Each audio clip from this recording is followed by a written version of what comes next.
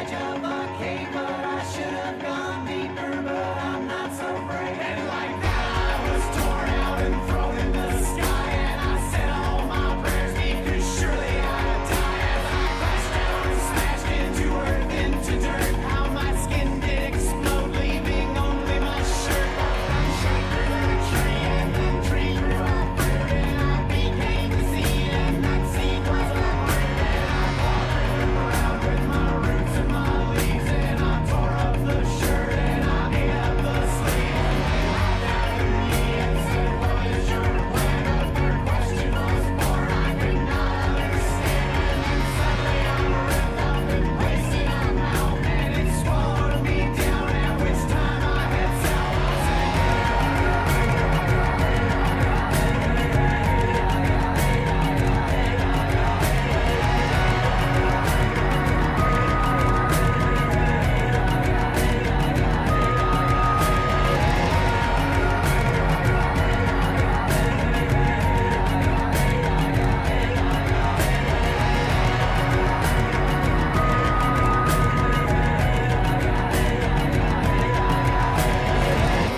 to see them, these two mighty steeds with their mouths grinning wildly, expressing mind. As they stood there above me, being flanked on each side, I felt no need to fear them, no reason to hide. So I reached up to touch, but they faded too soon, yet their mouths still remained and stacked up towards the moon. How that ladder of mouth waved so soft in the night, and I looked up in awe at that beautiful sight, and I dreamt about climbing into the night sky. But I know that I touched them, they melt at my thighs. So I got up and walked down the path in the dark, and there deep in the distance my eye caught a spark of a crab twice my size with incredible strength. Oh, it greeted me kindly, and then we all drank, and we drooled out together right onto the ground, and the ocean grew quickly right up all around. And the earth looked through me and said, wasn't that fun? And I replied, I'm sorry if I hurt anyone. And without even thinking, cast me into space. But before she did that, she wiped off my own face. She said, better luck next time, don't worry so much. Without ears I couldn't hear, I could just feel the touch. I fell asleep softly at the edge of a cave, but I should have gone deeper, but I'm not so brave. I said,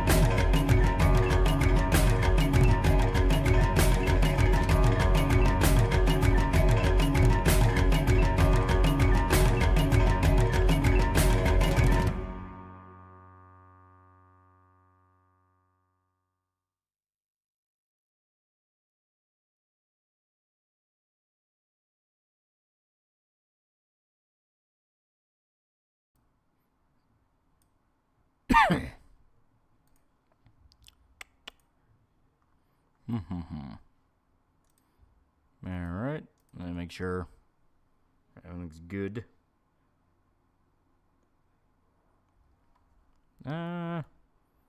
Azuri228 for $5. Happy Australia Day, fellow Aussie fags and cunts. No one's from Australia. You are alone. Mark99 for $2. Sup, Lolly, how you doing? Work had me dead tired today. Remember, drink some water and gotta say thanks for uploading the older streams. Yeah. They are a massive impact on my system, so I'm not doing it too often. My computer really doesn't like rendering them. Okay. What are you voting on? Anime awards? I don't do any shit like that. I mean, that's all fucking fraudulent, man. Your British government's saying the thought to start conscripting people to join the military because numbers are so low. Yeah. Everyone likes to think this is some grand design and that this is all like No, man, this is exactly what the elites want when everything screams that they have no idea what the fuck they're doing. I don't know, maybe I'm an optimist. R/Sherman posting banned me because I called them retards went in civil war with Texas and 1 people die. Yeah, I noticed that too. All the lefty people are like, man, I really hope this escalates in the civil war with Texas telling Biden to fuck off. It's like, it won't. It's like, it just won't. Biden will, piss his pants, cry and moan for a little bit, then he'll go back to doing nothing because nobody wants to rock the boat. Like, they'll make a big show of it, but in the end of the day, everything's going to go back to normal. So it always happens. Vince McMahon's getting sued again. Yeah. And apparently he did do some shady stuff, and that might be why this one's happening, but you just don't know anymore. You just don't know. Got my Safari Land holster for the USP, just waiting for UT-LM2 light. Okay, that's pretty good. What's severe about people damage controlling Hassan Piker? I mean, that's always been a thing. He's always had that blind army of sycophants that will defend him literally doing anything he wants. Apparently some people are trying to complain plus side elf concept is woke, meaning both sides of the spectrum are spurgy, it's stupid. That's what I mean by, like, I don't like a lot of the doomer posting it's so over people, because they will lead you down paths like that where everything is woke, and at that point that is controlled opposition. That is people trying to get you to be miserable. Because it's like, no, not every single thing out there is woke. I mean, I was seeing people today talk about how, like, the original Star Wars is woke because it's like a power fantasy, for, like, old hippies, and it's like, dude, okay, at this point, what even is woke? If we're going to use these definitions, what even is woke? Because I always went with the idea of woke is basically political exploitation. Name-dropping social issues you don't actually give a fuck about and doing it in such a condescending, arrogant manner for the sake of it. That is woke. You can be left-leaning and legitimately believe in what you're saying. You can be right-leaning and legitimately believe what you're saying. Woke is neither. Heard the news, KyoAni arsonist is getting a death penalty. Hope they live stream it. Vince's scandal involves sexual assault, and if you know anything about Vince McMahon's 100% fake, especially anything involving shit and bad grammar. And it's possible, yeah. It's legitimately impossible to tell what's real and what's not anymore in regards to sexual assault allegations. It's the most classic male hero's journey ever. How is it even remotely woke? Yeah, right? It's literally George Lucas watched samurai movies, World War II serials, and Flash Gordon as a kid, and he wanted to mix them all together. That is what that is. You think Death Note's L is also evil, as some people think? No. He was crazy, he was eccentric, but L wanted to catch a serial killer. Burp for $5. Hey, Lolly, other than the plasma cutter, what's your favorite Dead Space weapon? Pulse rifle. There's just something so satisfying about it.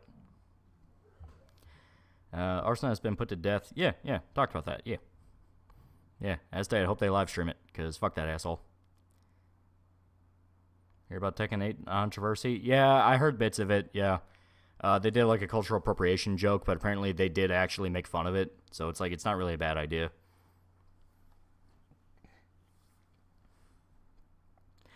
Have you heard about the new nitrogen hypoxia execution method being used for the first time? Yeah. To me, it doesn't really change much as long as the guy's dead. Something related to death penalty. Do you think George Stanley should have been put to death despite being a minor? Every single thing about that story is one of those where there's a lot of emotional manipulation behind it, and especially helps that it's been 70 plus odd years, and there's a lot of records that went missing because it's been 70 fucking years. People believe Stanley. Okay, for context, for like who George Stanley was. George Stanley was a 14-year-old kid who got executed after he was convicted of murdering 2 girls. There was a lot of pushback against that decision because it was the first time a minor was executed in America. And sometime later, he was like posthumously, pardoned and claimed like, oh, he was innocent. The thing about that is that the judge behind the case that pardoned him outright lied about details. For one, the big detail you hear is that it's impossible for Stanley to have committed murder because the murder weapon was a 40-pound steel beam he swung around to kill the victims. And he was 14. It would be impossible for him to swing that. That's not the murder weapon. The murder weapon was a railroad spike. A railroad spike you can hold in your hand. So right there, like that's a major deviation here. So why are they now calling it a metal beam instead of a railroad spike? Also, the fact that Stanley confessed to it in great detail, showed them where the bodies were and even where he hid the murder weapon. Now, you can accuse it of the police pressuring him to take the fall, but at that point, you have to prove the police did that. You know, it's a thing where, hey, if they went as far as executing the fucking kid, come on. It was an attempt to turn into a racial issue. Oh, 100%. It was up there with the one lynching, the actual famous one where a white woman said that a black guy whistled at her and they lynched him, and then she admitted later that it never happened, you know, that kind of thing. If you just watch JJK, because I know it's going to be another shonen derivative, nothing to add, but well-made fight scenes. Am I crazy for this? Not really. I'm not super into it.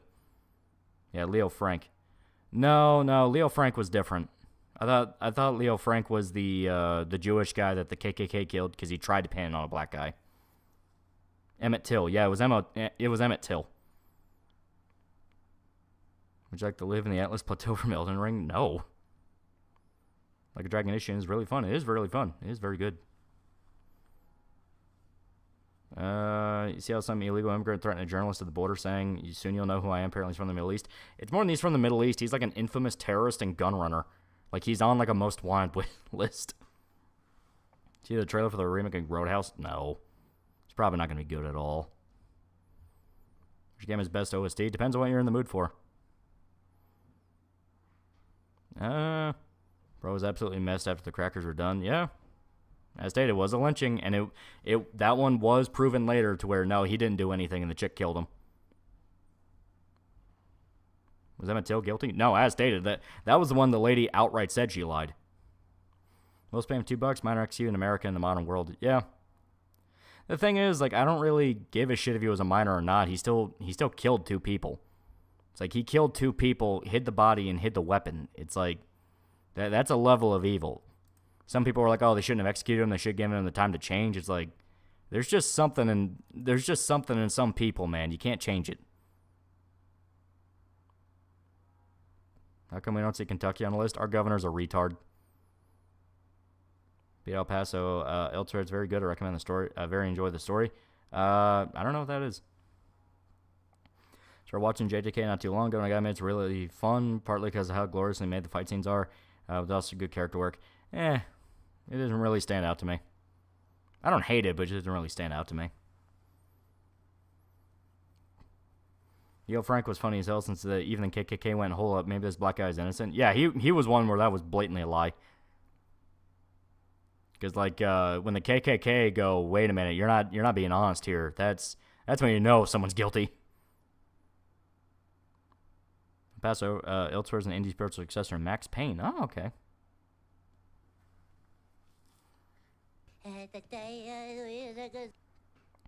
Xbox throwing their physical media department under the bus. Companies really trying to push for all digital future and pushing streaming services. Oh yeah, they've been for a while.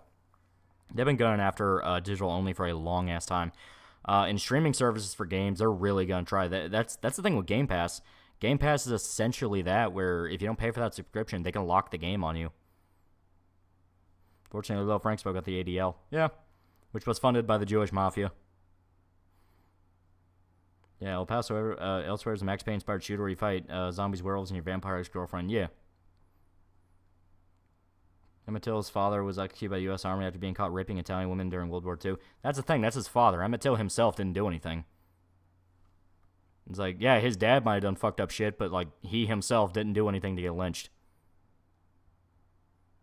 Never like an odd 100 years or so, the 1911 would still be in production. Yeah.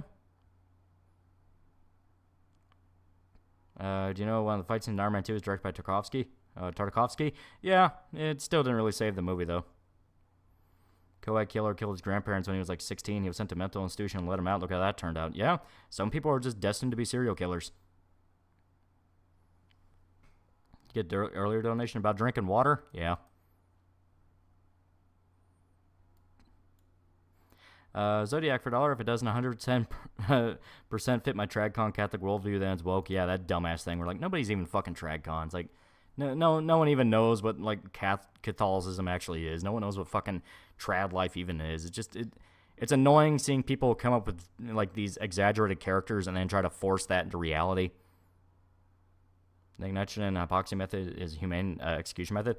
If you're being executed, I don't really give a shit if it's humane or not.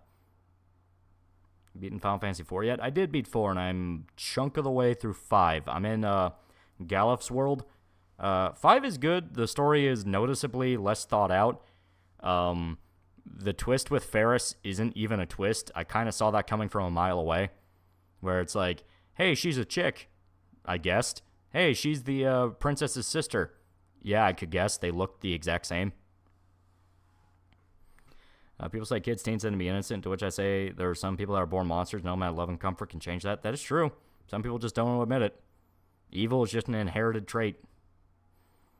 Fun fact, felon got off an illegal gun charge after he proved the gun was over 100 years old, legal to own as his vintage, and is one of the first batch in 1911 ever made. That's probably a lot of money. Sometimes I swear we should just have the leave me the fuck alone lifestyle. That's nature. FF5 is meant to be more lighthearted than other games in the series. I noticed a few too many jokes that made me go, oh god, this was localized, wasn't it? Like that. I don't know the story behind 5, but it feels localized. There are some jokes where I'm like, oh god. The game itself is really fun, though. I've seen that essay of FF5 where the dumbass said Ferris was trans. Yeah, if there's like a character that ever has to like disguise their gender, they have to immediately be trans, regardless of context. And it's like, no, Ferris is really very much not trans. As soon as she admits she's a woman, she is a woman for the rest of the game. How bad do you think the Einstein from The Witcher are? I'm trying to remember who they are. That's not the Wild Hunt. That was not, in fact, localized until around 5 to 6 years ago. Favorite job? In 5, Samurai's kind of fucking broken, because it has that skill where if you have a certain amount of gil, it can do buku damage. And yeah, you don't get as much gil in a fight, but like, who cares? By the time it does that high amount of damage, you don't really need it. So it's like, god damn. Play Yakuza, you hack? I have played Yakuza multiple times. Yep, Gil Toss. It is a powerful ability. She pretended to be a boy, therefore she must be trans like me. Author of that essay. That's kind of what it feels like. It's that dumbass thing of looking for validation. The lead scene from the Marvels legit just actual pedophilia. Now we know why Disney was opposed to Florida's anti-grooming laws. I don't know any context there. New one, Infinite Wealth. It's not out yet, at least as far as I'm aware. We've been playing the early FF on. I bought the Pixel remasters on PS5.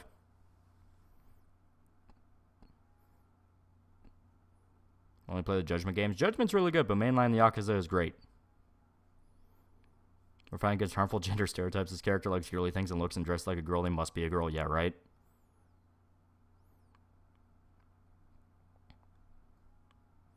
My furry for saying I want to fuck Chitara from Thundercats. Every single stream, you talk about how you want to fuck various things. At this point, I'm just going to assume yes. Yeah, it comes out in 2 hours. Yeah, that's what I mean. Haven't played it yet. And I'm going to hold off on playing it for a bit because I got to get through Final Fantasy. Then I'm going to maybe up until like 6. Then I'll start 8 Infinite Wealth, and I'll see how long I can get for other games. A lot of games coming out this quarter. A lot of them. You see that if you buy the new Game Plus mode for Yakuza 8, you get an hour-long sex scene with Keisan. What do you think of Justin Trudeau? He is living proof that Canadians will accept literally anything. My furry for listening to Bon Jovi? Yeah. LA Elves, one that live on the continent, the main place the series takes place from. I don't remember anything about them. I'm not even going to lie.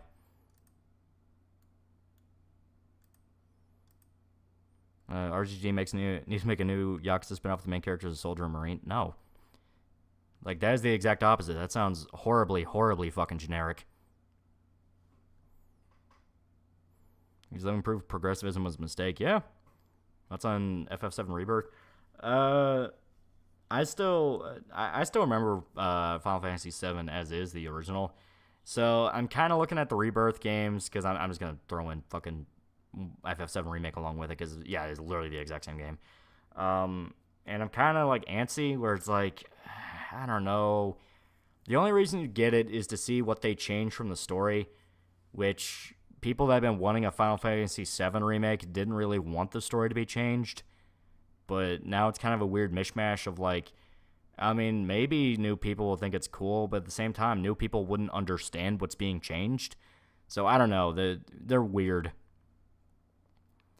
Destroying the home of a bunch of witches going to backfire on Griffith? Probably. As stated, I think they're going to learn Kushin magic, because it seems Kushins can use magic just fine. You think cultural appropriation line Tekken 8 is something to worry about? Well, apparently that is something that is directly made fun of in the game, where they make fun of the fact that it's even referenced in the first place, so I don't think it's a problem. In fact, all weapons in Yakuza are made entirely of rubber. I think gonna keep the story same-ish. Talking about Final Fantasy VII? No. They have shown over and over again that they are going to change major details. Like, what I assume the ending of Rebirth is gonna be... I'm trying to remember exactly the pacing of 7, because you had Midgar, you had open world segment. I was convinced for a while Aerith died later than she actually did. And I was talking about it with Shota, and he was like, no, she dies at like 40% mark. It's like, no, it had to have been like the 70% mark, right? Turns out, no, she dies like a lot earlier in the game than I remember. So I assume Rebirth is going to turn that into a major scene where you see Aerith die, but then I think they're going to do a bait and switch, and she's going to live, because they've explicitly been going out of their way to show that like major events in FF7 are being warped and people are not dying. They're probably going to bring back Avalanche, because none of them died. Burr for $5. Pulse rifle, poor choice. My goons will get there to break your thumbs in a few minutes. Oh yeah, a lot of developer layoffs and activists recently. Maybe something worthwhile can come from it. I guess I'm too hopeful. You never know. Aerith dies like this too. Yeah, I could have sworn it was later. Sephiroth X Cloud's finally going to be reality, and all the Tumblr tards will screw you with XD and die. Thoughts on Phase Connect's Urika? Her accent's cute. I have not watched her. I don't want Zack to die. Well, that's the thing. Zack is alive, so I think he's gonna be, How's the dogs? They're doing all right. They're doing all right. Winston's learning to look at the camera. Lead scene in the Marvel features a perverse joke at a 16-year-old character. Forgot that name being Miss Marvel's wife. They legit said strap on. I mean strap in. Yeah, I can see why they cut that. Zack has been dead. Not in remake. After credit scene in 7 remake, Zack is alive. Sat down and watched the Has-Been Hotel show, and honestly, it's aggressively okay. It's good to out if you just want to sit back and relax, not high art. That's on Terry Bradford from FF6. Pretty fucking good. Pretty fucking good. I'm not too far away from getting to start 6 again. That'd be great.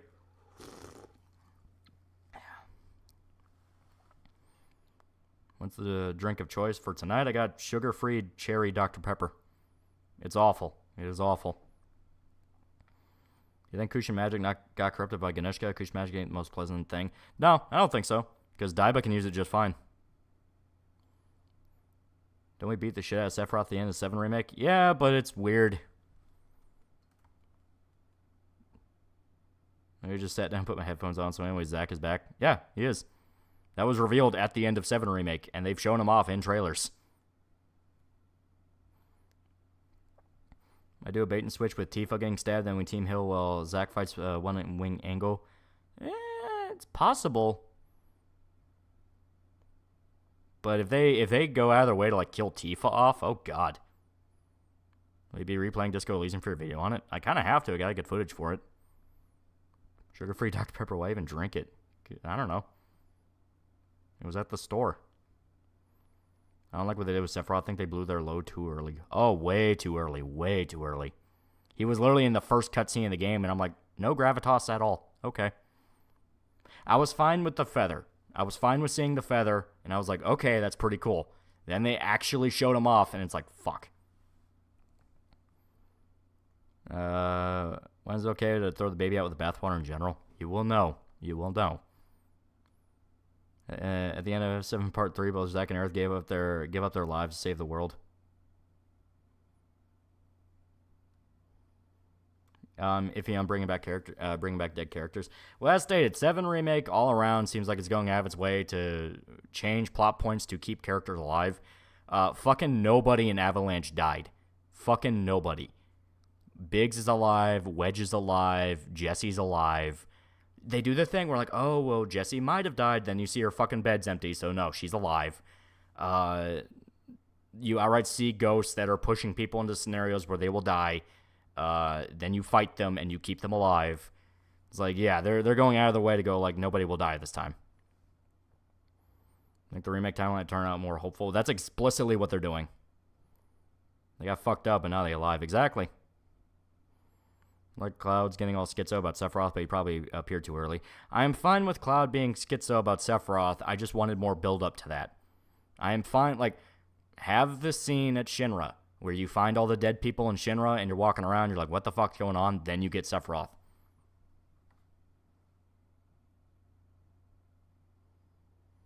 Do you think they're going to give you Telltale Walking Dead where they make you choose save Tifa or someone? No. I think they're going to just... I think they're going to go out of their way to keep everybody alive.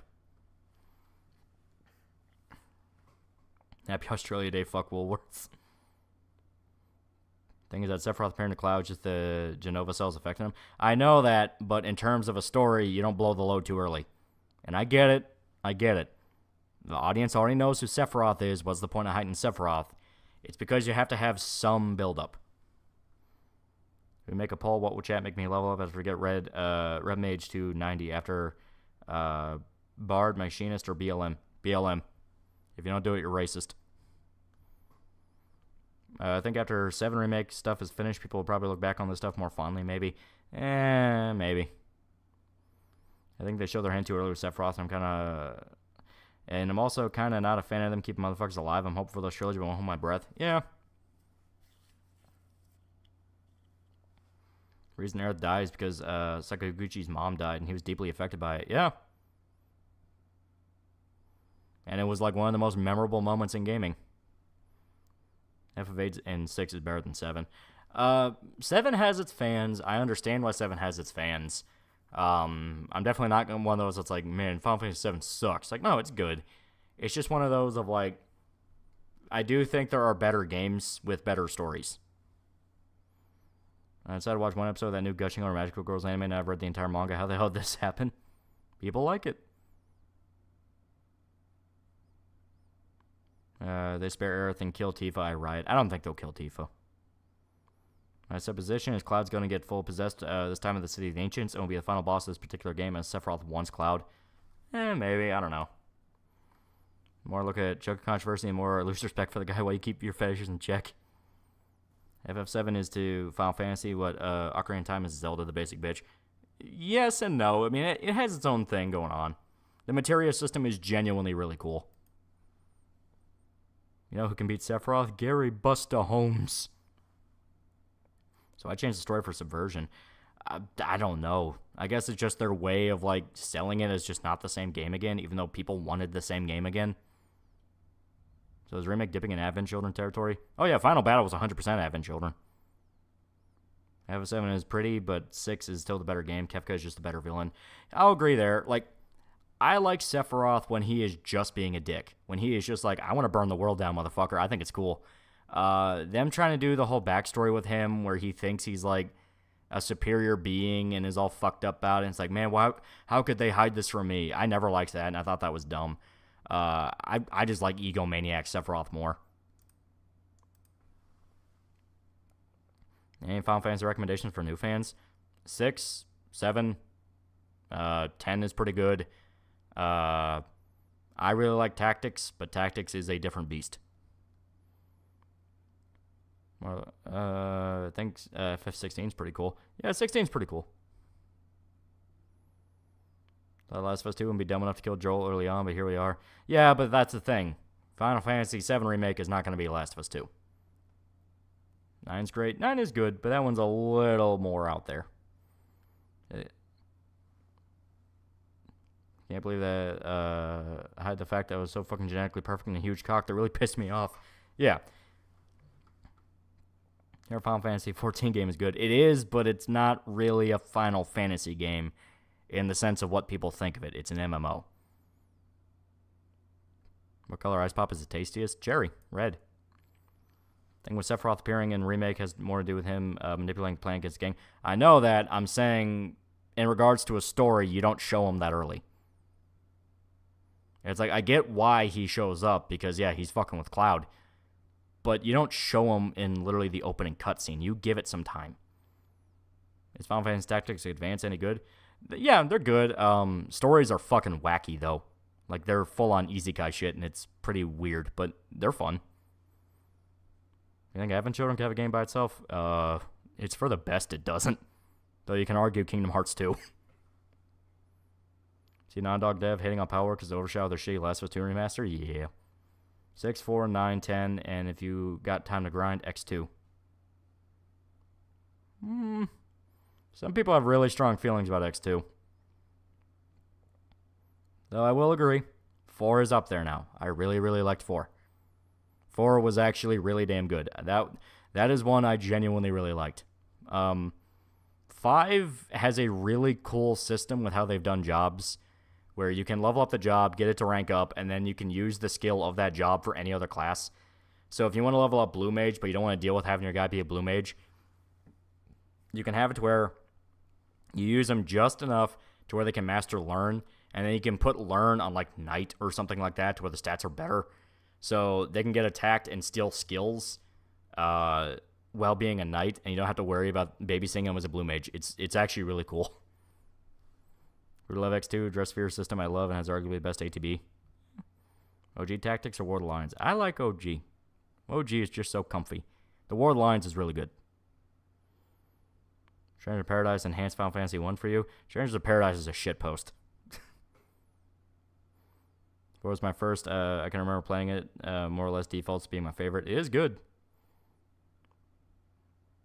More looking at Joker Controversy, more I lose respect for the guy. Yeah, you've said that.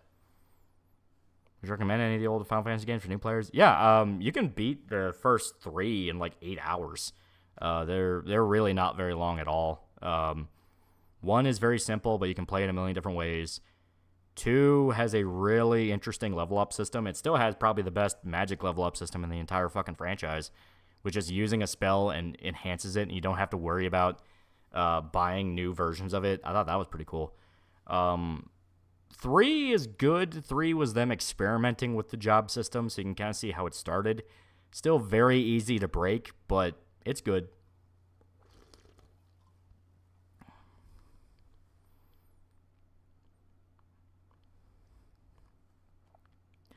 My jaw dropped when I heard My Way in the end of SIP, and I said, fuck, they're just cribbing Joker, aren't they, with Sinatra and everything.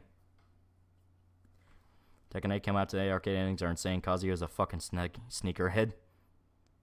You try Inca Soda yet? Yeah, I actually bought it. It's pretty good. I like it. It's like cream soda, but less sweet. Well, timeline bullshit in Final Fantasy VII Remake, I think might turn 7 into another Dissidia. It does have potential. I'm not even going to lie. It has potential to dip into Dissidia.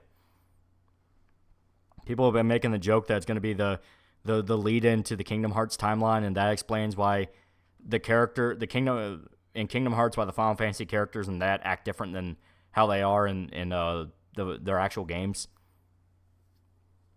Which right now is lining up a bit too much to the point it scares me. As much such a brainless fucktard, you heard the Kevin Conroy voicing Batman in the last role and proceeds to shit on it, saying that's not how he sounds. That's more like Alfred. I mean, Kevin Conroy was dying, so, give him some slack. Please elaborate on Strangers of Paradise to shitpost.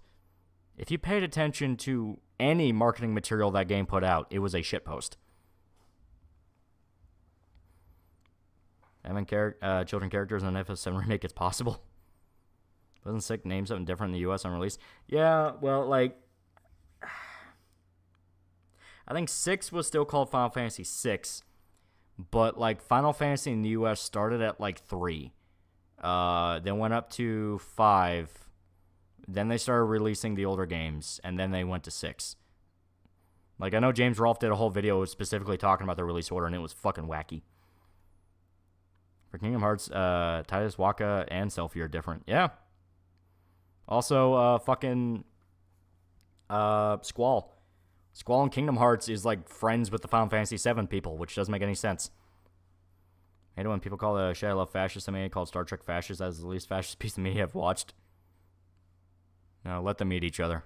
Let them not enjoy anything. 4 was 2 in the West, 6 was 3. Yeah, it was like something fucking weird. And Kingdom Hearts canon is FF7 Remake World. I'm fucking done. Final Fantasy US 2 is 4 in Japan, and US 3 is Japan 6.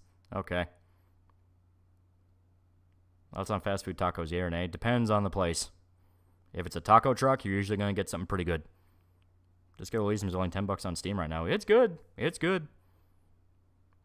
Kevin Conroy's on the exact same as he always did, even while dying, so it makes sense. No sense not recognize it. Yeah. Got it memorized, Cloud. Okay, if they introduce Organization 13, I'll lose my fucking mind. I don't think they will. I think I should shitpost. I think Genesis is going to be the big villain in 7 Remake, because I remember Crisis Core setting up Genesis for a 7 sequel. That would make sense. They build up Genesis a lot all throughout 7, just to kind of default back to Sephiroth. And I get why, because Sephiroth was basically a god by the end. But Genesis being like the one above that, it's like, yeah, if you're going to do a continuation or reimagining it anyway, yeah, that makes sense. Talk about have you fighting for your life on the toilet. Kevin Conroy's last great role was Arkham Knight. I'll die on that hill. Not a bad hill. Gonna do a call run Disco Elysium. What should I do? So call run in Disco Elysium. Low intelligence, medium charisma, medium to above average physical, no empathy, and you do a fascist run, but you're not explicitly politically fascist, but you hit on like every woman and do as much drugs and drink as much as you can. Belt zippers and darkness. Welcome to Nomura. Makes sense. I think it makes sense because Batman dies at the end. Yeah. That's on the Resident Evil remakes. 1 remake is incredible. 2 remake is pretty good. 3 remake is very, very much like, what the fuck was even the point of this? 4 remake, I think, is pretty good. I liked it. The more I hate, Kingdom Hearts hate. I also beat the ass of anyone that gives a flack. To be fair, Nomura stopped them from killing party members towards the end of 7 original. Yeah. Which, like, I understand not wanting to wipe the whole party, because at that point it will start getting like, hey, we already lost all of Avalanche, we already lost Aerith. Killing any more at that point, it's like, motherfucker, what's going on here? It's like you'll burn yourself out, but you also need to let some people die. Xander Dawson, $5, passed my Japanese proficiency test. My GF surprised me after work with a cake and a balloon to celebrate. Feels good, bros. Yeah.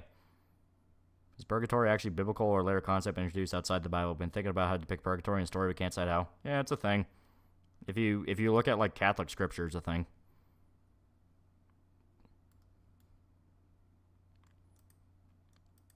Waste a half of RE3's remake into a shitty multiplayer mode. Yeah, which, as far as I'm aware, still is not out yet. Code Veronica deserves a remake. I know it's flawed, but that's the reason it needs a remake to improve it. Yeah. I love the Kingdom Hearts games, but Nomura needs someone to rein him in, much like Kojima. Yeah, you're not wrong. What do I do for a Sherlock Holmes playthrough Disco Elysium? You can Google different builds. Like, Sherlock Holmes would be max intelligent, not much high empathy, maybe like medium to like below average physical. It's like there's ways to do it. There's also the different things you opt into in game, the different variables there. So, do you hear Amazon's remaking Roadhouse? Yeah, apparently already has a trailer. Isn't it clear I'm just gonna completely fuck your ass up if you don't take 3 steps back, Harry, to measure head? Thing is, that is almost exactly how the conversation goes if you want it to be. Drug problem if he's Sherlock from Elementary with Lucy Liu. Sherlock in the books also had a drug problem. He was a cokehead. He turned us into fucking killers! It was Katase, the original 7 director, that wanted the story changes for a remake. Man, I understand why. I understand the idea of changing the story around for the sake of, like, hey, I'm going to swap over real quick. Hey, we don't want to just do the same game again. And they're not wrong, you know. On one hand, you don't want to do just the same game again because people go, well, what the fuck was even the point of remaking this? Especially since you can buy Final Fantasy VII on, like, modern systems. But at the same time, we're going to swap to our, there we go. At the same time as that, however, the changes they introduced just kind of make people go, wait, why? Like, what's the point of that? And they're more like, really? You're going to introduce this element? You're going to go this? It's like, it's something to where I understand wanting to do something fresh, but at the same time, what they're doing kind of just feels like arbitrarily keeping people alive for the marketing. I mean, for fuck's sake, they dedicated an entire DLC expansion pack to Yuffie, which is like, I mean, that's cool. Yuffie's a great character. People love her, but like, that kind of feels a bit like whoring out. Is Spec Ops: The Line a good game or not? I think it's good. Then why they advertise Final Fantasy Remake as a faithful remake? Yeah, you're not wrong. Final Fantasy was just never the same after Sakaguchi left.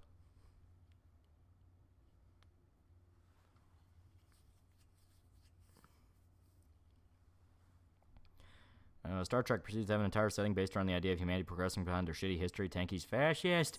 I stated, let them meet each other. Let them not be able to enjoy anything. All right.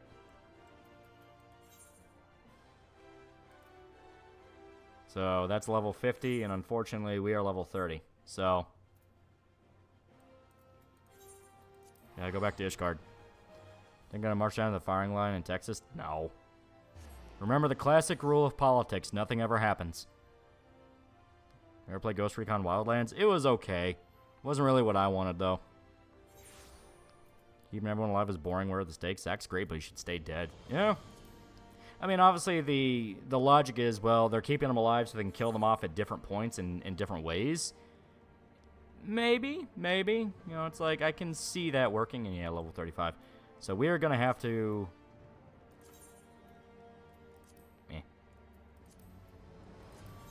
Okay. So we're going to have to do a little bit of grinding here. Alright, yeah, level... Okay.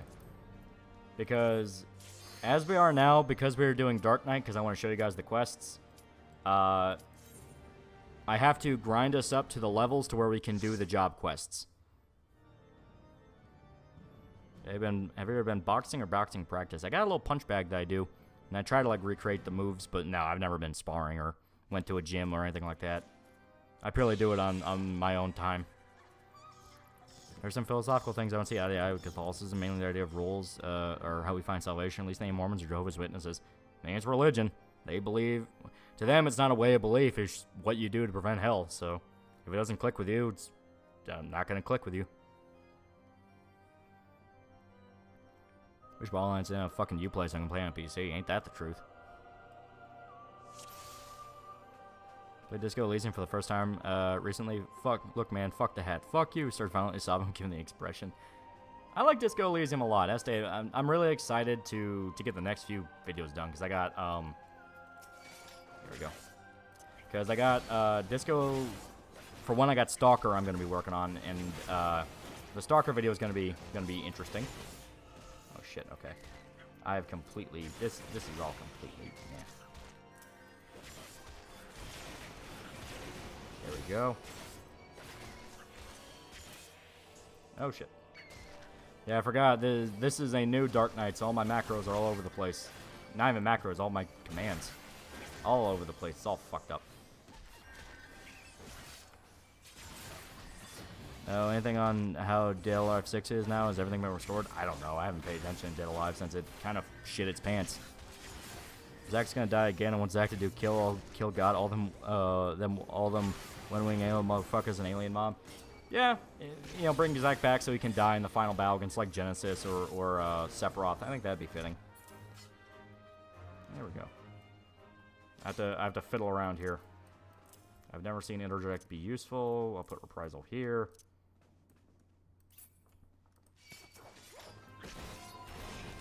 There we go.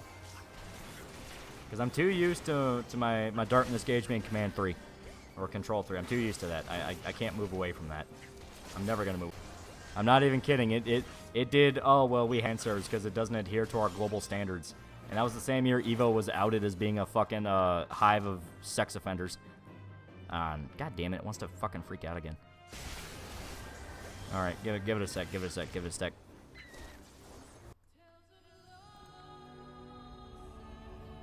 Okay. Here we go. Here we go. I am convinced now more than anything that the OBS update is exactly what's fucked everything up here. I'm convinced. Either that or my little Wi-Fi adapter I have on my computer, that's going the way of the dinosaur. One and two things is going on here. So, the OBS update probably fucked everything into the dirt because it has not worked right ever since. Or my little Wi-Fi adapter is starting to, like, crackle. Because I got a little Wi-Fi adapter because I'm nowhere near the modem. You play online games without Ethernet? That's it. I'm nowhere near the modem. Like, I don't have a choice. I heard rumors that Disney kind of messed with Kingdom Hearts 3 like they did Marvel vs. Capcom 3. I mean, are you even... Does that even really need to be stated? Griffith and I have been tortured if Charlotte hadn't moaned like a goddamn whale. Keep telling you there's a PLA platoon jamming your streams. You didn't get out of there and get them. Okay, here we go. Here we go. Thank God this is a single player one.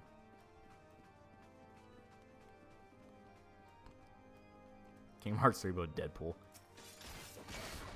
I am a firm believer in that Kingdom Hearts should avoid ever dipping out of Disney Golden Age. Because it's like... anything after that, it'll just start feeling very... Really? You made an entire world based around this franchise. Okay, that's kind of cool. As long as Disco take the beat. It depends. If you want to speed through everything, you can be in less than a day. For Persona 3 Reload? I think it'll be good. I know people are worried about it, but that's kind of why I'm like, nah, it'll be fine. Because people keep having, like, shit fits about it on every angle.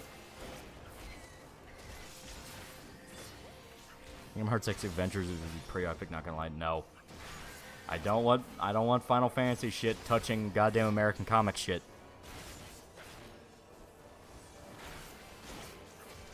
Real day or Disco in-game day? No, like, real day. In-game, it does railroad you at points, and that is something I do think is just a flaw with Disco Elysium. As much freedom as the game gives you, there are moments where it just explicitly keeps you from doing things.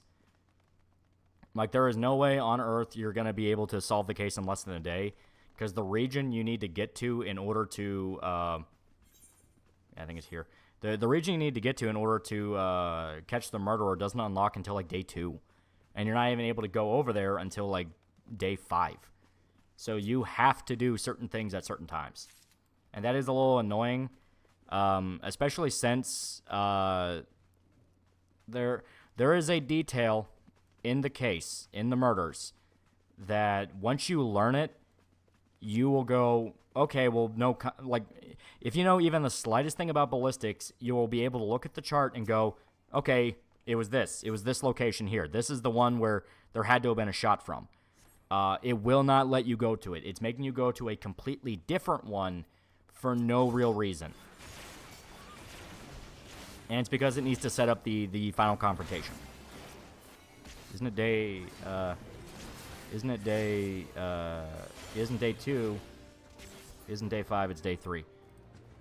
No, you spend like 5 days there. Now, the actual region I'm talking about is day 2, which is just the other side of the bridge. But to actually go catch the murderer, it has to be like day 5, because that's when the mercenaries show up. Yeah, they lampshade it. Oh, they lampshade it hard. To the point of like, hey, that's kind of egregious. That's like a major flaw right there. Tips for getting a job. Motherfucker, I ain't got no way to tell you. Find something you're good at. You like botany? Not particularly. Tangle, Frozen, and Big Hero 6 are all much weaker stories compared to the Golden Age Disney anime films. Yeah. Well, because the entire idea in Kingdom Hearts was that, like, it took all the Golden Age princesses because they are actual folklore princesses. And that worked with what they were trying to do, like, what they were trying to go for. Fun fact, Disco Elysium, 80% no glitch speedruns, 40 minutes long. Yeah, because as stated, it forces you to do certain things at certain times. Dark Knight quests are so good. They really are. Hopefully the internet doesn't die again. I'm starting to think it might be the network adapter or the OBS update. There's no other choice. So I might have to go back and either get a new update for OBS or, worst comes to worst, buy a new adapter. I know, I should just get like a router or something down here, but like, fuck it.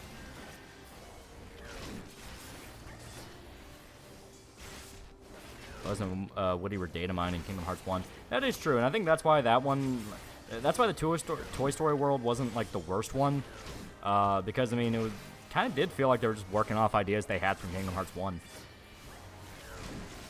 I have an update OBS. Yeah, I get the idea from you. I should hold off. Apparently, a lot of people are complaining that's wonky. Of course, OBS in general is wonky. Most prequels suck, and what do you think on how to make a good one? Well, most prequels work best when they're companion pieces, as in they know what they're doing.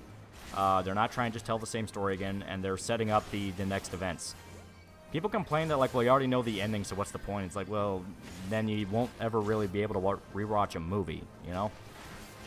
Because if you ever rewatch a movie, you already know what the ending is, so what's the point in caring? It's like, that's not really how it works. USB Wi-Fi is balls. It really is, but I don't have a choice because of where I'm at.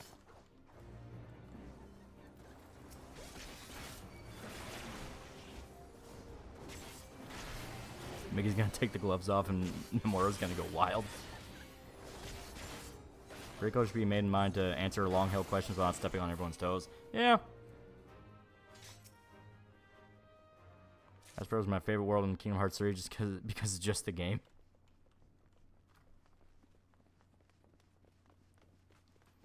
Ugh. And remember, it's technically canon. Live streams from his basement never escaped from the police and the man crying in the stalls in the bathroom at the rest stop. That is true. I love Black Cauldron, Treasure Planet, and Lance Kingdom Hearts. Yeah, that'd be interesting.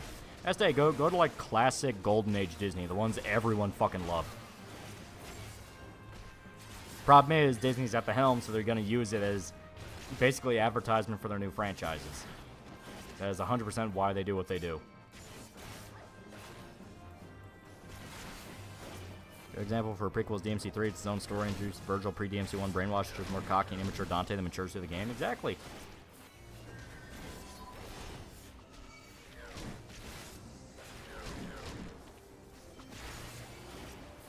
1979 is the Black Hole Kingdom Hearts 4.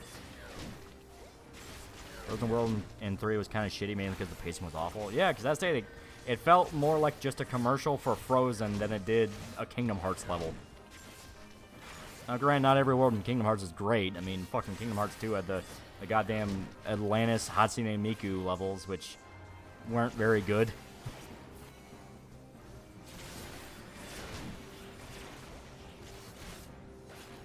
Watching something a second time can make you look at it differently, like Steins Gate. Yeah. Foreshadowing and all that.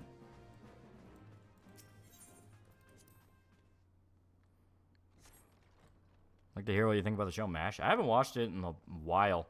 And it's kind of something where I never really watched it and thought about it. I just kind of just watched it because it was on.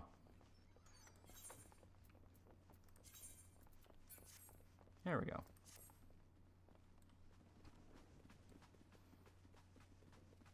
There's plot holes as? What do you mean?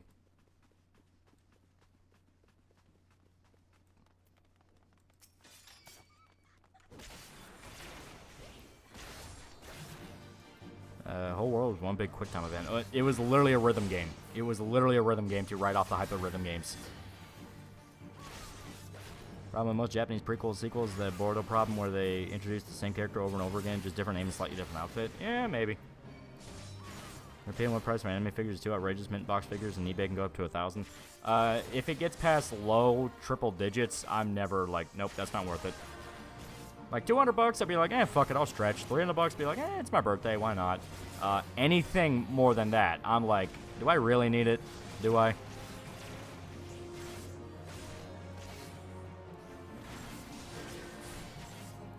Think I might like it if you do a review. I mean, I can. It was a really popular show. I mean, it used to... I think, like, the finale for MASH was, like, the most watched episode of television for a long time.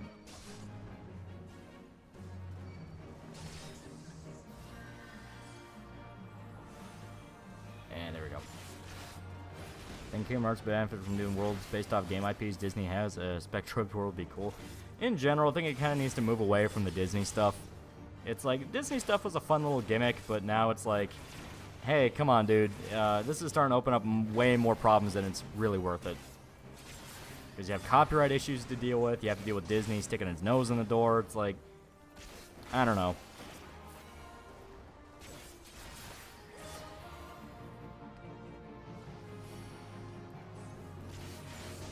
I had all the Kingdom Hearts lore mostly down from them. Found out the mobile games were very important to the canon. Christ. Yeah. You flat out had to play one of the mobile games to understand the setup for Kingdom Hearts 2.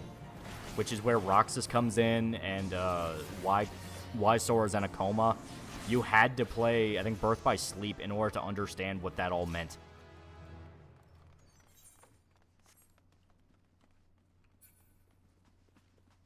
Disney's ingrained in Cage lore. I know. It's one of those things where there's not really an answer.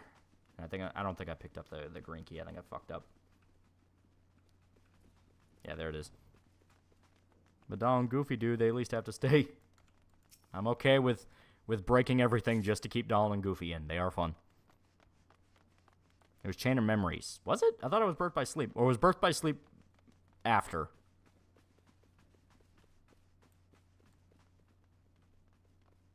Kingdom Hearts also why we ended up getting Twisted Wonderland. That is true.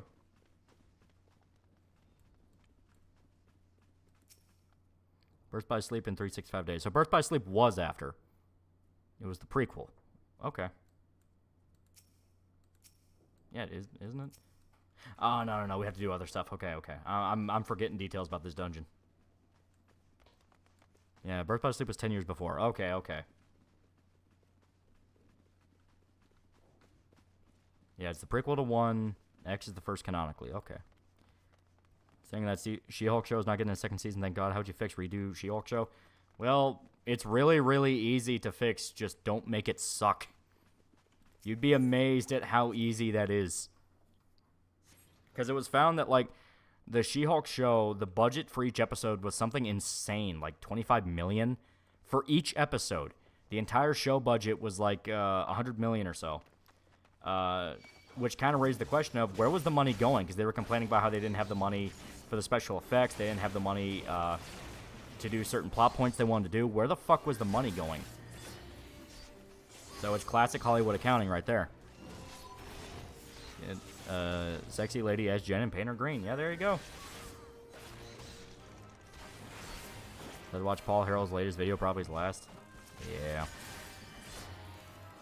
$225 million for She-Hulk. Oh, yeah, so it was more than $25 million per episode. $20 million for travel and craft services. Yeah, some bullshit like that. I just Twisted Wonderland. Look it up. Make She-Hulk funny. Yeah. Money laundering? Yeah. Hollywood accounting. That is 100% what it is. That's more than Game of Thrones. Yes, that's what people point out. It is more than Game of Thrones. A lot of people suspect Mark Ruffalo took a big chunk out of the budget, and that's why he only showed up for a little bit. They ruined the big, sexy green lady. Yeah. Honestly, if I had to do it, I would have done it like animated, like a cartoon. You can get away with a lot more stuff. Plus, you can, fuck with it stylistically and do some, like, fourth wall breaks that are interesting. What She-Hulk is known for in her better stories. Holy fuck, Godzilla -1 only had $10 million budget. Yeah. Which is a more fun game? Vampire the Masquerade, Disco Elysium. Can't decide which one to buy first. It depends on what you consider fun. Because, like, Disco Elysium is fun because you can make a schizophrenic man shove a thumb up his ass. Vampire the Masquerade is fun because you can make a schizophrenic man shove a thumb up his ass, but also make him kill himself. Which, I mean, granted, Disco Elysium can also do, too. So I guess it just comes down to whether or not you like vampires.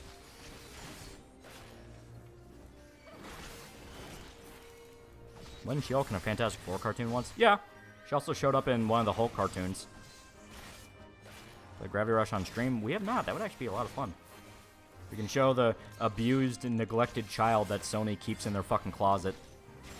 I think a prequel could be written at the same time with the current story so the writer does not get hit with plot holes or retcons, or is that too much? Are you talking like a writer makes a story with the intention of giving it a prequel? Because, yeah, that happens. It's like, yeah, it can work. As long as there's respect for it. I mean, Better Call Saul right now is kind of held up as like one of the best prequels out there. Some people outright say it's better than Breaking Bad in a lot of ways.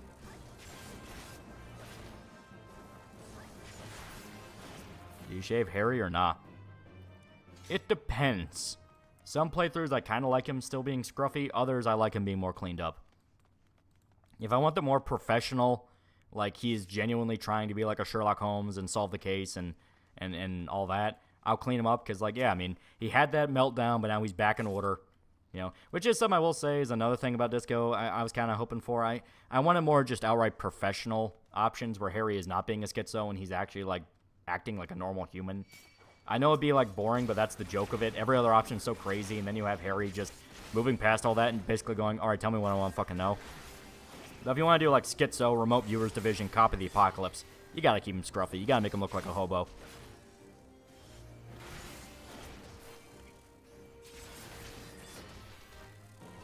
It's a prequel story that covers the events before the Keyblade War, all that happens in the mole games. Yeah, Birth by Sleep, yeah.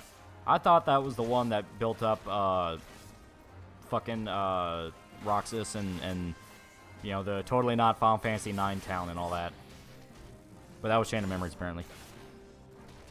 Been written at the same time as making two stories at once. You mean like a guy is writing two stories at once with the intention of making them like prequels to each other? Because that sounds a little convoluted. Like that's a little like, why would you do that to yourself? Just make it one story then. Just make it one long one. Boring copy is a thing in the game. It is, but it still tries to push you down roads where Harry's like pathetic and crying and crazy. I want like actual boring cop. Where you know, like less Russ from True Detective and more like McNulty from The Wire, where he is just a good detective. I say American McGee Alice games. I didn't really get super into them. I know some people fucking love those games. I think they're fun. But I'm not like one of those, like, goddamn, I would have killed for Alice 3. It's like, eh. You like whether it's slightly cold or slightly warm. Slightly warm. I love warm. You can make Harry a hero or a goddamn walking disaster. Yeah. Joke is perfect alternative version of Hulk. Her character focuses on inner confidence and is more fun while Hulk is tragic, trying to contain inner beast. Yeah.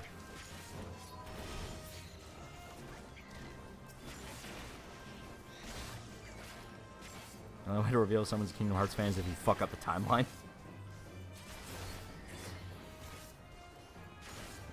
Keyblade War was before Birth by Sleep PSP. It was in a mobile game. Oh, wow. Birth by Sleep gives an explanation of the main antagonist of the series so far and how things get to where they are. Okay. Like all the teasers for Kingdom Hearts do the job of hyping up the next game. Blindfolder Riku fighting the then unknown dual Keyblade wielder is sick as shit I'd seen before. They're like Matters Returns. American McGee Alice isn't aged the best, admittedly. Yeah, that is what I hear. Like, the actual American McGee Alice is like, it was early platformer.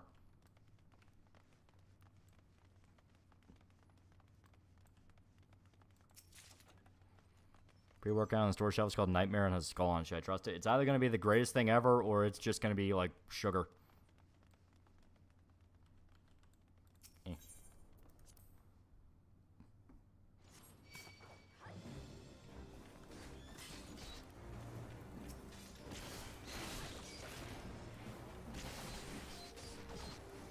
The whole point of Harry and his relationship with Kim is that Kim is way too professional that sometimes gets in the way while Harry's crazy but still gets stuff done. No, I understand. Just as I stated, the game is so open in so many different ways that I would have liked, as like a joke playthrough, you get a playthrough where you are just normal.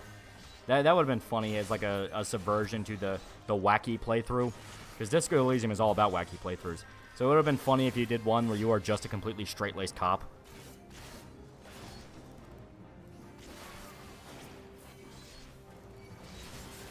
Amber Bros are in shambles right now.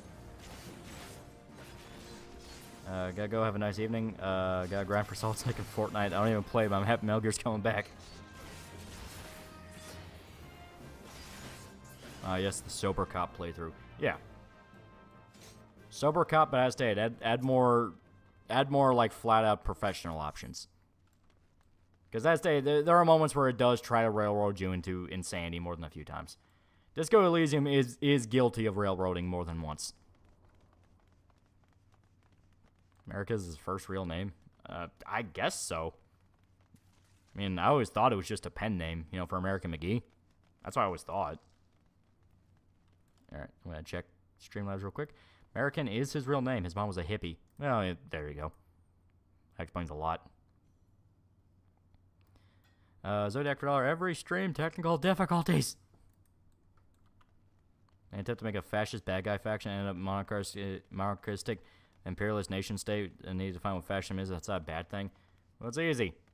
Watch World War II movies. Look at what the Nazis do to innocent people. Copy that. Like, it's really that easy. And if someone wants to bitch and go like, well, you know, that's just propaganda, who cares? It's media. It's fiction and you're trying to make a bad guy faction.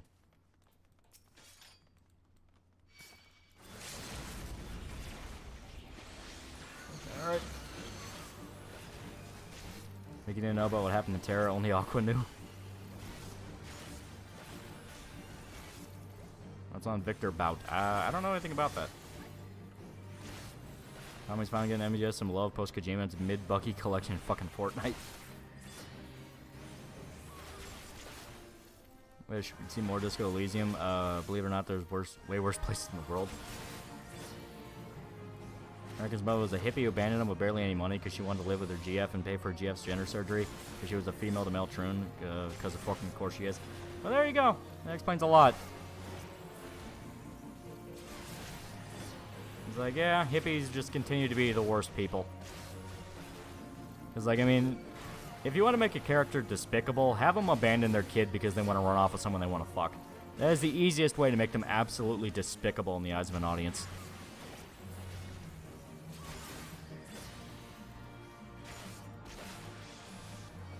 Really do think that FromSoft and Sony abandoned Bloodborne don't see any financial motive to do anything with it. That's a thing. They have very clearly abandoned Bloodborne, and the thing is, people have been screaming at them every fucking day to do something with it. You know, the idea they don't see any profit in it is, like, mind-boggling. There's no good guys in war. Yeah, but you're making a story. There has to be a good guy. It's like, get the high school English. No, there's no actually it's protagonist and antagonist, not good and bad guy. Get that out of your head, okay? Nope. Not yet. Almost fucked up. There we go. There we go.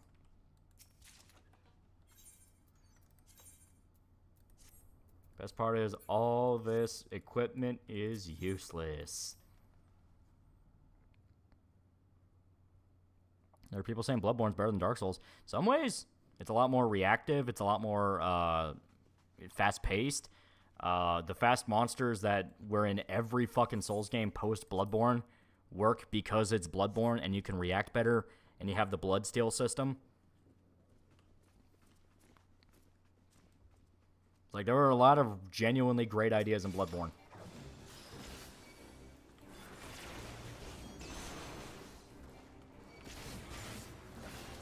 Less trick weapons, yeah.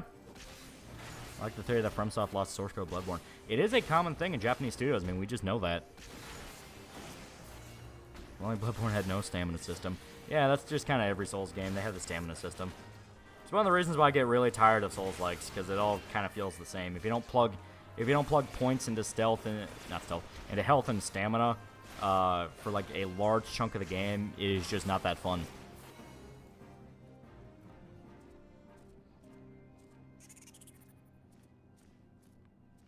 And it could be a hero and a villain in war. It's how you act and carry yourself. As stated, you are writing a story. Don't worry about that unless it's explicitly a story about the horrors of war. If it's not, and it's meant to be fun, pulpy adventure, no one gives a shit about moral complexity. You're getting in the way. You're trying to seem smarter than you are. And before we go down there, I do want to clear out this room here. No Bloodborne port to PC. Yeah. Evil elf waifu. Sorta. She's more like a vampire. Main character to root for. Exactly. Sekiro is legit the second best thing after Bloodborne. Way more skill-based than Dark Souls. I love Sekiro. They just decided they should just straight up be xenophobic, as in they kind of hate aliens, so the reason essentially they blew up our homes and stole our stuff. I mean, you can do that, just as stated. Show that they go too far and blame everybody, even ones that weren't involved. It's very easy to make characters like that evil. Sekiro's basically a rhythm game. I wouldn't really... That's kind of reductive, because there are some bosses that flat out don't have a rhythm. The Great Ape doesn't really have a rhythm, and Demon of Rage doesn't really have a rhythm. Those are explicitly Souls bosses in a game where Souls combat's not what you're given. But yeah, there are bosses where they do have a very clear pattern, and you're supposed to learn the pattern. Okay, there we go.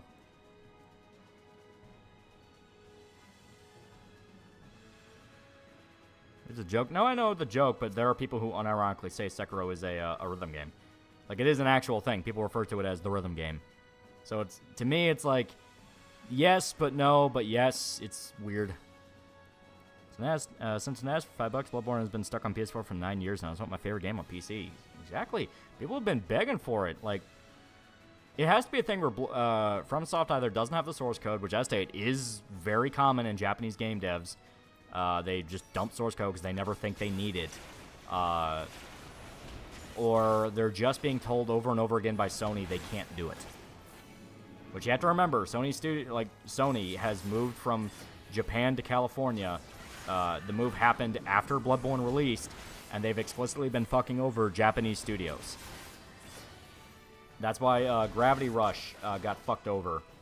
You know, funny enough, the guy mentioning, like, oh, you should play Gravity Rush on stream. It's like, we should, so we can talk about this. And, like, Sony Studios goes out of its way to fuck people over. Someone that worked on Bloodborne fucked a Sony executive's wife. Yeah.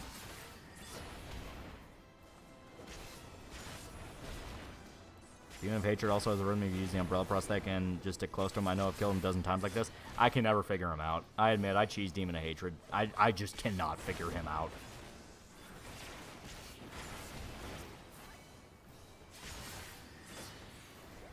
I have Gravity Rush on disc. Yeah, fantastic game.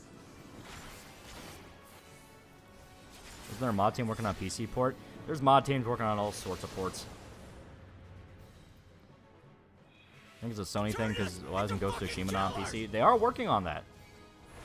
Like, supposedly sometime this year or next, we're going to get Ghost of Tsushima on PC. Which I think that would be pretty cool. Damn you Californians, bloody racist bitches. Never heard Gravity Rush. Girl looks cool. Gravity Rush is a lot of fun. If you remember old school platformers, kind of like Conker, kind of like Mario 64, stuff like that, it's kind of in vein of that, Jak and Daxter, but the movement's a lot more fluid and you have a lot more control. It is genuinely really, really fun games. And it has a really cool world where you have this, like, city in the sky with, like, a Louisiana jazz aesthetic. I like it a lot. The next Umbrella blocks fire damage. Use it whenever he attacks with his fire hand or belly drops on you. You have no idea how much Umbrella's OP. I can never get it to work. Maybe it's just when I do it, but I can never get it to work. What exactly did Sony do to Gravity Rush? They buried it. I'm not even kidding. They buried it. They forced it to be PS Vita exclusive. When Gravity Rush 2 came out, I think it was allowed on consoles, but they gave it no advertising. They shuttered the studio that made it, and they did whatever they could to not mention it, not remaster it, not do anything with it. And now they just recently announced the movie for it, and everyone's going, are you fucking kidding me? You murdered this goddamn series, let it stay dead and buried for 10 years, and now you want to dig its fucking grave. Okay, fuck you.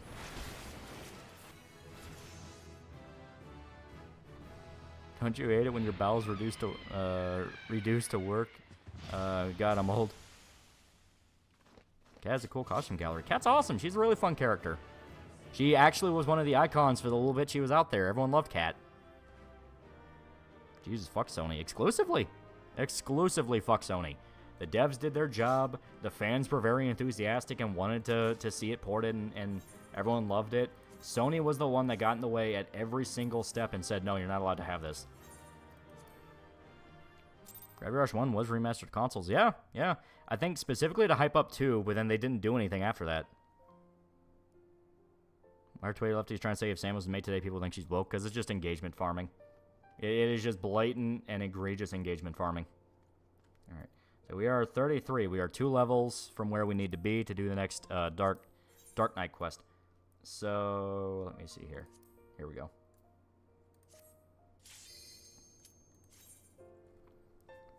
Sony murdered Senran Kagura. Senran Kagura got killed. Yeah, the devs of Senran Kagura were being fucked over with censorship the same year Last of Us 2 came out.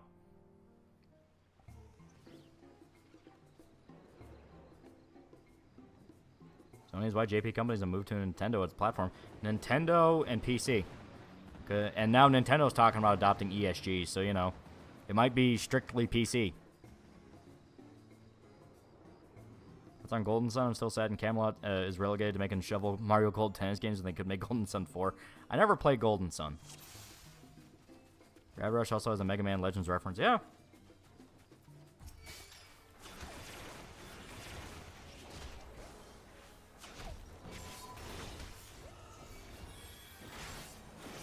Nintendo's taking up ESG. They've talked about it, so a lot of people are kind of thinking, oh boy. And just recently, they banned games that show full breasts. Which, I mean, granted, that could just be because they're a family thing, but they would rather make shitty movie games rather than anything else. Yeah, because they're easy to hype up and, you know. Yeah. They're easy to hype up, pretend they get super popular, and they're all the same formula over and over and over again. They never have to experiment. They never have to experiment.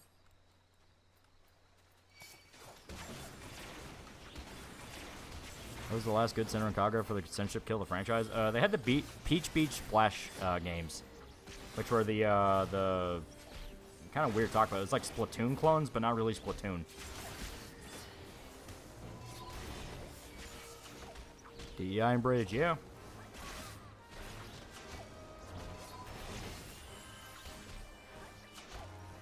Thinking at the end, Nintendo finally cracking down on third. Like I said, I'm not willing to go full it's so over because a lot of time that's just people being annoying, and when you put out that kind of energy into the world, you just manifest bad things happening. Where it's like, yeah, no shit, everything's getting worse because you keep willing it to get worse. And a lot of time it is exaggerated. Where it's like, no, it's really not that big of a deal.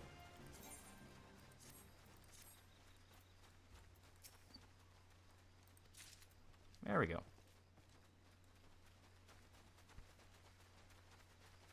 I'm playing Infinite Wealth on PC or PS5. I was going to pick it up on PS5, but I say there's going to be a little bit. I'm going to hold off on it just for now. Because I want to get through Final Fantasy 5 and then 6.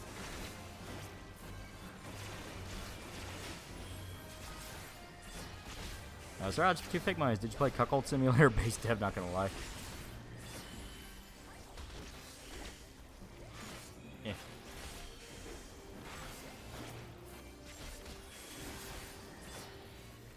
Now just started allowing games with boobs. So there you go. So the headline I read wasn't even accurate. They're now allowing it.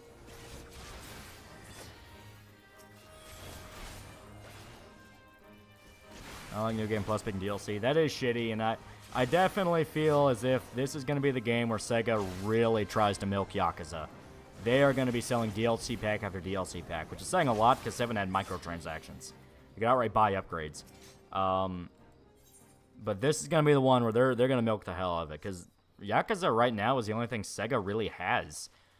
They completely fucked up Creative Assembly. Creative Assembly got fucked up because of that Hyenas game. The like, not Fortnite, not looter shooter, whatever the fuck that game was supposed to be. That cost like $1 billion and then died. I mean, like, there really was like, nothing else Sega really has. I mean, Sonic still isn't anywhere near where they want it to be. Total War was really the only thing they had West Side. Sega also has Persona. They do, but like, are they gonna fuck that up? Because right now they've just been milking 5 left and right. Battle Royale Extraction Looter Shooter. Yeah, it was some crazy thing like that. Creative Assembly deserves to get fucked over. Yeah, the way they handled Warhammer 3 was pretty shitty. That's something good with Total War franchise. What were they thinking? Yeah, it literally amounts to what the fuck were they thinking? And then it makes sense when you realize, they were chasing Fortnite money. They wanted Fortnite dumb kid money. Activate my darkness. There we go. Hyenas had no plan. No plan at all. Jesus Christ.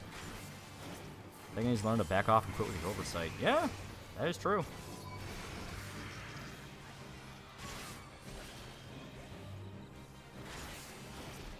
I mean, P3 Remake is coming in a week, so they'll probably tell us. That will tell us.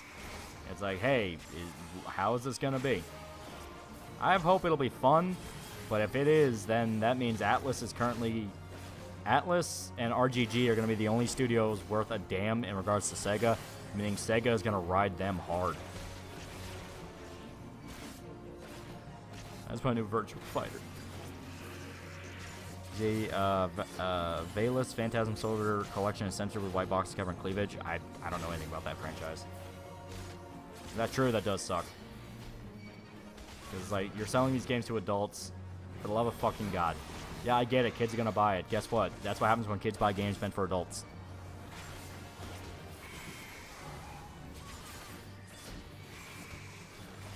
He also took UK government money. Well, there you go. You take money from the British, you get British results.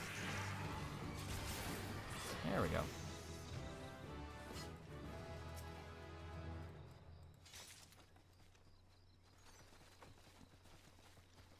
So as a new Dark Knight player, how do I play the class currently level 36? Level 36, it's still very basic. You don't have to worry about any advanced shit for a long ass time.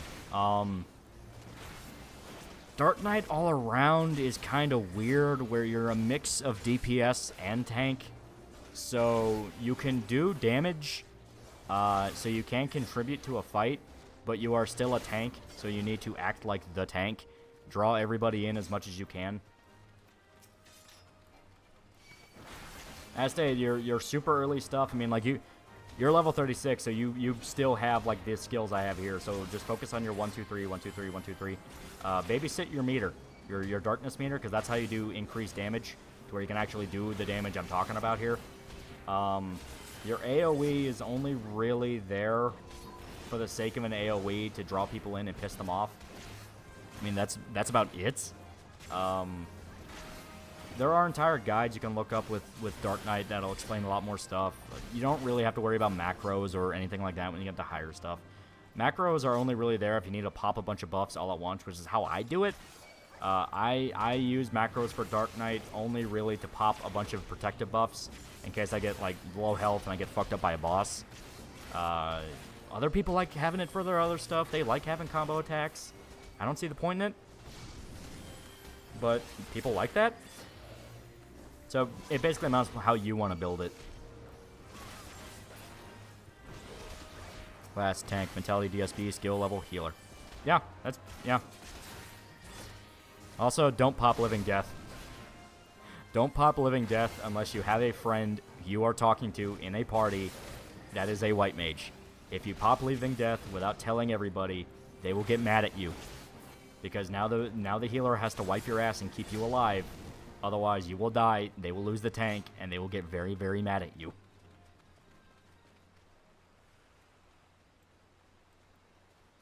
What's on Joker's Sign later Suicide Squad game? I am so tired of Joker. It's like they've now rendered Arkham Knight completely meaningless. YouTuber named Wesk Albert makes really good Final Fantasy 14 job guides from start to level 90. Well, there you go. Look him up. Do it anyway. Be a tryhard. At least pop a thing in chat. At least write a command to where there's, you know, you can say in chat, hey, I'm popping Living Death. My shoes are wet, my socks are soaked, my feet are starting to ache. Okay, cool, because people are talking about rotations and stuff. I have no idea half the shit they're talking about.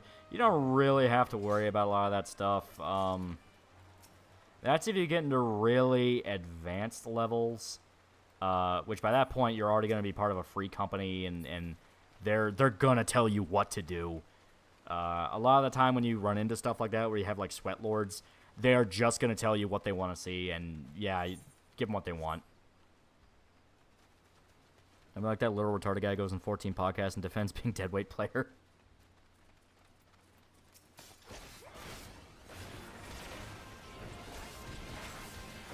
Sometimes you low roll the heal with Living Dead and you still die. Yeah. Living Dead is for when you made an entire plan with your party to specifically do it. Because it is very contextual. You have to be careful. It's like popping a limit break. It's something you're doing because of a drastic situation. So do you think there was woke shit in Spider-Man 2 to the point of ruining the game? Oh, there was absolutely woke shit, and it was there to, like, a hilarious degree. Like, Miles, the black character, had all the woke stuff where they're talking about, like, BIPOC artists and things like that. You had the segment with Haley where she's deaf, and you play the game completely deaf, which I thought that was at least all right, where she, like, talked with the emojis and had the thoughts. Like, that's kind of cute. They made references to, like, diversity and all that, and it's like, we have a diverse group of scientists. Like, there was woke shit absolutely there. I just think, you know, my theory with woke shit, this is my personal philosophy towards it, and so far has not steered me wrong, is woke shit is there to hide other major flaws. Woke stuff is there to get everybody talking about that when the actual issue is fundamental broken things.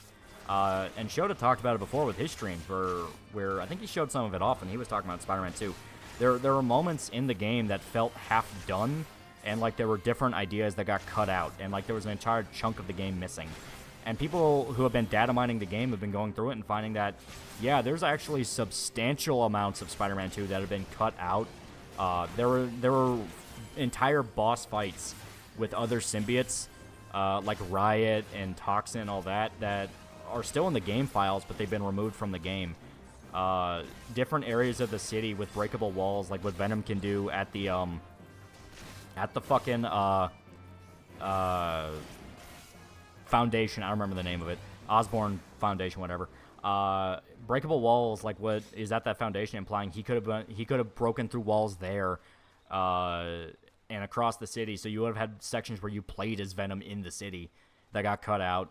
You know, stuff like that where it shows, like, okay, there was a lot more to Spider-Man 2 that got fucked up, probably because of COVID. Apparently there were a lot of cuts, including Carnage, but the dev side removed for more MJ content. When they say MJ content, I think that's the excuse. That's them going, no, we did it because we want to make MJ more of a prominent character. It's like, no. It's because that shit you can code in a weekend. It's like, well, what I think it is, it's a mixture of Venom getting his own game, so they want to remove certain things in order to tease DLC for Spider-Man and not do shit twice for Venom. And on top of that, the game was being made during COVID, so they had to deal with that. So there are a lot of ideas that they wanted to get done but couldn't do because of COVID. So they leaned on ESG shit to basically go, no, but you love the game, right? You love diversity, right? That's what I think.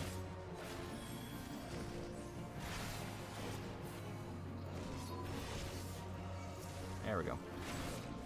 How's Punch Shota doing? He's doing pretty all right. So far as I'm aware, he doesn't have the flu. Was Harry ever Venom? Yeah, in like an Ultimate cartoon.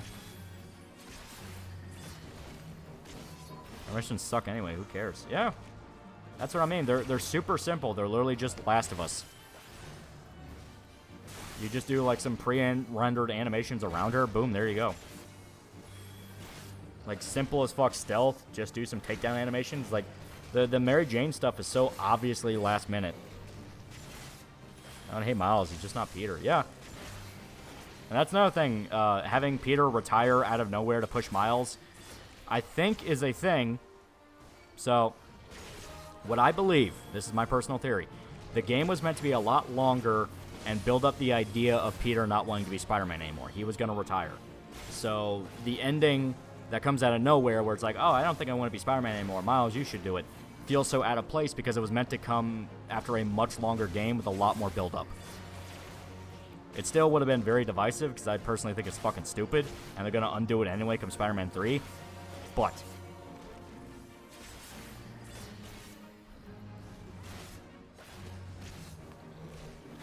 that's so out of character, though. Oh yeah, it's horribly out of character. That's why I meant. That's why I said like it's a dumbass idea, but there would have been at least build up to it, to where you could be like, okay, I can kind of see what they're doing here. And then Spider-Man 3, they're gonna undo it anyway. I don't think the Haley segment or the gay date was that bad, boring and a bit virtue signaling, but not that fucking awful. Gay date one was just downright funny to me because it was so in your face.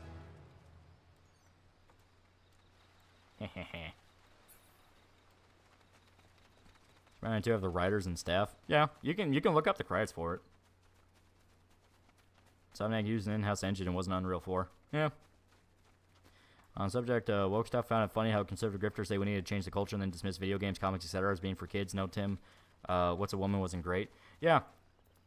That's something I've said over and over again, and that's why I don't like the "it's so over" thing, where it's like, motherfucker, if you're not even going to engage, it's not over. You just refuse to do anything. You want to sit there like a fucking jellyfish and bask in your own misery. So if I'm finding the devs are like, we keep the MJ sections, you don't like it, we don't care. But I think they do the MJ sections as a way of just getting shit done in a faster way. To where it's like, yeah, we could make an entire Miles segment or a Peter segment or a Venom segment that's playable and fun and balanced and all that. But then we'd have to come up with enemy encounters, and that's hard. So let's just do MJ.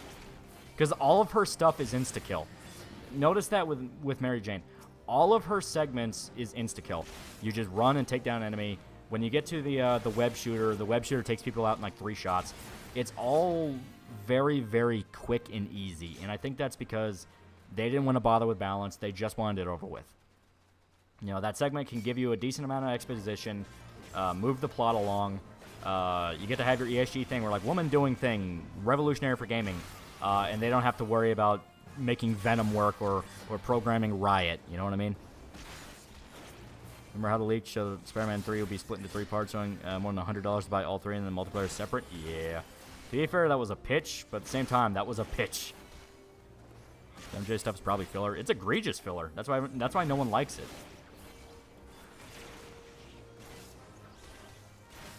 AAA company being lazy? That would never happen. Devs got lazy, in other words, and didn't want to bother going won't work. Yeah, that's what I think. She's not Jill Valentine. She's Mary Jane. IMS calling out the gay date section in your video game. You know you screwed up. Yeah. As stated, it was so hilariously in your face.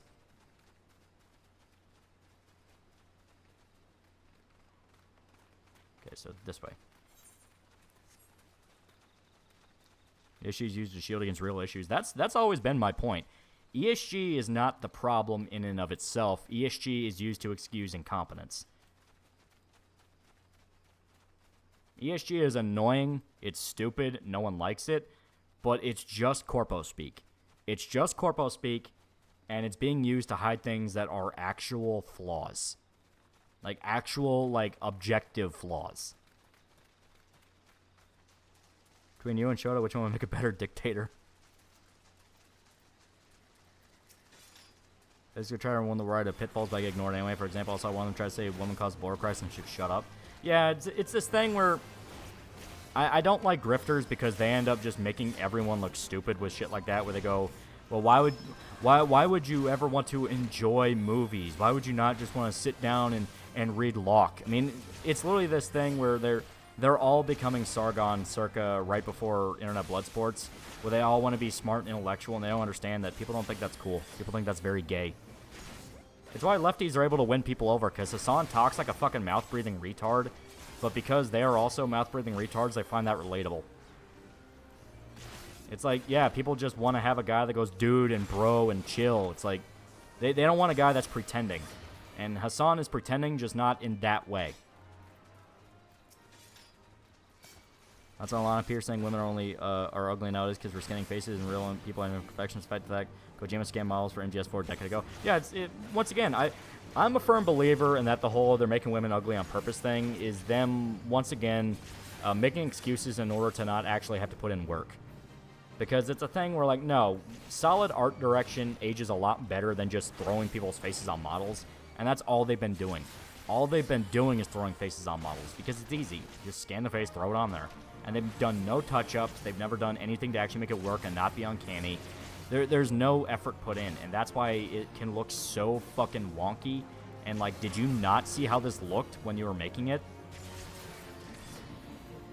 Hassan isn't pretending to be retarded. There you go. Fair YMS has always been critical of lame pandering stuff in video games. He is, but he isn't. He's always fucking weird. It's like some moments it's like, yeah, you get it. Other moments it feels like he realizes how that sounds and goes, well, I can't be seen agreeing with the anti-woke, so he makes some dumbass statement. Make them worse face models are way more attractive. Well, that's the thing, though. The process of actually scanning them and throwing them onto a model is a lot more... There's a lot more work put in to make them look better than just scan them and put them on a model. You have to understand how it looks, how it works with the model itself, the animation. software. There's a lot of tweaks they have to do in order for it to work properly in the game engine, in gameplay.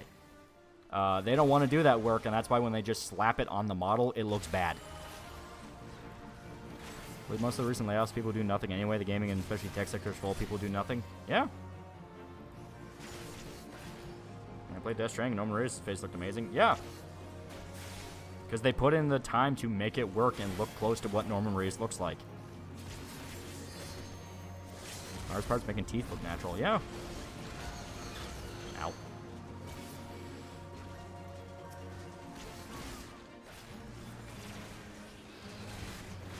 A Demonstress model is proof of that. There's a lot that goes into it. Exactly.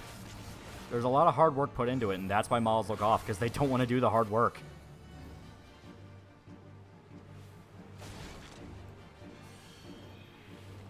Sounds pretending to be a socialist. He's for real, an actual mouth-breathing retard. Yeah. There we go. Sometimes the face models are actually attractive and make them look ugly. I feel bad for them. I say it's not a thing of they make them look ugly. It's the fact that when they move them onto the character model, they don't do any of the touch-ups to make them actually look close to the person they're modeling.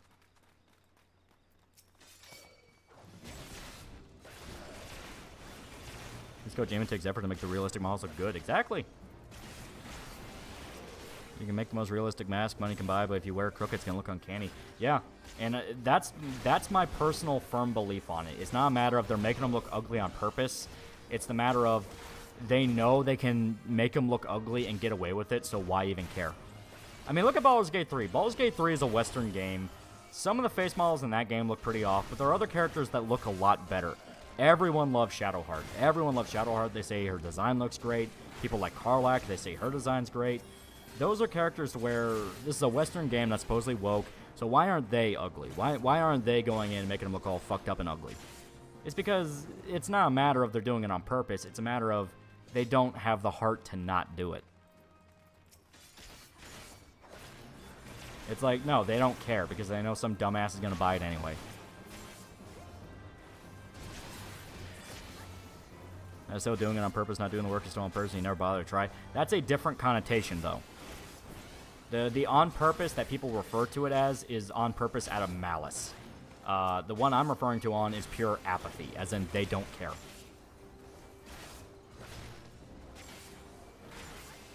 They just don't want to do their damn job. Yeah, exactly. Bloating of Alloy's face in Horizon 2 is not laziness. That was deliberate. How the MEA divs admitted to it in their game.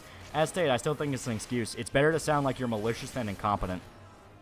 Because as stated, we're seeing it now with tech layoffs. If they go in and say, oh yeah, we just didn't bother to do the work to make the character look all right, that sounds a hell of a lot worse than, well, we wanted to make a statement. You know, we wanted to challenge beauty standards. Because that at least sounds like you did something.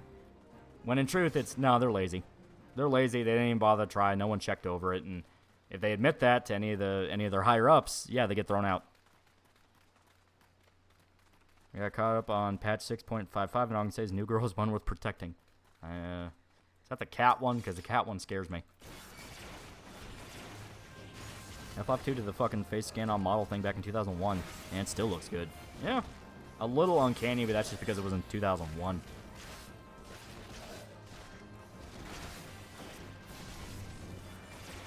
People are already being laid off anyways. Yeah, it's never a solution that works. Eventually, there does come a time when the chicken comes to roost, but laziness is the short-term mindset. It doesn't happen today, so why care? Devs do it on purpose in order to not offend fictional female audience by making female characters more attractive to them. I don't buy that. It's like, maybe if you find a completely psychotic group of, like, you know, ultra-liberal developers, but nah, I don't think all of them do that, not by any means. I think a lot of it is just pure apathy. Why even care?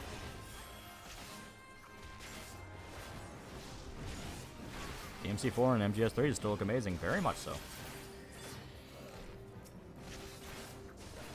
You see Fallout 1's devs video, he didn't use the word lazy, but basically straight up said that's what everyone in the industry is now. Exactly. There's no heart. There's no love. Ultra-liberal devs are for super indie shit. Exactly. Like Shadowheart, but her bangs are whack. You can change her hairstyle. As that one quote goes, apathy is death, worse than death, because at least a rotting corpse feeds the beasts and insects. Yeah. I want to go fuck up this coral. That's with a bunch of Westerners obsessed with Uncanny. Yeah. Some people in the past, no one hides from Bob from accounting when he asks for the money run. Yeah, exactly. It's that scene in Office Space when you're getting pulled into the office and asked what your job is, you are fucked. You start blasting, blacklisting these people out to their left with people who actually want to fucking try. Yeah. Imagine playing Baldur's Gate 3 with a modding Shard's hair. I'm excited for Hades 2 coming out. I think Hades 2 will be really good. Like, Hades 1 was already really impressive with just how much story was in the game. So Hades 2, I'm hoping at least has a similar amount. Plus, the gameplay was, like, really fucking good. Taking layoffs are probably part of a cycle driven with investor interest. Yeah, well, they have to show, like, we can make these companies profitable after a lot of companies over a short span of time lost a shitload of money. So if investors are like, nah, nigga, we good, could very well lead to a lot of investors not funding a lot of people, which is a nightmare scenario. New Femgar is a warrior with a big fucking axe. He likes hunting, eating meat, and shows extreme cat-like tendencies. It's absolute ADHD child. Is excited about everything. Maybe. And she wants to eat a polar bear. MCU and the Flash have multi-million-dollar budgets and CGI shit. Westerners don't care to do their jobs. Exactly. Hades soundtrack is banging. It is. Investors should also suffer. Investors are the guys that everybody has to suck up to. It's like investors make or break people. Their Hades character was Theseus, or the blonde guy, because he had the funniest dialogue and was overhated by fans. He was fun. I always liked the little Medusa head. I always loved her. She was fun.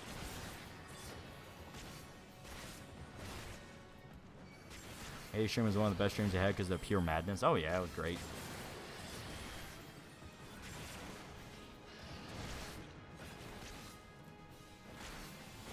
Do you think veteran devs quitting to start their own studios like the founders of Rockstar just did could explain decline in games since veterans aren't there to train new guys? Oh yeah, 100%. It's like, yeah, them leaving and kind of taking their code with them kind of shows the extent of how bad it's gotten. For all the new kids coming in, don't learn how to code. They don't really know what they're doing. They have to figure it out themselves. Eventually, we'll start seeing things balance back to where they're like, they will figure out what to do, and they will build code of their own and kind of build off technology they're already aware of. And maybe the veterans will be able to start their own trends and do new things. But until then...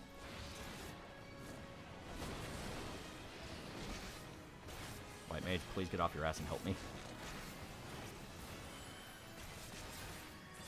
Also would help if I got out of the way of AoE, but, you know, where's the fun in that? I can teach coding properly. Exactly. I don't know anything about it, so, you know. What's the worth? Fuck the universe till it hurts. Sorry, been on a Northern Boys kick lately. You can't cry about everything sucking and then also support accelerationism.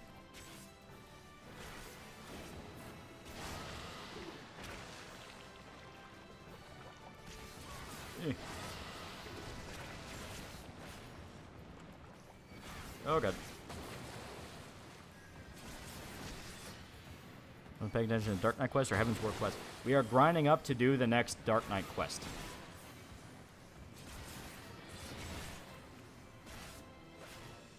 You steal people will not come from AAA studios. More likely it'll be some random dude working as a cashier like that one dude from Pal World. That is true. One dude from Pal World, I kept thinking there was like a team behind Pal World, but apparently it was just one guy. It's kind of another Five Nights at Freddy's scenario, but this time is actually more impressive because he made an entire like open world game to it. You know, you'd be amazed. You know, the one guy with an idea. You know, the one guy with an idea and the gumption to actually fucking do it. Universal job market problem. You can't. Almost nobody teaching shit to newbies. Yeah. Anybody that's entered the job market in the last several years is intimately aware of that, where nobody wants to fucking train you.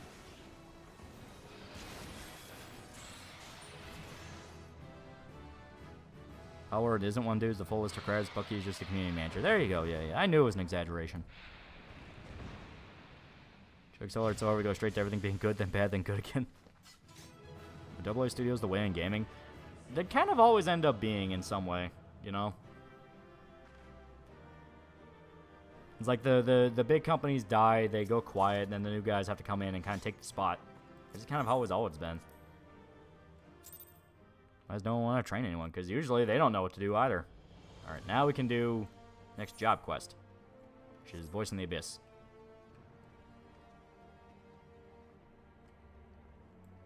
Okay.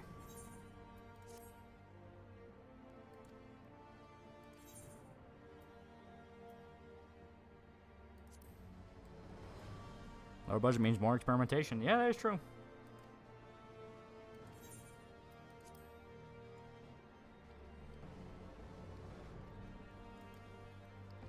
You got me addicted to this game, bro. It's a very good game.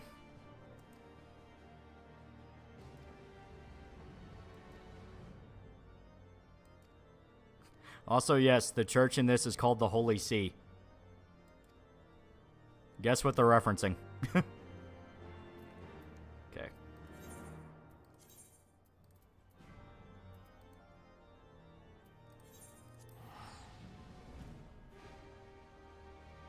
Most times because they want to sit on their ass and do nothing. That is true. Think Alone in the Dark is going to be good? Possibly. I don't know what they're really going to do with it. Whether it's just going to be like an RE1 style remake of the first game, or they're going to try something new. Who knows? Can't believe Holy See is chapters outside of Berserk. Yeah, right? Okay.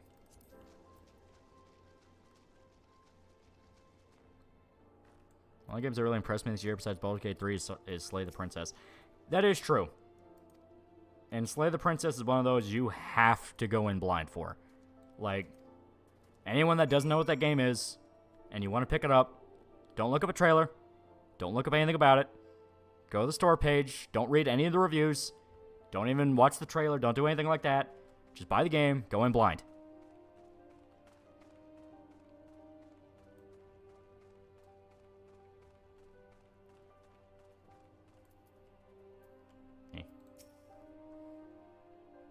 What do you think of dropshipping? What is dropshipping? Going in blind's a hard sell. Just go in blind. You need to.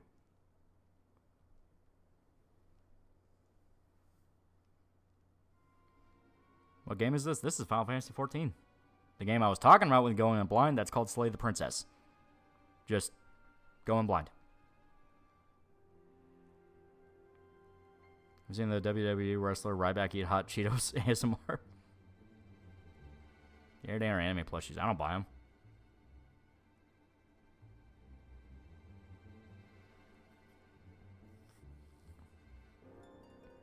Yeah, I was talking about the blind game. Yeah, it's called Slay the Princess. Just go in blind. I actively refuse to spoil anything about that game.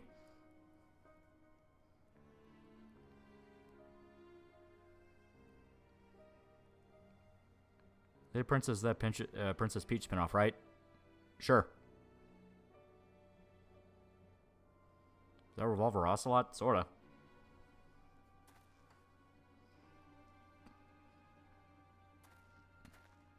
So Slay the Princess good? It is very good. Just very different. Gonna stream on Saturday? No, as stated, it's something where you guys need to just experience it for yourselves.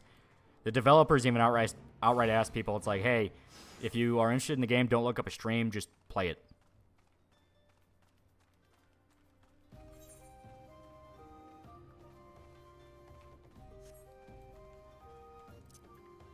There we go.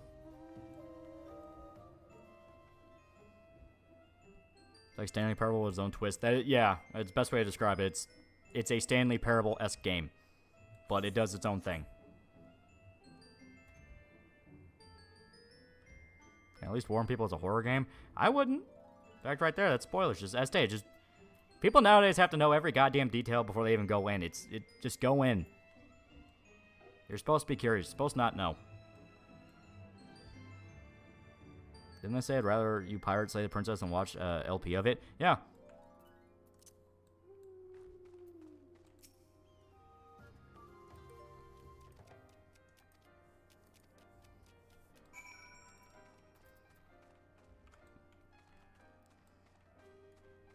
It's like Arrowwalls. Play it before you look it up. Exactly. Alright.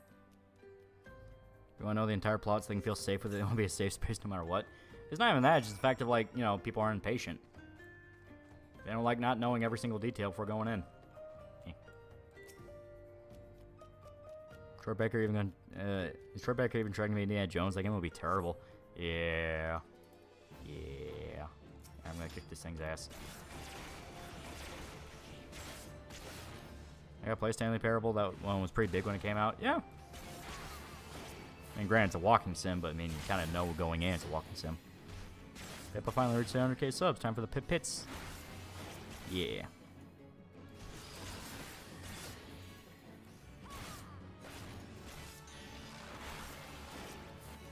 I saw the manga stream and Mang stream. I see why you want to play. Want to play Slay the Princess Blind? Yeah.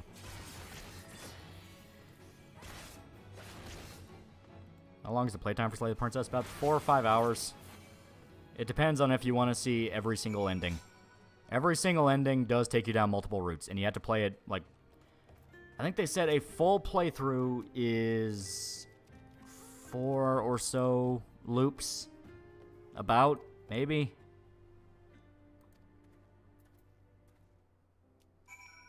We stream on Saturday? No, I stayed. It's something where you motherfuckers have to do it on your own. That's homework. That's a spoiler. I only said loops. No context to what loop is. You don't know if it's a time loop or something else. Could just be a repeat of the game with new details. You know, fucking, Chrono Trigger style. Like spoiling an important part in the movie, change your perspective about the whole thing. Exactly. Watched Stalker film yesterday. Not my thing, but I'm glad I watched it. It is very different, especially if you go in wanting the games or the books. It's like, it is very different. I rewatched it today to get kind of like, you know, fresh knowledge of it. And even I admit, yeah, it's definitely something where not everybody likes it. I watched Fauna play it live. Yeah. Is it a visual novel? Yeah. Are you talking about the incest game with Daisy Ridley? Sure. We have a Pokemon Mystery Dungeon stream.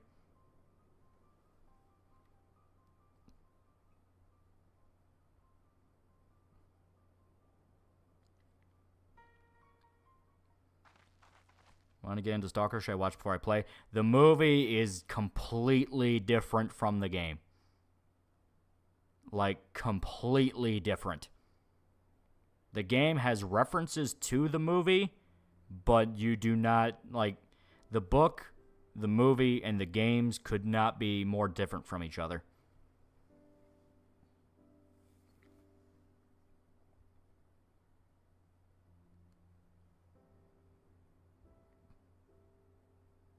All I know about Stalker is long shots and radioactive sludge.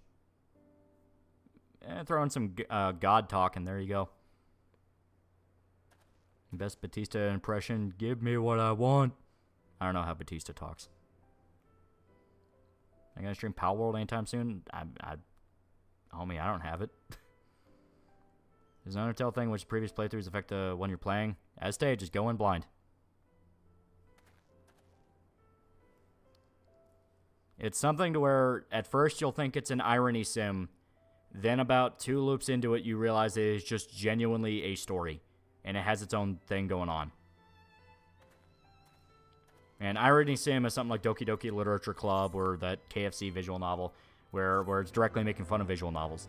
Slay the Princess is a legitimate visual novel. I don't know if the devs ever shit-talked the genre, but it is an actual well-used version of it. Okay. Now we go back to Ishgard.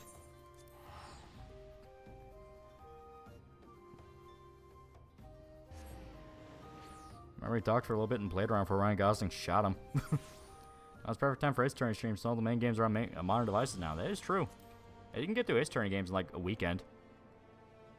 You like the ends? Yeah. Visual novels are good. Alright, so next one's going to be level 40. So we are at level 36, so here we go. Gonna run through some dungeons a little bit. Koski, your dream woman, is that why Bunny Chick looks fun to wonder her? Bunny Chick was one that we kind of agreed on as we were making her. Because I did a stream where I made the character creator, but that was lost on Twitch because I forgot to archive it on Twitch. just gonna skip this. You don't mind people pirating it, then I guess it's worth a shot. Talking about Slave Princess? Yeah, devs are like going blind. Like, they just want people to fucking play it. Well, play is a weird term for it. I created Bunny Chan. 2 types of shit talk. Retarded no life spurg and genuine love for the genre. Yeah. She's the chats woman. Still got finished Phoenix Wright games. Got a little confused with what game was asking for a point. Yeah. When it's just turn your brain off and have fun, a good argument for watching media. Oh, there's tons of cases like action movies and comedies. Those are ones where, yeah, really cool tends to take over a lot of the time. If you're watching a historical drama, very obviously, turn your brain off, have fun's not a very good excuse for it. But if you're watching The Raid or the Extraction movies or John Wick, yeah, that's something where it's like, homie, it doesn't have to be one-to-one reality.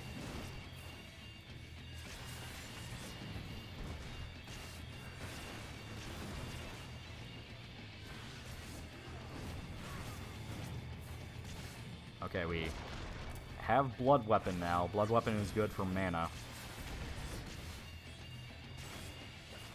My favorite visual novels is the Digimon Survive game. Sucks that localization really fucked up a bit, like the pronouns, grammar, and beta translation. Yeah.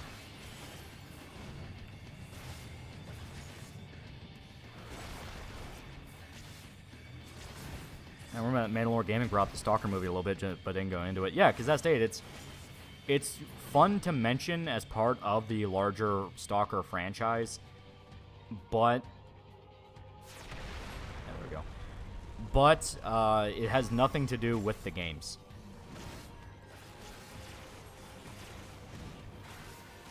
Scars 2, 3, and 4 ending COD games are good. Shut off your brain and enjoy it. Yeah. The Rhinomothia and Digimon Survive Prince stuff is the mail, but they're changing pronouns every 2 sentences. I don't like Doki Doki Literature Club. Think it's overrated. I thought it was pretty clever until Ask Date I found out the developer fucking hates visual novels, to which I go, alright, so you're contributing to why no one takes this genre seriously. Despite being the background to some major fucking franchises. No, Steam is still censoring anime visual novels. They do, and yet there's like full-on, just barely thrown together Blender 3D asset porn games all over Steam. Like, one guy put it best, like, oh no, they'll censor Grisaya no Kijitsu, meanwhile Sex with Hitler is up there just fine.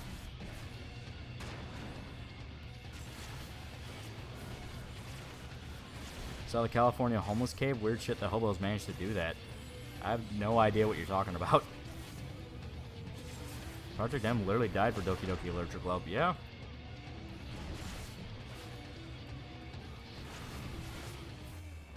Will that Metro movie ever get made? I don't know. I mean, the author was declared an enemy of the state in Russia. Mainly because he was like, maybe we don't go to war with Ukraine, guys. Full-on Fuda porn game series on Steam. Yeah, that is true. Sex with Hitler is a meme game. Like Sex with Shower with Your Dad Simulator. Yeah, but the point still applies where it's like, dude, why is all of a sudden these other games not allowed, but this one is like, this one's okay? You know, it's bullshit double standards. 2024, Year of Secret Tunnels. We barely even got it started. It's not really that. Renamonji portrays female in most regions aside from Germany, so it's kind of the default. Huh.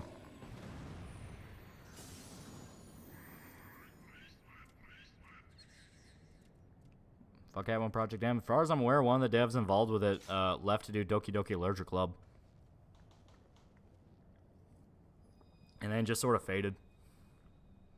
Assuming it's the Project M I'm thinking of. Got an internet argument with on Reddit today, and God, these people are brain-numbingly stupid. Yeah, it's Reddit. I don't know, I'm gonna skip this. Yeah, we don't need this. There we go.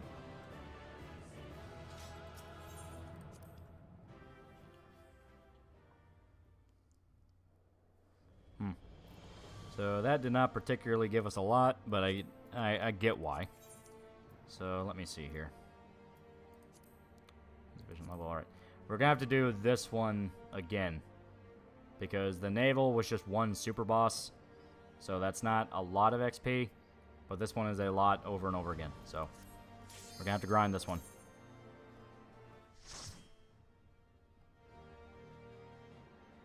Someone tried to buy off Carrie Lake. Yeah, and he straight up said, if I don't do this, I'm going to turn the key in my car and it's going to blow up one day. And people are like, what the fuck do you mean by that? Another place to get visual novels other than Steam? Yeah. Like, there's entire dedicated JP sites that do it. Because they're kind of fucking sick and tired of Westerners legitimately trying to kneecap them. Yeah, Project M, the mod for Super Smash Bros. Yeah. So it was that guy. Yeah, that's what I thought.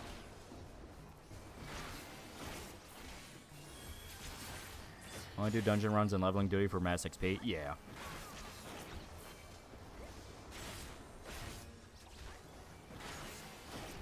Thing is, I don't want to do it with actual people because A, my internet's spotty and I don't want to like DC in the middle of it, and B, we don't have to wait in the queues. I don't want to wait in queues. The single player ones will do more than just, you know, we'll do more than enough to get us out. On Gamers Know site that offers them uncensored. Yeah. That's on the second Civil War. That'll probably end up being nothing. Oh yeah, it's never gonna happen. It's never gonna happen, and it's further proof of like, oh wow, when these people talk about how much they don't like the police, they mean they don't like the police doing things that they don't like. Because the minute they even sniff the police bashing the skull in of someone they hate politically, oh, they cheer them on all fucking day.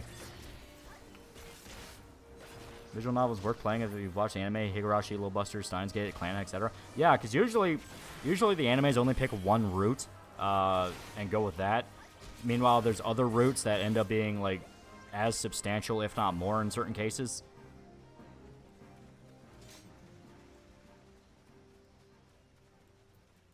Why are MMOQs still a thing? Because not everybody can get in at the same time. It's just a sad reality.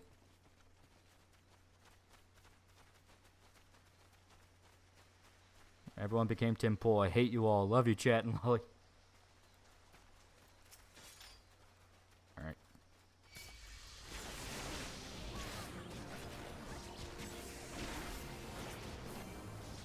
Doki Doki Allergic guy also went on rants about how anime is misogynistic. Rants are in the game as well. Yeah, that's something that really soured me on it, where it's like, oh, this is made for people who explicitly hate anime and visual novels. So it's like, oh, thanks a lot, asshole. Like, yeah. This now feels like... It's now a thing to where I don't want to be that guy, but I'm just going to flat out say it. That now kind of paints it more as a much more racist game than anyone wants to admit. Where it's like, this is made by somebody that outright despises the medium and genre and is using it to rant about the medium and genre in a way to where he's like perpetuating bad stereotypes and just talking shit about it and saying people who enjoy it are bad people. So it's like, I get the feeling in maybe a decade or two, people start looking at it as like the song of the South for video games. Where it's like, oh yeah, that one made by that weirdo. Yeah, let's not talk about that one. That's how I feel. I'm not just saying people made hentai for the game. Yeah. Because a lot of people don't know about the actual dev behind it. They think it's just another visual novel.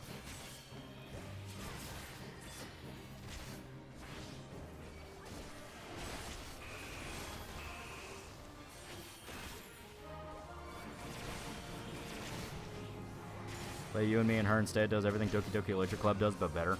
Yeah, I believe it. It's nonsensical, and I cannot with people who pay for that. Yeah, Grand Order, yeah.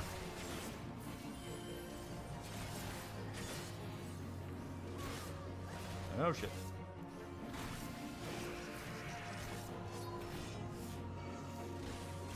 Song of the South? Yeah. That when Doki Doki Literature Club does it, but not when Mei does it. Okay, I get it.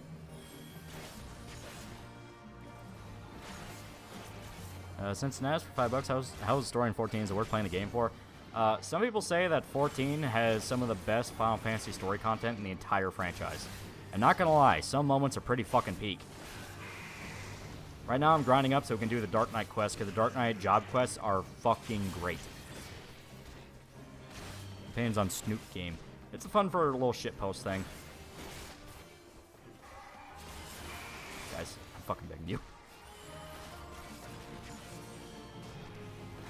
I was perusing Steam today and I was surprised to come across uncensored porn games. I didn't know Steam allowed that stuff. Yeah, wasn't even looking for it. Pretty cool. Yeah, once again, kind of delving into that hypocrisy I talked about, where it's like, oh, so visual novels from Japan are bad because my pedophilia and all this shit. Yet you're allowing other games that do the exact same fucking thing, but they're made in the West. Best fans you'll ever read are Bible length. Yeah.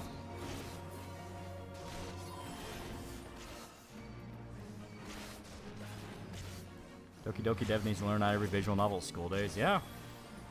Last day, it's that judgmental, like, the man I heard he was a Smash Bros. Player. It's like, oh, this all makes perfect sense now. This makes perfect fucking sense. I know for sure in Fake Grand Order she's banged the blonde Jitterbang King Arthur. There's a lot more historical figures you can bang. There we go.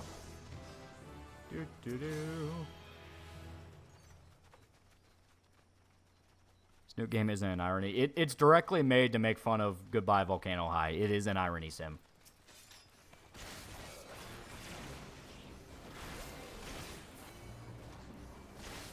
That's on McDonald's sweet tea. Way too much sugar. Like, way too much sugar. Smash Bros. Player, is it safe to download Doki Doki? Well, I must like Snoot Game more than Goodbye Volcano High. Well, it's the parody game. It's the one making fun of it.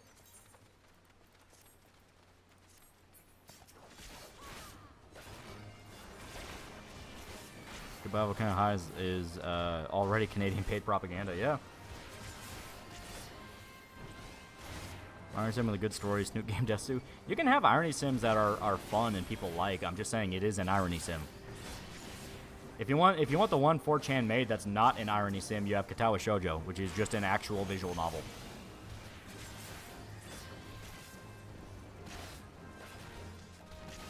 Game was made because the dev one of the character designs of a better game. Snoot Game is actually good and has heart. Yeah, but that's it's an irony sim. Like, I'm using the objective definition. It is an irony sim. It is made as parody.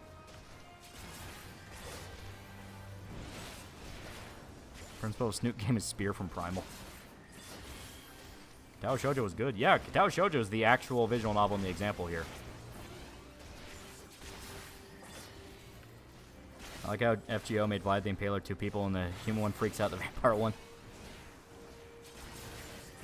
Basketball 9 can be classified as an irony sim. However, looking into the dev, he's kind of a dick. I don't know if he has similar views to the DDLC dev or he's just pulling the funny man persona. Well, that's another one where that's an explicit irony sim. I know a bunch of VTubers like it. I just can't. I can't get into it. I look at it and I just feel cynicism in a way that kind of annoys me. That's some boba tea. I like boba tea. All my friends hate it. All my family hates boba tea. I like boba tea. Fuck you.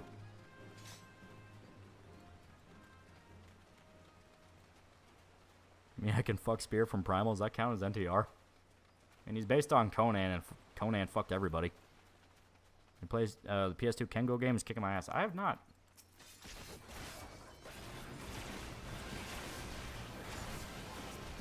It'll be a 2024 moment. Half the country succeeds from the union because the government was being stupid. They're not going to succeed. Nothing ever happens. That's on sushi. I have to be very much in the mood for sushi. I'm very picky about sushi.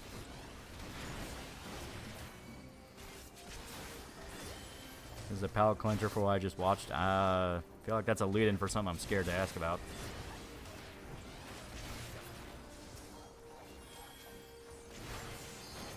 It's odd seeing things like Doki Doki get large following, but at the same time, people flick their nose at the quality of Japanese vins. Yeah.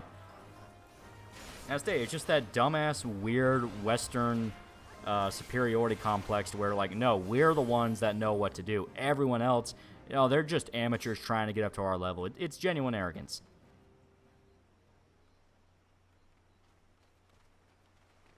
Yeah. Kentucky is known for its sushi. That is true. I'm also in a state where, you know, in general, our fish isn't exactly the best. Oh, boy. I'm going to have to learn Irishman. I just got a ping. Apparently, the new 40 series NVIDIA stuff, the new update for NVIDIA drivers, apparently it fucks a bunch of stuff up. Because another guy in a server I'm in is complaining that it kind of tanked his card a little bit. I'm going to have to warn Irishman about that. He has a 40 series. We'll spam for $2. I don't hate boba tea, but I hate the snobs. Yeah, I can see that. Civil War's not likely, but do you think Texas is going to back down or Biden will back down? Oh, Biden will back down. It's literally just them going, fuck off, we're not going to do that. Because guess what? Texas is one state. You still have all the other states bordering Mexico that are wide open. They will lose one vector. Next Irishman right now. He'll figure it out. How much money would it take for you to tie a kite to anal beads and fly it with your ass? See, you ask questions like this and you wonder why we're concerned about you. Because you ask him shit that embodies Batman wouldn't even beat that out of me.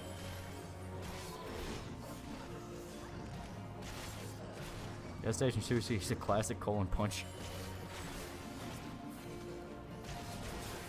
It's on drinks with nitro, like the Pepsi one. It's not bad. It is definitely weird. It basically tastes like if you ever got like cola flavored slushies or something like that, it kind of tastes like the flavoring, where it's flat, but it's not like painfully flat. It's such a weird flavor to talk about. Would win a LOL player or a Lamau player. That's on MILF Ghost Girls. They're all right. Leaving the border open because they care about the added votes, not because they care about people coming. Oh yeah, they like illegal immigration is one massive human trafficking scam and is essentially modern day slavery, where they get money from the cartel members that have an easier vector to get drugs into the country. There's outright proxy wars right now between cartels and Chinese pharmaceutical companies trying to sell people fentanyl. They get money from human traffickers that are able to sell people in the nation for all sorts of reasons, whether it be sex slaves or just indentured servants or organ harvesting, shit like that. They get money from, people who are desperate to come in and, they are fleeing their countries and they're hoping to get, something out of it, and they're chalked into cheap-ass factories or cheap-ass farms. So they're paid barely any money below American minimum wage because guess what? You're not a citizen, therefore you don't qualify for minimum wage. And they're used as indentured servants by celebrities who will literally go on Twitter and talk about how ICE is visiting the neighborhood, so make sure to hide your maids. And everyone just pretends like that's not the most fucked up statement in the world. There's a lot of vectors to human, human migration and illegal immigration nobody wants to talk about. It basically amounts to if you support it, you are a horrible human being.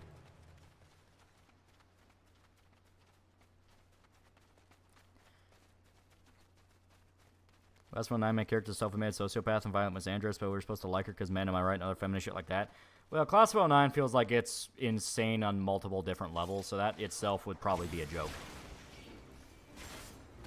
Speaking of aliens, why is your capital as it? I saw the University of Louisville is asking for electronics to get to illegals. Because, well, for one, Louisville's not our capital. It's Frankfurt that's our capital. All of our major cities are lib shit central. Louisville's full of them, Lexington's full of them, Frankfurt's full of them. Major cities are just full of liberal dumbass kids. Have you heard of Hachishaku, a 8-foot-tall ghost woman? She towers over walls and wears a sun hat. Yeah. Her name is literally Miss 8 feet tall. And she kidnaps children.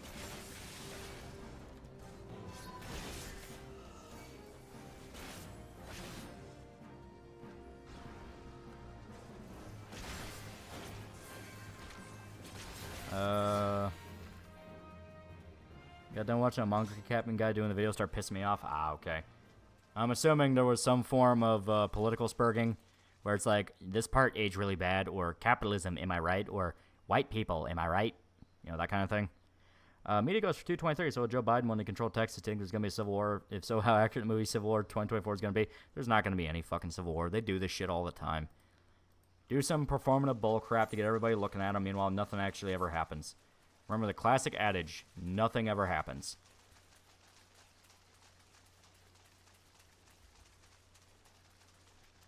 Every day we get closer to triangulating your house. The po-po-po chick? Yeah. That's literally what she is. Yeah. Hachishaku sounds so nice until you get to the kidnapping kids part. I mean, she is a demon. She's explicitly a demon in Japanese folklore. Fatal Frame, the Darkwater, I think that was the name. The one that came out on the Wii U. She shows up as one of the ghosts you can fight, and I think Ghostwire Tokyo also introduced her as well.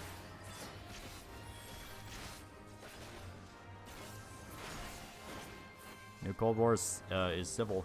That's probably a good way to look at it. We're in a cold civil war, but it's not like an actual one. Won't be a civil war, there'll just be economic crash, then chaos, and whoever stays alive gets to the next phase of society. Not even that. Everyone thinks they're way too special that they get to live through the end of times. Like, no, motherfucker, life's a lot more boring and tedious than that. Yeah, disconnect between the cities and countries even evident in my country during the yes vote for aboriginal rep in government. One place to vote yes for the cities. Yeah. And it's not even a thing of cities breed these people. It's that they migrate to the cities. They're like rats. They all have to live next to each other. The few that stretch out into the country are like the fucking plague bearers. This 8 feet tall inspired Lady D from Resident Evil Village. You're saying if you wonder? Because, yeah, they directly talked about that. That's why she also has the claws, because that's another aspect of the folklore. Some versions, she has claws.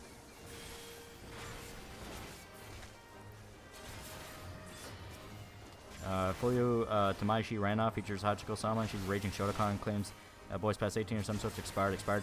That sounds familiar. That's the delinquent girl that beats up ghosts, right? Because I think I read that one. I got to that chapter, and it was actually pretty fucking funny. Because she was stalking one of the characters, and then she, like, confronts her, and then you find out that, like, she's literally just a pedophile. Like, it was pretty funny when I got to it.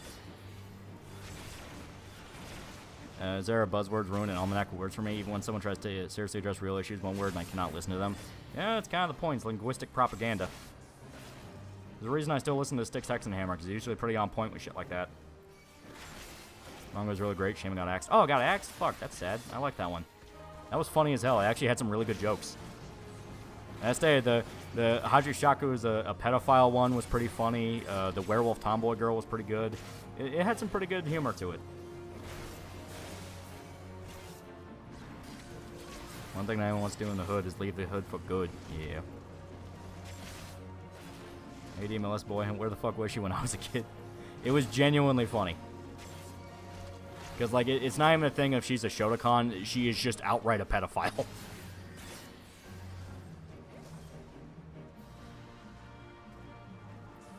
There we go.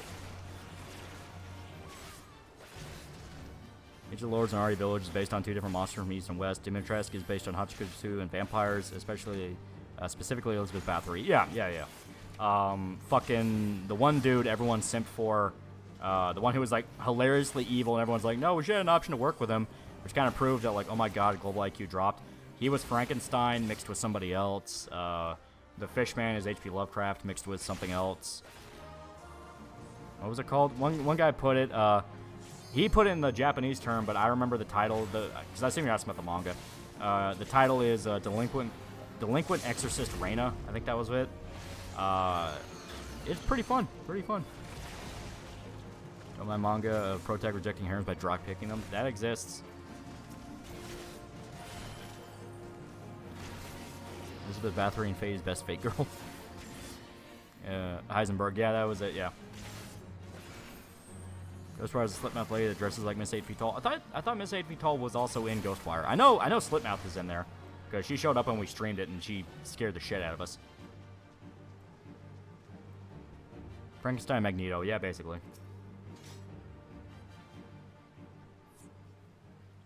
I'll be getting some money from ads from your streams and videos.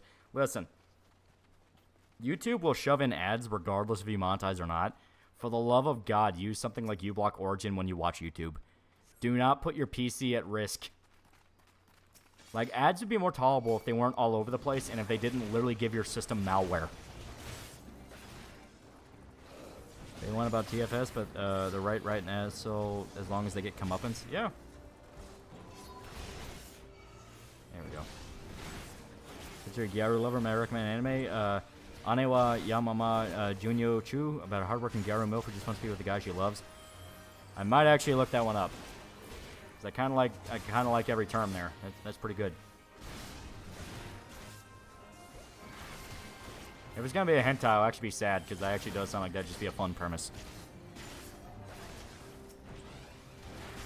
Okay. There we go. Doll chick is supposed to be ghosts from the west and possess dolls from the east. Yeah. Like it was a mixture of like trying to think of the exact terms. I guess I admit of east and west. Sometimes it was other stuff as well. You also had shit like just kind of general gothic horror tropes. You know, there was a lot of Frankenstein mixed in with Heisenberg segment, where he made Frankenstein monsters. And it's fucking hentai. Ah, well, there you go. It now made me sad, because it actually did sound like just a genuinely fun rom-com premise. Where it's like, you know what? I can actually see that working.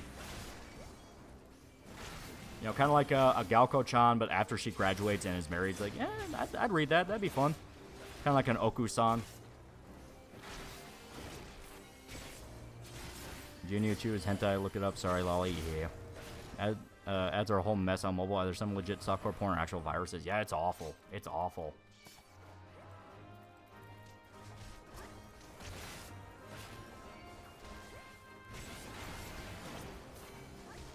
Galko-chan's great. Yeah, there you go.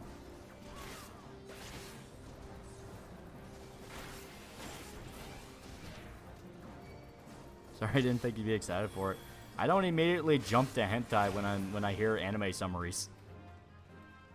Like, I thought it was like a legitimate rom-com thing, because there are examples of that. Wait, so to clarify, the protagonist is a pedophile? If you're talking about Delinquent Exorcist, no. Delinquent Exorcist is about a delinquent girl who fights ghosts and spirits and stuff like that, and supernatural creatures. Hachiko-sama, who is a creature from Japanese folklore, is in the manga as a joke character, and the joke is she is a pedophile. Because her folklore, she kidnaps children. That's on Gary Plauché. His son still supports what his dad did, so you know what? Pretty damn good.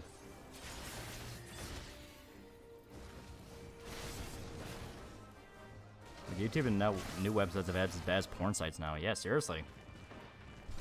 Just recently, I had to like do a deep clean on my fucking mom's laptop, specifically because she caught a virus on her system and almost showed like porn ads while she was trying to do a meeting at work.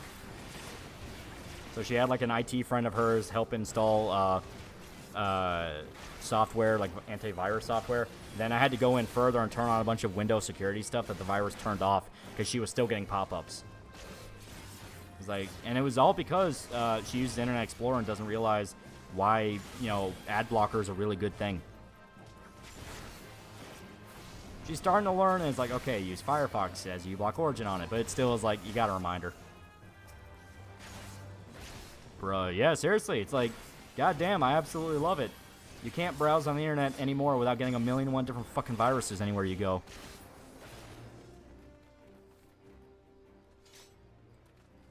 Her mom should use Brave. She doesn't know anything about computers, man. I got one of those back in the day, but I got it from porn websites.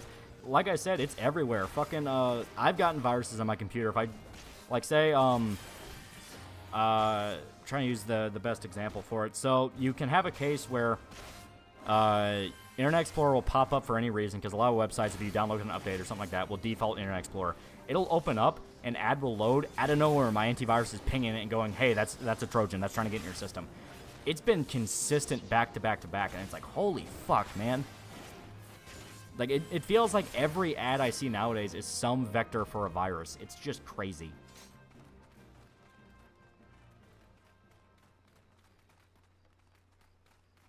Malware will hide in ads. Yeah.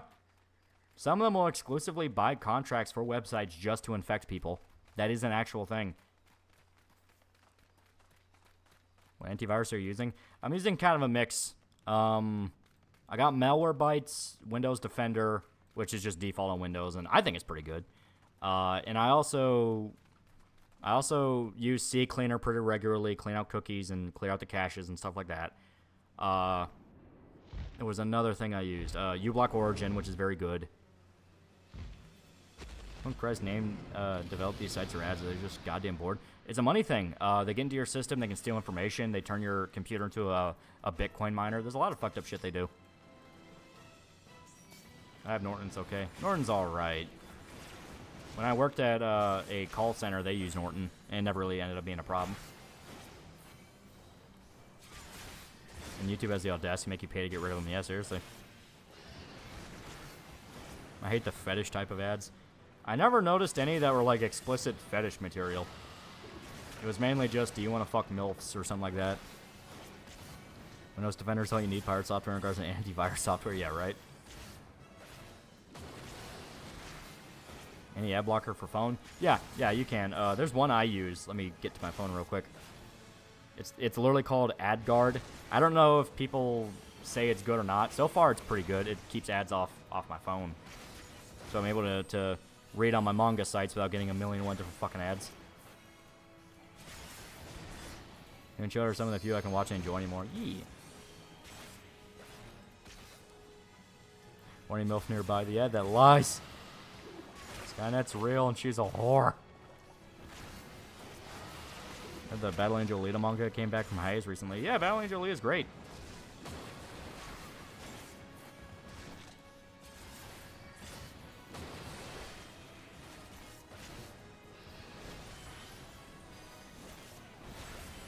AdGuard is great. Yeah. I also use YouTube revamped on my phone, so I don't have to worry about ads when I watch YouTube. I just looked up Junior 2 stuff. It's rampant incest. Ah, okay. Once again, my search for just nice, comfy, slice-of-life shit. In vain. In vain. I need that contrast for when I read a bunch of, like, hardcore... You know, like Berserk or Bastard or something like that, or Fist of the North Star where there's tons of gore and violence. You need that balance, you know? You need the hype as fuck, like, oh, hell yeah, rip that guy's head off shit. And then you need the nice cozy stuff you can relax with. I have virus to make Chrome turn to Edge. Oh, God. The game will make you come in 5 minutes. Those ads are so prevalent in manga sites, it gets annoying to deal with. Yeah. You know, like the wholesome love between brother and sister? Please don't fuck your siblings. That's how you get fucking lunatics. This channel will be adding AdGuard. I like it. You have to turn it on sometimes. Sometimes I like to turn itself off, but as long as you keep up with it, it's great. Want some good cozy manga? Kaoru and Generic Romance. People keep saying that's good. Eventually I'll start it. Eventually. I am almost done with the Bount arc in Bleach. I am like 7 or 6 episodes away from the ending of the Bount arc. I'm at the point where the Bounts are in the Soul Society. Holy fuck. Holy fuck. Is the plot armor hard. Like, dude, the plot armor for the Bounts is insane. It's been a year. Yeah, I know. I took a break for a while because I didn't want to deal with it. Now I'm going through it again. You know, like I'm about to finish it. And like, holy fuck, is the plot armor insane. Like, it's a thing where they built up the combat system and they're trying to say they're stronger than the fucking Soul Society. Now that was kind of funny. And now their way of showing that they are stronger is they just actively they actively just don't have the characters that can fight anywhere near the Bounts, like, at all. The characters that can just objectively kick the ass of these people. Even for shonen, yeah, it's really bad. Like, for example, I'll try to give an example. So, there is a character they really, really, really try to sell as cool. Are you gonna play Xenoblade 3 yet? I know, right? I know. But they're how long is the Bount arc? About 30, 35 episodes, maybe. But there is a character they try to sell really hard as being cool. It's one of the main Bounts. You have the guy with the backstory where you watched a guy die, the main bad guy himself, and then you have the Chinese chick. The Chinese chick is the fucking annoying one. Old guy you watch guy die is melodramatic. He's just kind of there. He's boring. Main bad guy is a dick, but like, he's suitable dickish for this arc. Doesn't hold a candle to Aizen, who was right beforehand, you know. But the Chinese chick, her whole thing is she's just crazy and evil. She is just crazy and evil and likes hurting people. And they have like a 3 episodes, I want to say, about 3 back to back, where she is just jobbing Rukia. She is just beating Rukia's ass. Rukia can barely keep up with her. She's literally forced to like run and hide from this chick. And they're in the Soul Society, so the chick is now powered up because she can absorb the spirit energy around her. Which, by the way, made Ishida look like a fucking dumbass. Where he's like, oh, I'll let you go to the Soul Society and I'll kill you there as my pride is a Quincy. And then everyone went, you dumb motherfucker, they feed off soul energy. What are you thinking? So they made Ishida look dumb just for him to not be in any of the fights so far, which is funny. And on top of that, the Chinese chick's powers aren't even cool. She talks to her sword and she talks to her fan. The fan don't do anything cool beyond just like go where she wants them to go. She's a more pretentious whole horse, like from JoJo, where he could shoot and move the bullet around. That's basically what the chick can do, but it's with her weapons, and they talk to her and shit like that. The big guy with the beard, who's like, oh, the sad one, they really think his doll is cool. The weird ant metal looking one with the bubbles, they think that is the coolest thing ever because it always shows up and is shit talking people, and it's to the point of like when Kira showed up, he showed up and he's the guy that like if he hits something with his sword, he can just make the target heavier. Basically, he attacked the doll and made it so heavy that it was starting to crush her legs. And I was like, all right, there you go. They encounter someone that can actually pick a fight, and they're getting their ass whooped. And then it just powers through it and undoes it, and it's like, oh well, you only hit the legs, only hit the legs, and nothing beyond that works. And it's like, that's fucking retarded. That's stupid.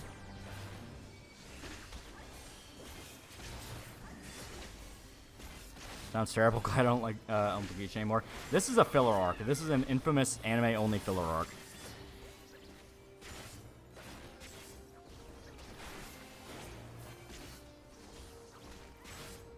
It keeps her changing human, lol. I think you're talking to my house. Yeah. She's Kagura of the Wind from Inuyasha, but shittier. Kagura can revive the dead and use them as puppets. Summon blades of wind or disrupt signatures with her fan and ride jet and feathers. She doesn't even do any of that. She literally just controls the swords. Controls the sword and can use her fan. Her ultimate technique is she like turns it into a staff and throws it at you. So it's like, the fuck does any of this do? The fuck does any of this do?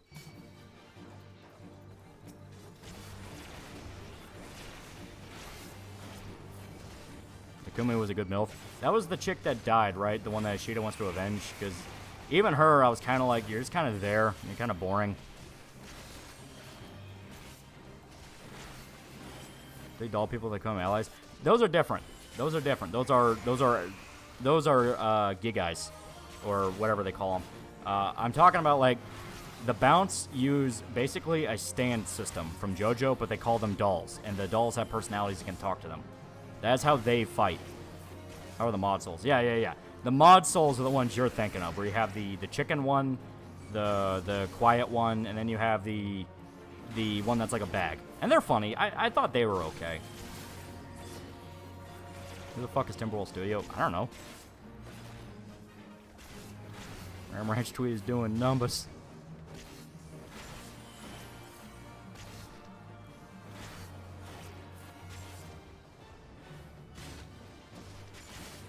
There we go.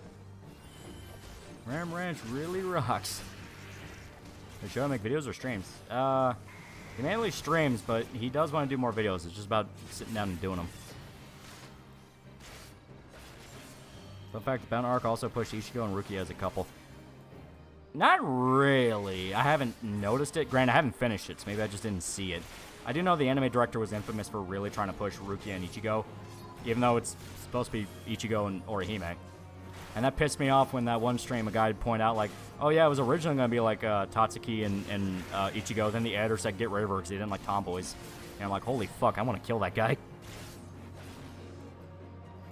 So on your ex that Kami and Hammer Sickle Flag Jar Ball, you saying there's no famine in Soviet and Mao was not part of it and that Mexico was obese and poor? Yeah, it's dumbass. Have you heard the rumor Grant McDowell may be eligible for MAD? That would be ironic. Have you heard about Otome no Haruada Hoshi no Iro? Hero manga, but it's basically about aliens looking to fuck and basically breed out the human race. MC is all power, Asian power. I never heard of it. Chicken Girl is cute. I like Chicken Girl. She's fun. She had some pretty funny jokes to her.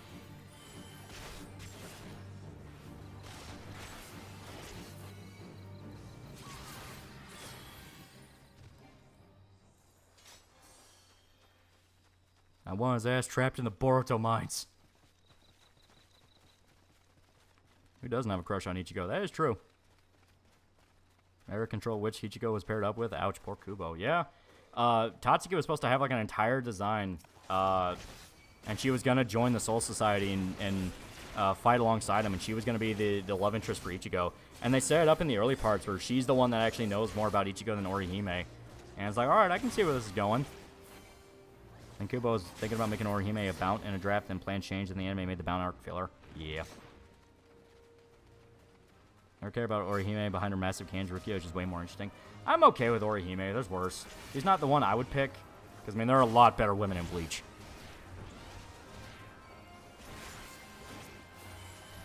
We have Ventus, Wedding Modern, Chuckleflux, insist on the Recon. Lilith was the first wife, and insist on making a little baby eater into a feminist icon. What are you talking about?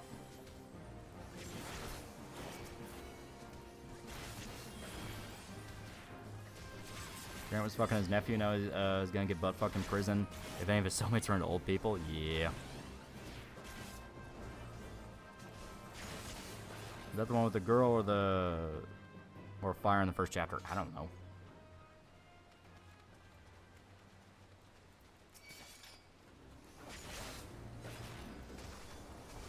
There we go. Material hellable, enjoyable. The booby window is made for high-impact, violent tit fucking. Never tell a tomboy to fuck off your fire, you fucking cunt. Yeah.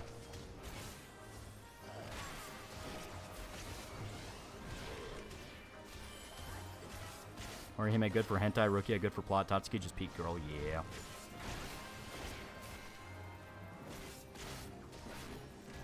I like Orihime for what she is, and it's pretty obvious she had a crush on Ichigo. Yeah, that is the thing where I don't hate Orihime. I think she's a decent enough character. As stated, she's not my pick for best girl. Yoriichi is just cooler. Rangiku is just better. Fucking the blacksmith chick with one arm, she's great. Whole lot of great women in Bleach. Tatsuki the tomboy from early Bleach? Yeah. As stated, apparently she was supposed to have more of a role, but then the editor said get rid of her, and it's like, people are like, what the fuck, man?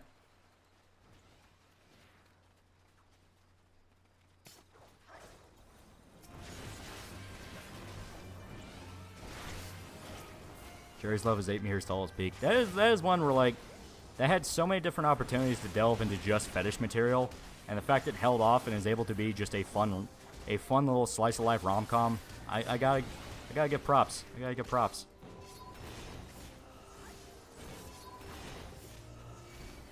There we go. These bleaching is how to do brown girls. Yeah, that is true. I wanted Ichihime to happen, but was disappointed. Same reaction I had with Kurosami. Good, but that's it. Fine. Editors need to be disciplined. Apparently, new Masters of the Universe finally made He-Man the protagonist, but a bit too little, too late. Oh, yeah. And you can tell they realized that the gimmick fucked up because they're scrambling to win people back.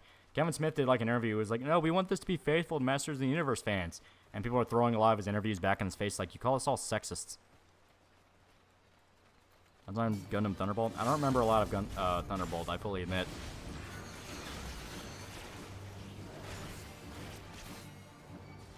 I heard where you may have a thing for Ichigo again. Because Ichigo's main character. People think he's cool.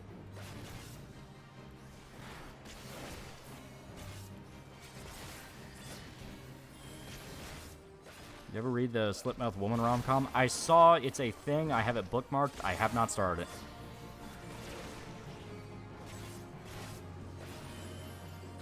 Sure, he does look like Myth from Xenoblade 2. Yeah, a little bit.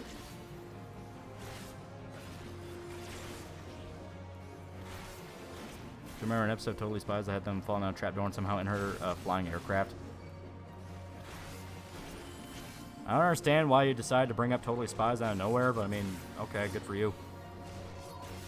The editor hates tomboys, but I'll have Rukia in there. Well, Rukia doesn't really fall under the definition of tomboy that everybody thinks of. It was literally going to be the sporty chick. I mean, you see her in early Bleach. She's an athlete and all this, and they were really setting up that her and Ichigo were going to be a thing. They missed the era of anime where you had different Gokus. Bleach was Sword Goku, Naruto was Ninja Goku, and a few others. Fun times. Rukia is more Asadora than Tomboy. Yeah, that's how I see it, yeah. I like Rukia. She's a really fun character. I just don't really like her as, like, Ichigo's girl. She's a lot better with Renji.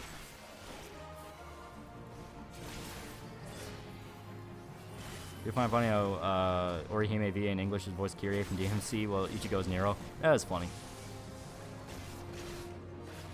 Tatsuki had so much wasted potential. Yeah, I saw some of the designs for her, for what she was supposed to look like in the Soul Society. I thought they looked kind of sick. Wasn't she the only person who knew Ichigo before his mom died? Yeah, she knew Ichigo before his mom died. She specifically remembers the days where he would get depressed because those were the days around when his mom died. She would always be there with Orihime when supernatural shit went down. The first fight in the series, she's right there with Orihime. There was obvious setups where, like, Orihime would at first be the girl, and then she would come in as, like, the actual girl. It was the thing they were setting up. Favorite Bleach character? I really like Kenpachi. Kenpachi is just a mean motherfucker.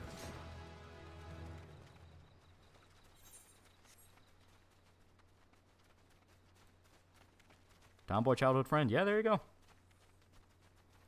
Rukia felt more like a third sister than anything in times the main story felt like she was just another member of the family. That's how I view it. I really like her as, like, an Ichigo sister type.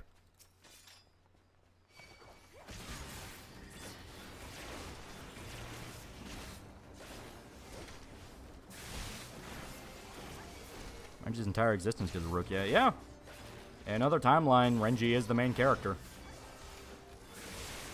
Rukia and Ichigo are better as best friends and having a romantic relationship. Yeah. They're a lot funnier that way. They're a lot better. Pachi's the best guy. I love the man who just loves to fight. More than that, he just likes killing people. Like, when I started watching 1,000 Year Blood War with Irishmen, we were watching a few episodes. There was that point where, like, the Quincy's are beating everybody's ass. They found out a way to shut off everyone's Bankai. They are just absolutely schooling on everybody and blowing up entire chunks of Soul Society. And then you see Kenpachi walk up. He's covered in blood. And he says, yeah, I just killed like 4 of them. And he just rips a motherfucker's throat out. It's like, oh my god. And then you remember, oh right, this is the guy that doesn't like using his Bankai because he just likes to kill people.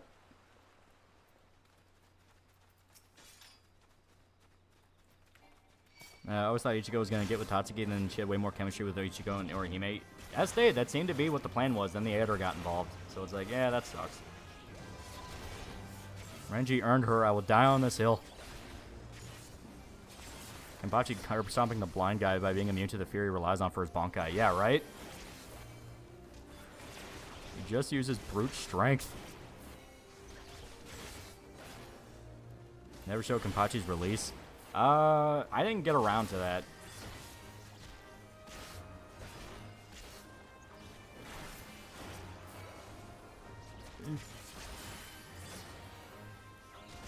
Kenpachi didn't even know his sword's name for the longest time. He didn't need it. Yeah, he is just an old school samurai. He is just there. He is just there for the combat. He doesn't care about the Bankai. He doesn't care about any of the sword skills. He is just there to fight.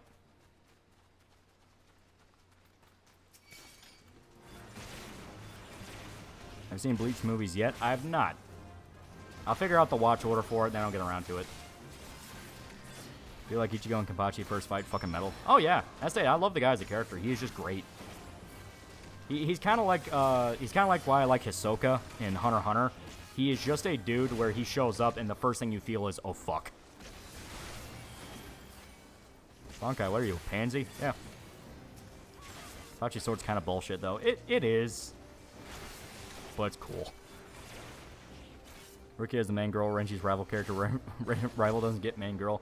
Cope and Sneed. Cope and Sneed. It's been 15 years. Wait, Bleach. Yeah, Bleach film. Anime at what year? Bleach anime at what year started? 2003. Ken's fight against the imaginary guy was fun.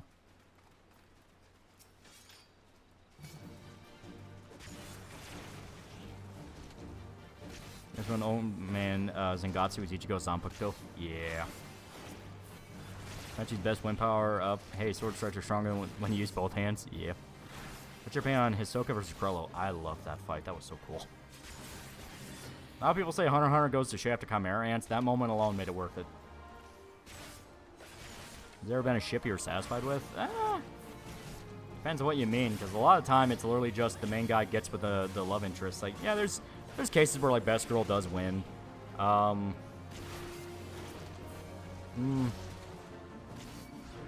having trouble thinking about it now. I'm thinking about it. Holy shit. You kind of excited for a new Jet Set Future sequel? Maybe. If they can do it right.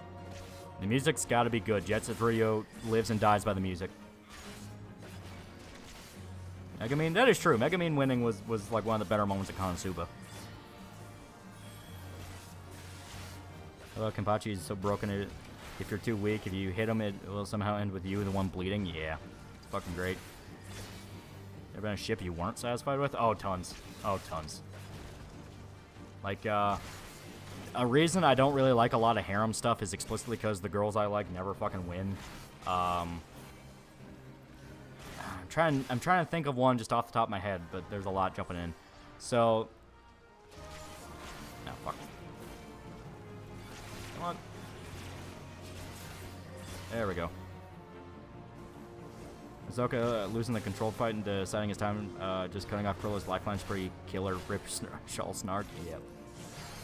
Starco and Star Versus. I don't watch Star Versus Force of Evil, so I don't give a shit. Quintuplets one? Quintuplets one, I actually liked the girl that won, so I wasn't pissed about that one. I mean, best ships are generally the ones where there's no contest and romance is more of a subplot. That is true, where it just picks a romance subplot.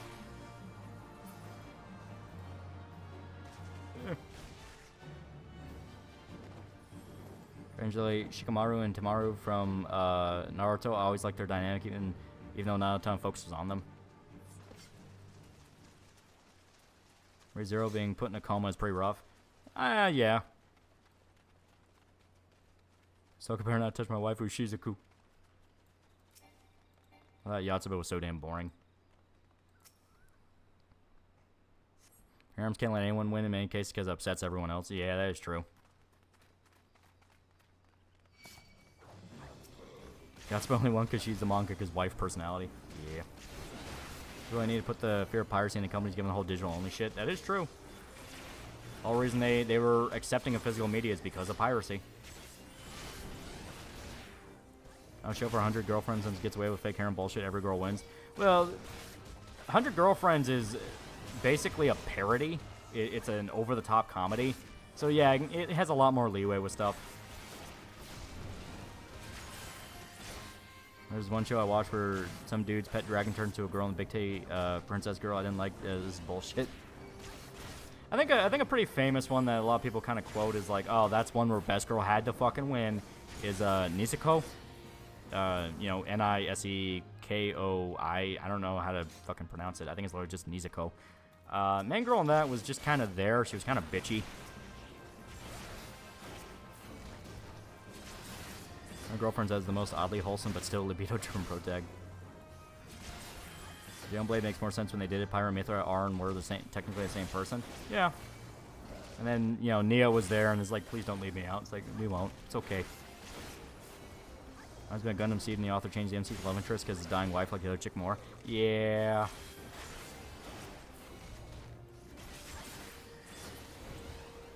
That was bullshit. Worst harem anime I've ever seen. I always hear people bitch about Nezuko, decide to stick clear of it. It's good up until the ending. Where it's a blatant case of first girl has to win because she was first. That's on Stephanie Shea, voice actress. I don't recognize the name from anything. Pal World's been fun too. I've heard people liked Pal World. Right now I'm busy with the Final Fantasy games. And I'm enjoying those immensely. I'm a chunk of the way through 5. I don't really know what part to really define it as. Like, I feel like I'm at the 70% mark. As for harems, anyone here like Date Alive? I heard people like that one. Drop the Dragon, please. The fun time. It's a dude who likes Dragon Girls but hates when they turn human, so he begs for Dragon Girl and he adopts. Not two. I like Kobayashi and Taru. Kobayashi's coming around more and more to her lesbian love with Taru. It makes me happy. Yeah, that's a good one. I always liked liked their whole chemistry in that. Is Demon Face being eaten by the giant Bayonet and Berserk intentional or unintentional? Right now, it looks like it was completely unintentional and is the variable that fucks with everything.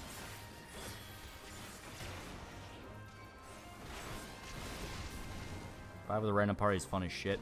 It is really good so far. Story-wise, it's not as good as 4, but gameplay-wise, it's pretty fucking good.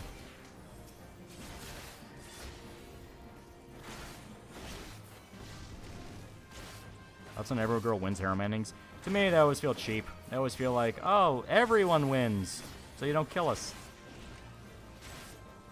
Your campaign in Power Wars Wild AI claims there's 0 evidence. Oh yeah, not only is it 0 evidence, but it was found that like people were outright editing pictures of the assets to make them look closer to Pokemon than they were.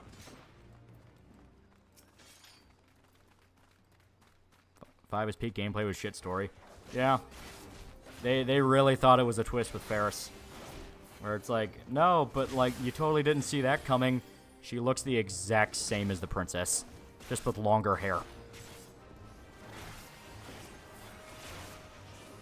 Picture Atlanta dub didn't piss me off. Anything annoyed me. Kobayashi saying not into Women and Dragons was infuriating. Yeah, stay. Watch it in sub. Worst girl 1 in Zero no Tsukaima. Louise is a horrible person. Best girl is Charlotte, by the way, or blue hair girl with the dragon. I didn't hate Louise that much. But yeah, you're not wrong. She didn't really deserve to win.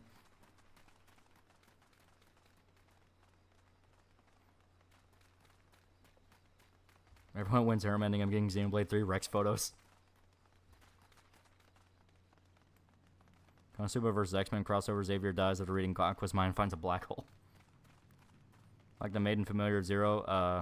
I think the MC should have got with her because she was kind to him and they both have some common background of that of Japanese ancestry. Yeah, I can see it.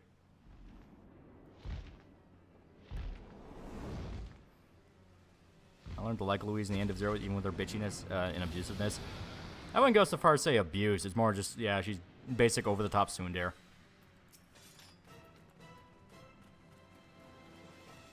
Gunblade 2 did actually earn that. That is true.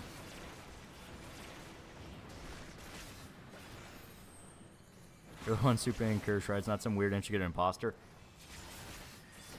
Maybe. Maybe not. Flip a coin. Rarely violent tsunderes are more rare these days. That is true. People can't really understand the physical comedy aspect and they just go, that's abusive. It's like, it's Three Stooges shit. You know, it's over-the-top physical comedy. Harrison Jobless Reincarnation for Best Violent Soon. I have not watched Jobless Reincarnation.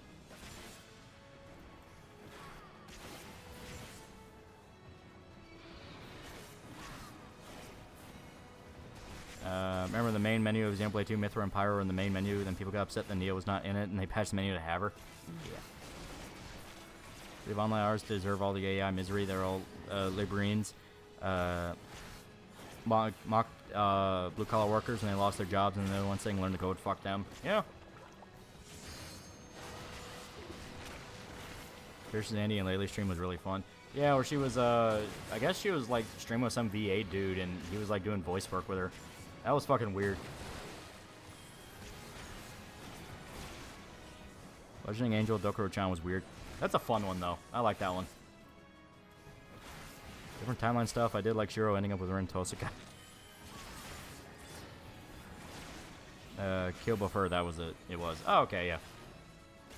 I streamed someone mentioned RTU, and I only now remember one of the reasons I stopped watching him.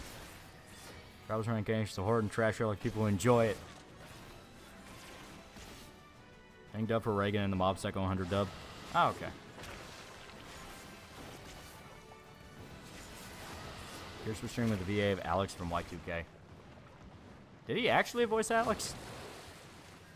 Because if so, I will say, he's not a bad actor. He just got fucked over by a script that needed a lot more time in the oven.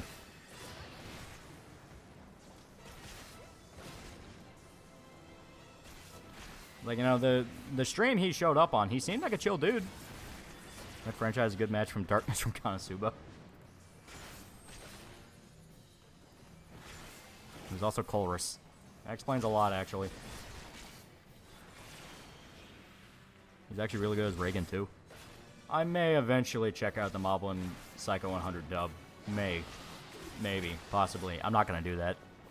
I'm gonna email him and tell him, like, listen, man, you seem like a cool guy, but I'm never watching that fucking dub. There's one of the choruses at any rate.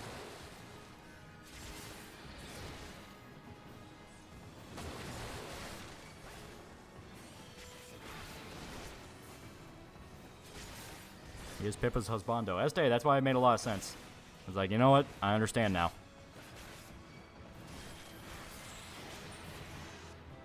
It's like Kirsch did it specifically to fuck with her.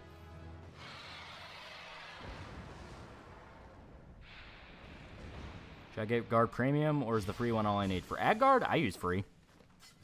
If it makes you pay for premium, it's not worth having. Oh shit, Kirsch going to NTR Pippa. Sounds like it. Yay for Alex Y2K made it on Pippa stream to putting in shitty 2008 memes in the tub Mob Psycho. Give me a sec.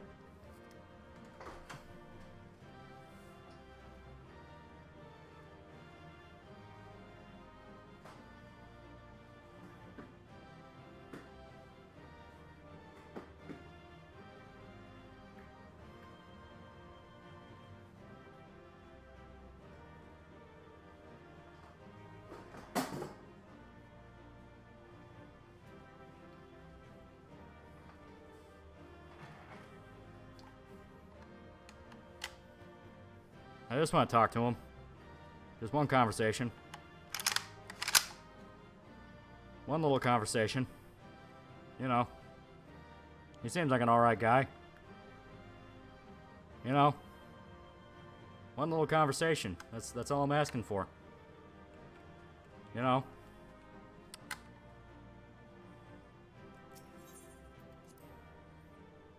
He'd be safe. This is the fall, by the way. My really nice one. This is the one I paid money for. It's good.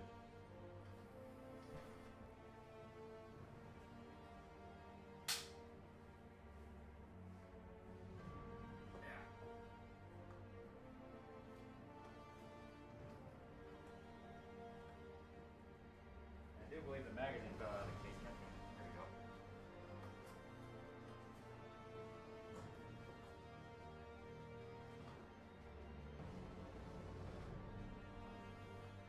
Oh wait, no, I didn't. Okay. Okay. Cigar box is falling out.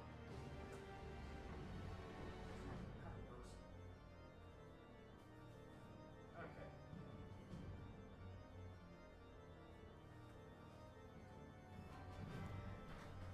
Okay. Was that your rifle? Yeah, that was the fall.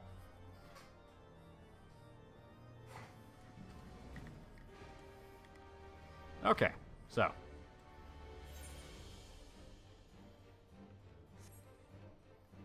Now we can do the next Dark Knight quest. Move that bolt. Probably do need to.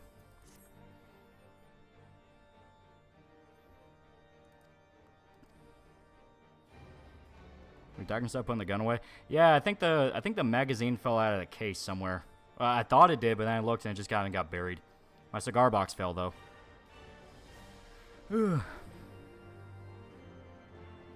What is RT up to? Who's RT?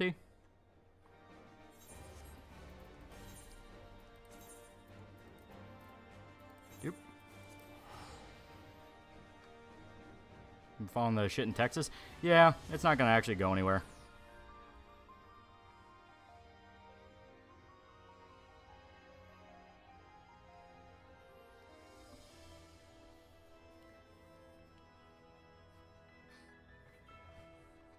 Cigars are too cool for you to kill itself.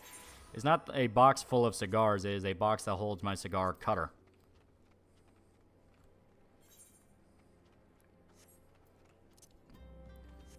Favorite Ada Wong outfit? I really like her looking 6. 6 is actually really nice. 6 is a bad game, but Ada looks good in it. Review Tech USA. Alright, I want to be sure that that's what the guy was talking about.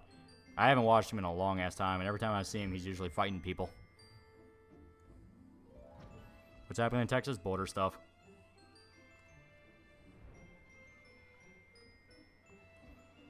It's not too white to smoke a cigar. When I watch Uncle Buck, John Candy smoked a bunch of those. Any trope you wish would fucking die? Usually the whole, like, if I kill you, I'm as bad as you. But that's not really an anime trope. That's a media trope in general.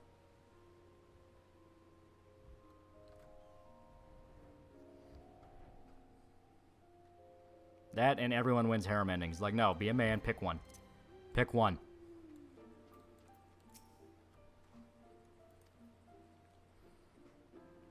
I don't hate her 6 outfit, I just prefer her 4 dress. She does look really good in 4.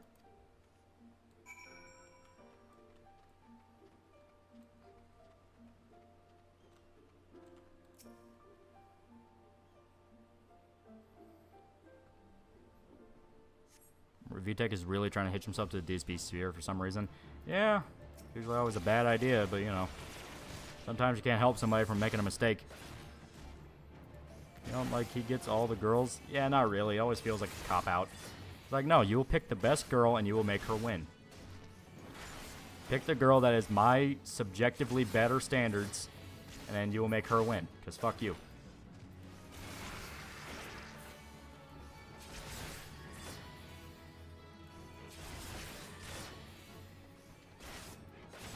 Surprised nobody's talking about Rammer's guy getting arrested. I mean, we already talked about that last stream. Yeah, he got arrested. And apparently his court date was like earlier today, and I don't know what went on with it. But there were a bunch of people, because like I posted about it on Twitter and that ended up blowing up. And a bunch of people are like, wait, what? What the fuck?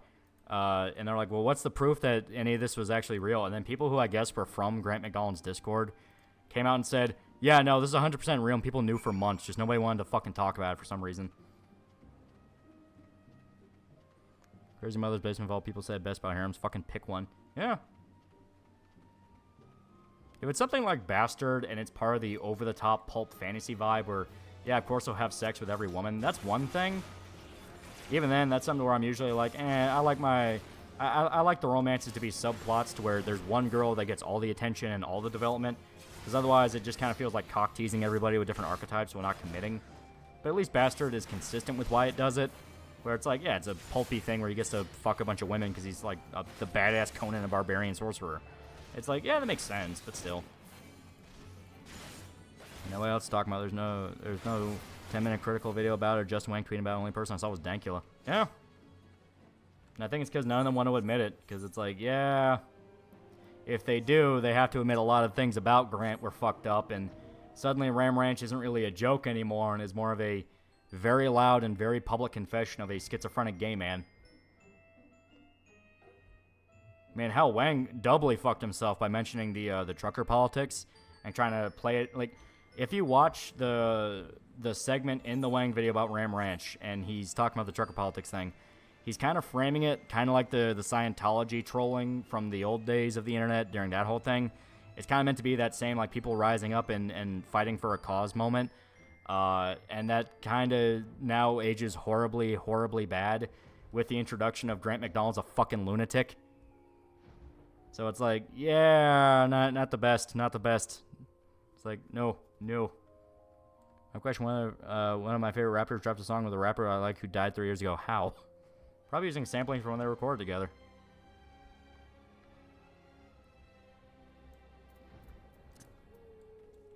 Wang sure fucked himself. Yeah.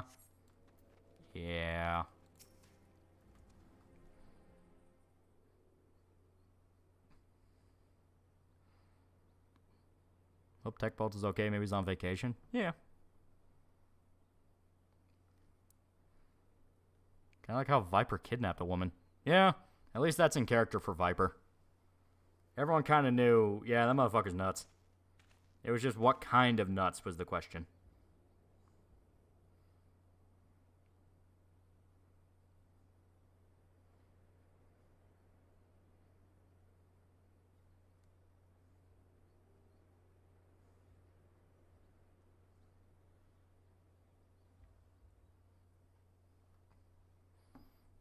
Doth know Lulu is a child.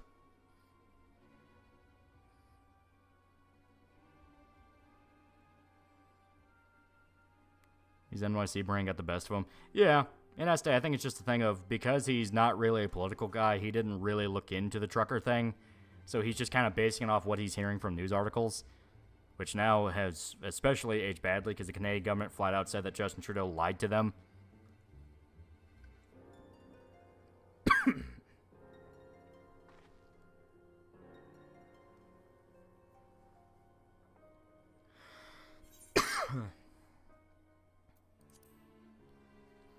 I also remember all the moans and Ram Ranch of the moans of his cousin while he fucked him all without his knowledge. Nephew, but yeah.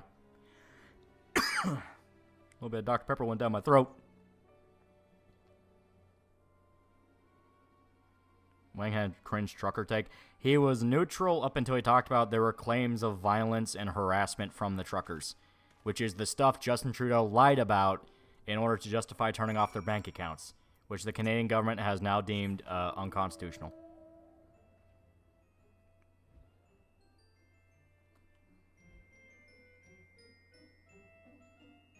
Trudeau's Castro's son. Just saying. Canadians are weird, isn't he? I'll be honest, I heard Ram Ranch for the first time. I thought this was made back in 2012 to troll people in Black Ops 2. You're half right. Grant McDonald, for a long-ass time, people thought was a troll. And he was just fucking with people. Because it's literally stock music. Stock music he downloaded and is screaming over with his singing, quote-unquote. And it is literally an Xbox headset. But no, he is in fact a psychotic gay man that that took all this very seriously at first until it blew up into a meme. How long has Justin Trudeau been Prime Minister? Like 10 years? How can anyone have that same leader for that long, especially one as bad as him? Yeah, right? He was fucking he was fucking Prime Minister when I was in high school.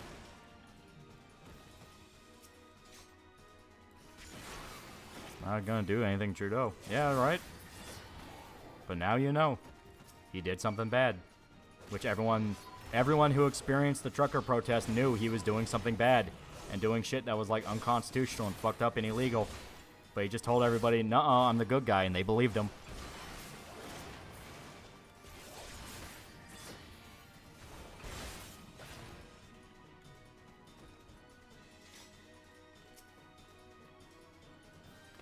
Canada has no term limits. Yeah. Something that really no nation should ever be good with. It's like, no, we need term limits. Yeah, a strongly worded letter will be sent to him saying he's a bad boy.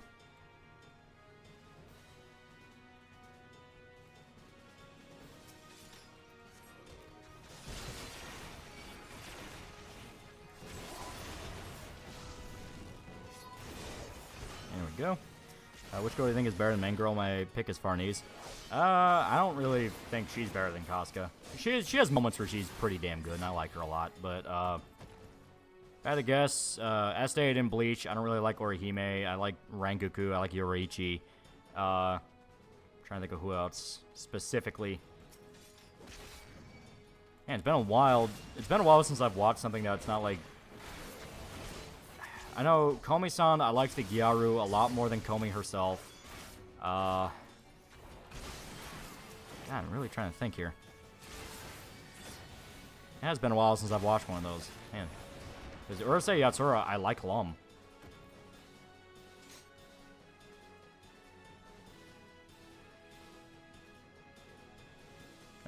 Favorite Western reference in anime, I like Bruce Willis on Hellsing. That one's pretty funny. No, God, there was another pretty good one. I'm really starting to feel like I have Alzheimer's here. A lot of shit's like hard to think of right now. I guess favorite Western is Gintama. Has like shitloads where you have Katsura being Donald Trump or turning into Barack Obama. Those are pretty fucking funny. Cowboy Bebop has more than a few, like Spike being a gunslinger. Like that was pretty great. Yeah, Black Dynamite. Black Dynamite's not really that though. Black Dynamite was a Boondock style show.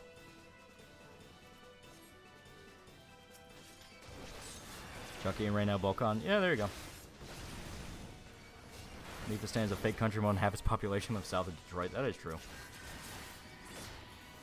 Anyone on Alucard has no clue who the fuck Bruce Willis is and was genuinely confused. Yeah, that one's pretty good. I think, if I remember right, there was an anime called like My Wife is a Mermaid or something, and it was a rom-com. And it had like an entire arc where the main guy was getting hunted by the Terminator, and it was blatantly Arnold Schwarzenegger. That one was pretty funny. Seems hilarious. Alucard's like, what the hell is going on? Yeah.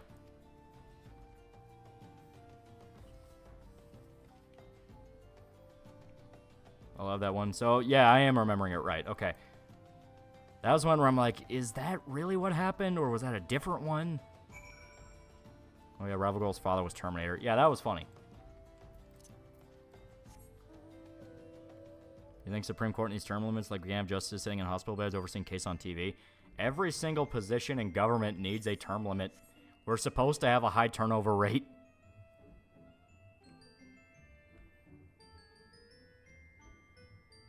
Luna's dad, yes. Okay, so yeah, I am remembering it right. Thank you. Mermaid was a Yakuza princess, and the MC was fucking suplexed a shark early on. Yeah.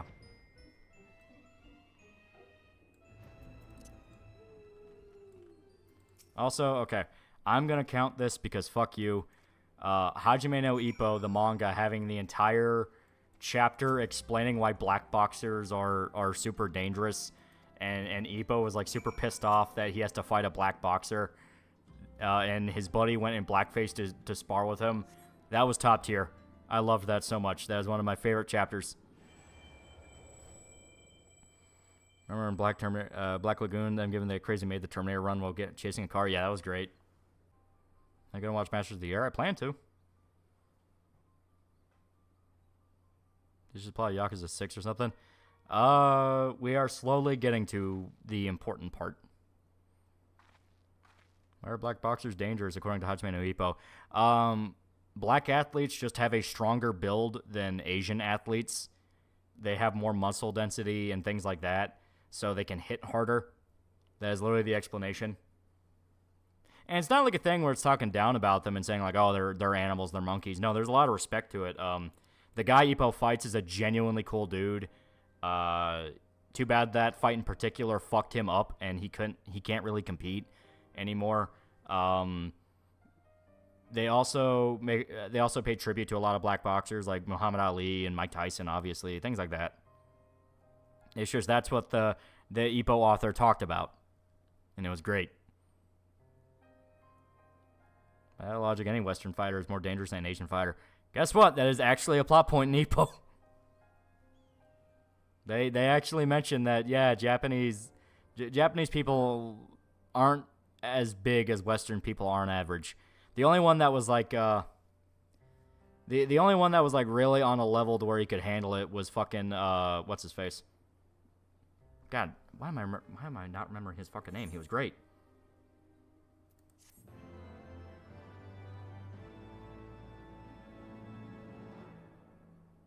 Hey. Takamura. Was in the anime. They had a reference to it. They did not go all in. Because Ippo's buddy flat out goes in blackface to train with him.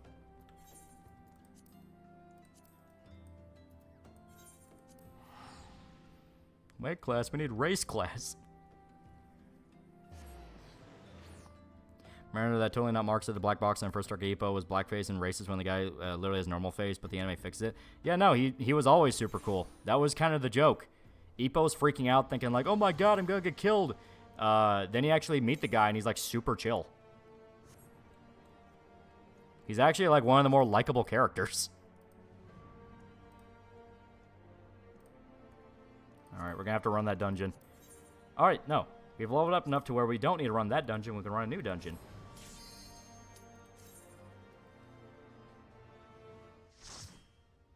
And that black boxers are born with rhythm. Reminds me of the anime Rainbow that showed what happened when Americans fought against Japanese post-World War II was a slaughter. Yeah. Gant's blackface part was metal. Well, it was mental. Gantz in general, Gantz is a lot more of just outright psychotic level of humor. That's why I love Gantz. It just does not care. Alright, Enwa's going off to bed. Internship going real well. There you go. Playing MMO, hot nerd. 14 is amazing and you will pay it respect. Okay, and we have new abilities. Okay. I will put this here. This should be over here. And we have to fuck with this in a sec. Eh. There we go. Edge of Darkness. No, but Gant's supposed to be serious. It's really not. Hiroya Oku is one of those where, like, you think it's serious, then you read it, and it goes completely insane.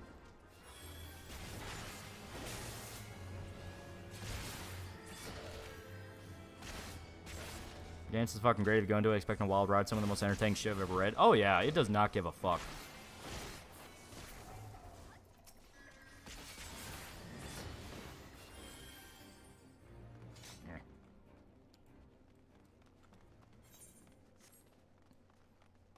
Shigurui is another crazy story and is one of my favorites. Shigurui at least has more moments of like, you know what, that is trying to be serious and actually try to add some weight to the story. When the blind guy kills the fucking master, that is still one of the most satisfying scenes. Because, like, yeah, fuck that master. The master was like a fucking psychopath. So, like, when he was able to murder him and, like, slice half his fucking head in half, I was legit like, fuck yeah, that's great. Can I go alternatives manga decks? None I'd be comfortable sharing with just because of the fact of, like, it might work for me, someone else might get a Trojan. But, like, you know, stuff like manga is usually okay, but it doesn't have a lot. Tag for Kanuku Man anime coming out for anniversary. I am curious. I'm curious how they're going to handle it. If nobody in Shigurui was a good guy. That is very true. But that master in particular was an over-the-top asshole. Alright, I'm going to check Streamlabs real quick. No reasons for $1. Seen discussing farming with commies. They seem not to understand the reason why we have so much food is the free market. Before, we mostly had subsistence farming. Only profit gave humanity the incentive to move beyond that. Exactly. Junebug for the dollars. Hi, we're talking about Bleach. Remember Bleach vs. Naruto Flash game? Now, that was a childhood.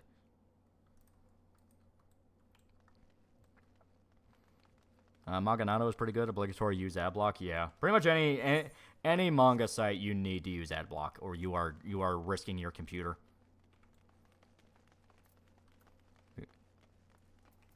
Shigurui was great. I liked it a lot. I thought Shigurui was awesome.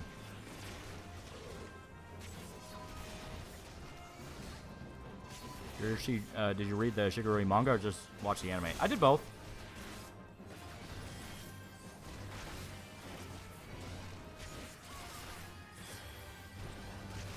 Should make more anime based on real events. A lot of them are really good.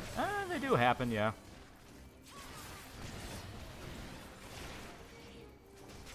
Do you not use Tachiyomi? It doesn't usually have all the stuff I like. Like, I'm still trying to find a place with every Gannibal chapter. But fuck me if that's not goddamn impossible.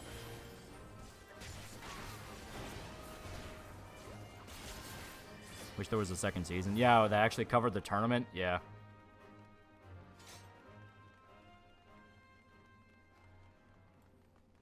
Shigurui manga has a cute muscle girl, she's also a psycho, then again it's Shigurui. Yeah. I always felt so bad for the sensei's wife, the one that the blind guy ends up banging. I always felt so bad for her, because, like, she just got exceptionally fucked over. I checked Yakuyomi, it says it's finished. It says it's finished. I don't know if it actually has every chapter. There's supposed to be 130 or 140 chapters of Gannibal.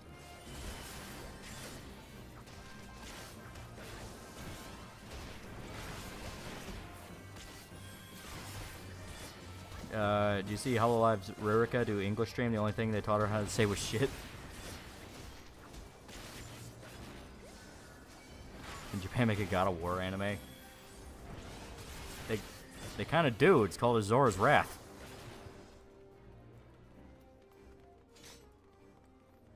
I mean, like, the website itself is finished, but it's not being worked on. Oh, okay, okay.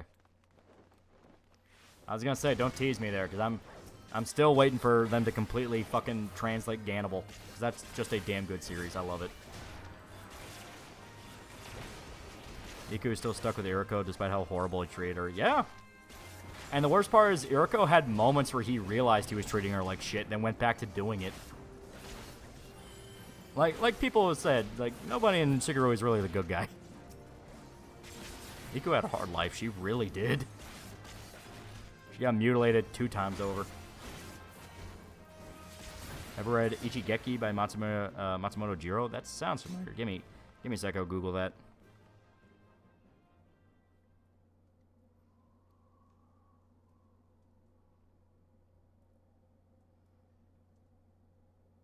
All right, okay. I have seen stuff about it be posted. I have not started it, but I did think it looked pretty sick. So it seems Strive, Twitter people are still trying to say Strive is popular. Is some popular fighting game series? Yeah.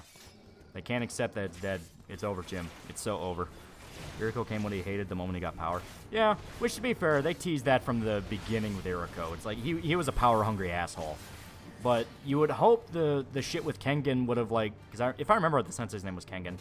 That whole thing, like, would have humbled him. Where it's like, holy fuck, this guy just rocked my shit. But then he's like, well, I'm going to get revenge on that motherfucker. He gets revenge. He murders basically almost the entire school. And I guess that just kind of like went, well, now I'm immortal, motherfucker. I can do whatever I want. I got in bed with the right people. Which, to be fair, he did. But, you know, he's not supposed to think of it in those terms. Music in Shigeru is pretty underrated, too. Yeah, it's very trippy. Kogan. Yeah, Kogan was the name. Because he was the one where he was, like, just outright a psychopath. Yeah, Kogan Miyamoto. Marine great teacher Onizuka, and right now it's so funny, weird anime cuts some of the more raunchy jokes. Yeah, anime censorship's always kind of iffy on that. Because there's a lot of jokes where I'm like, nah, that's fine, you can translate that, but they're like, no, we don't want to do that. Then it is willing to go pretty balls to the wall with certain jokes.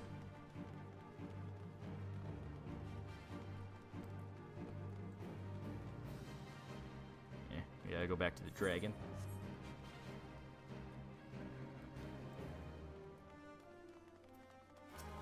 Fight me, you whore.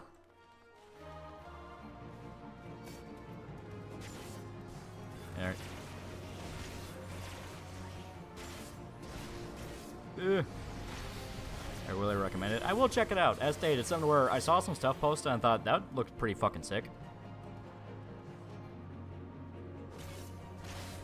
Traffic 2 casual wanted to reach a wider audience. They appealed to everyone, so it was made for no one. Yeah. The only people talking about Strive are the fucking Twitter trainees who, guess what, don't play Strive. They will post other people's gameplay, claim it's theirs, just to say they play Strive. Damn it. Keep getting eaten up by that fire. What are your thoughts on Mortal Kombat in general? My favorites are 2, Ultimate, 3, Deception, Shaolin Monks, 9, and X. I really like Mortal Kombat when it was good. Because, yeah, X I put a lot of time into. Sucks to be a Guilty Gear fan. It really does. Ushimata was cutting people in half with a wooden sword. That was so damn metal.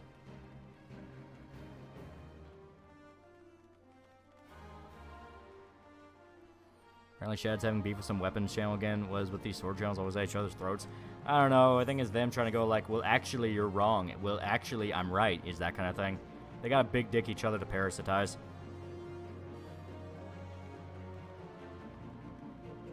Finished Deadly Premonition earlier today. It's immediately one of my favorites. It is very... You either get it or you don't. Deadly Premonition is just one of those games.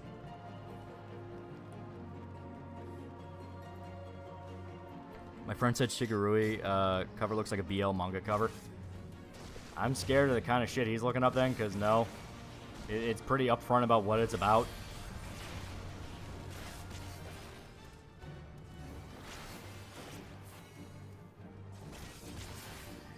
There we go. Strive and recently Under Night 2 are failing, but oh well, Daisuke achieved his dream of being a metal band vocalist. Yeah, right.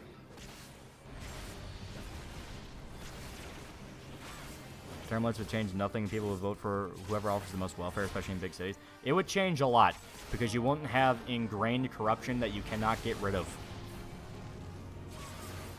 Because the turnover rate would be so high that there'd just be no way to put anything in place like that.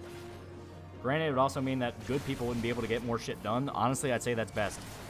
Let people figure it out themselves. Get out of the way.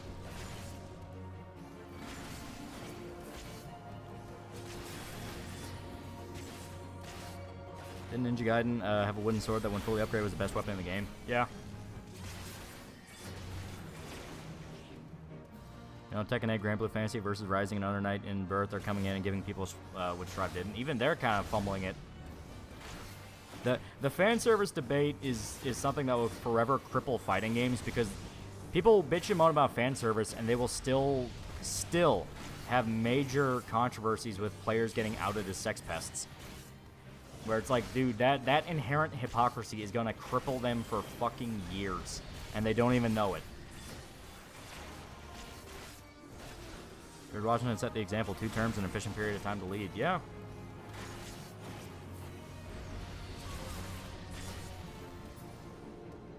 You know, there shouldn't be people who have been senators for 40 years, you know?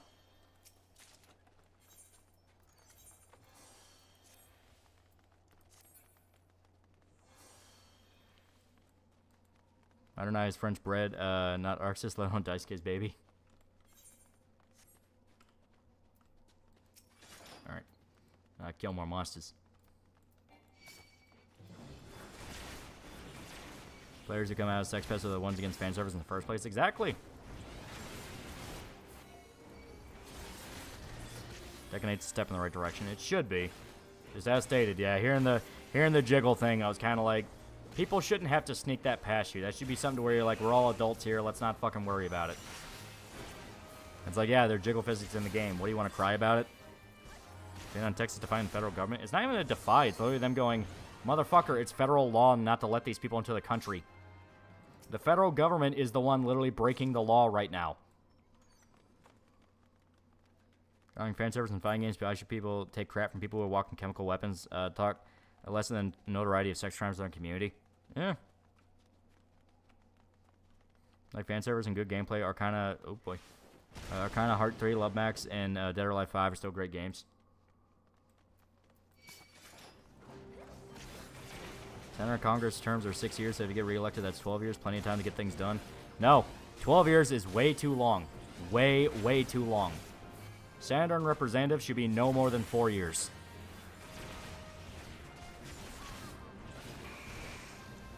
As stated, there needs to be a high turnover rate.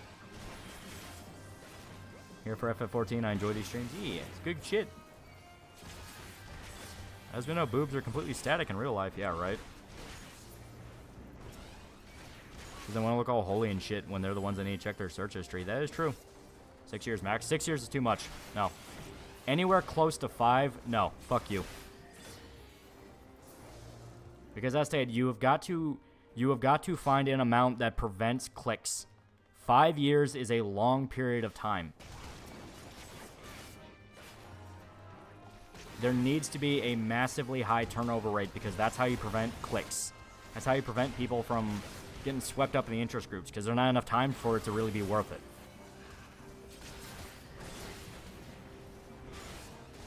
I wish Ikitozen got revived. It was one of my favorite fan service animes. Yeah. Term limits for everyone, even low-level bureaucrats, especially them. They're the ones that fuck everything up. They're in government have term limits, but nobody wants to implement it because that's giving up power in their eyes. Exactly. God damn it. So, 4.9 years in a term. No. Why would you give them more time to fuck things up? It needs to be as low as possible. 2 terms of 5. 10 goddamn years. Exactly.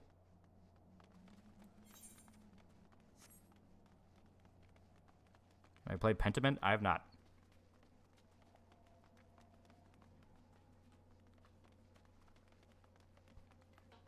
Low-level goons are already the ones enabling decrepit boomers to fuck everything up. Yeah.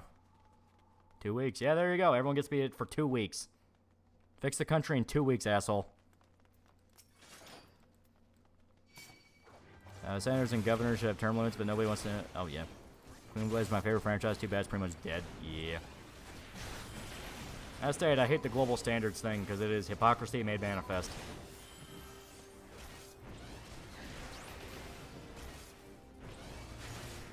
Yeah, I'm going to need to move this.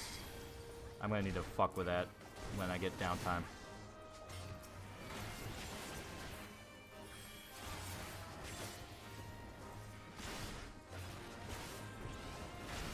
Here, I'm going to move this here.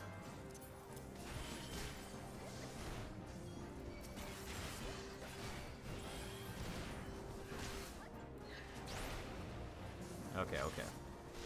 So gotta get used to the tempo now. That's on Witcher Mercury. I liked it. It wasn't the best, but it was nowhere near as bad as people say. It kind of became a victim of culture war shit where it's either the worst thing ever or it's the best thing ever. It can never just be okay.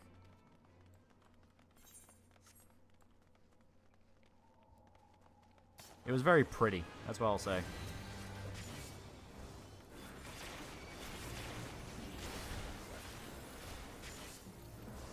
Virtual Mercury, a good starting point. People want to get into Gundam. I mean, pretty much any of them are good starting points, as long as they're not like dedicated sequels or part of the larger timeline. But yeah, I'd say it's all right. Iron Blood Orphans is kind of the one everyone says is the starter. And yeah, Iron Blood Orphans is good, but I don't see why Witcher Mercury would turn people away. Yeah, there we go. Or Witcher Mercury felt like it should have been a slice of life anime. It feels the opposite. It feels like it used the slice of life stuff on purpose as a bait and switch. It would bait you in thinking, oh, it'd be a safer Gundam. It'd be the duels, and it's more about the social aspect. Then you get slammed with the war crimes. So it felt very intentional. It felt like that was the point of it. The season finale was literally them running away from the death squads and fucking main chicks smashing a guy into paint.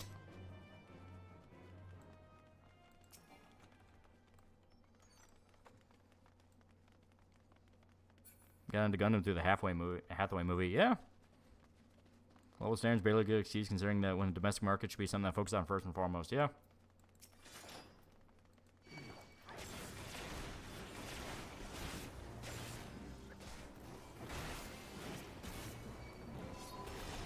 There we go.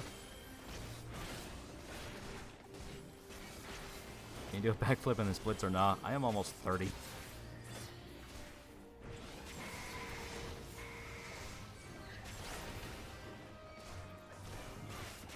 I smashed the guy into paint to save your fucking life. Virtual Mercury Season 1, Happy School Vibes. Episode 12, Terrified Screaming. Season 2, oh, there's the War Crimes of Depression. Yeah.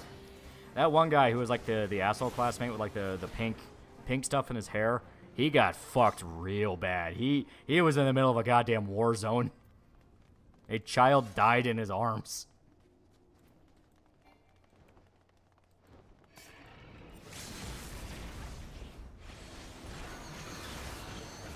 Honestly, like the ship in Witcher Mercury, it was cute. It was just bomb code said walk back and fans spurred the hell out.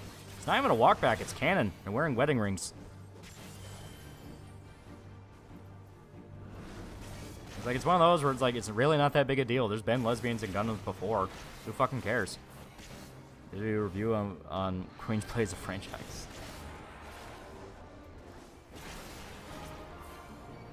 What's your fave, He-Man or Thundercats? Neither. I never really got into either.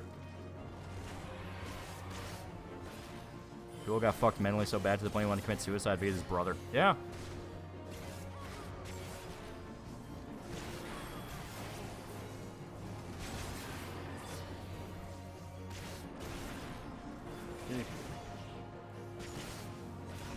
Warzone's not the best place for a picnic with the family, the more you know. Soletta was forced into becoming a lesbian. She wasn't really forced. It's like, it was fine. The whole development between her and the other chick, it's like, it was fine. You can't have lesbians in it. How can I project myself into a fictional relationship? Well, on both angles, you have the people who like fetishize the lesbian aspect, even though it's like, once again, not that big of a deal. And you have the people who freak the hell out about it. It's like, once again, it can never just be okay. Just made her discover herself. No, like, nothing about that was ever a thing in the anime. They just liked each other. The way Twitter handles Yuri's very unhinged, making people just think it's cute, but they treat it as commentary of their life. Yeah, that's why they get so protective about it, where they literally see it as them. So when you go, I could have used more time or something like that, they view it as an actual insult. And it's like, motherfucker, it's not real. It was cute. Let's leave it at that. Yeah.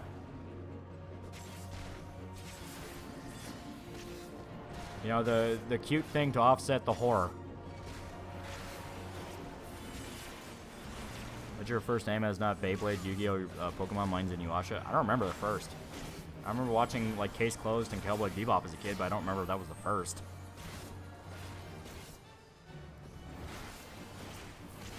I think I'm getting spoiled from Witcher Mercury because I haven't finished Season 1, but knowing Gundam, I should have expected war crimes and child soldiers. Estee, it's a legitimately clever bait and switch. It's something I actually genuinely respected a lot. And I was like, you know what? I'm down.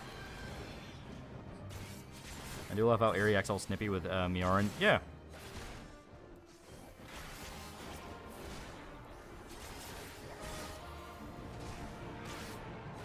My first was High School DxD. Well, there you go. Oh, fuck. Ow. I'm guessing I'm not going to get that review of Queen's Blade. I'm not going to justify your porn. But no, people have requested it before. So I'll do it as like a joke thing, but it's like, I'll be very upfront. It's like, motherfucker, you know what Queen's Blade is. It's like, everyone knows what Queen's Blade is. They know why you're watching Queen's Blade. And it's like, oh yeah, no, it's just a good story. Yeah, yeah. Sure.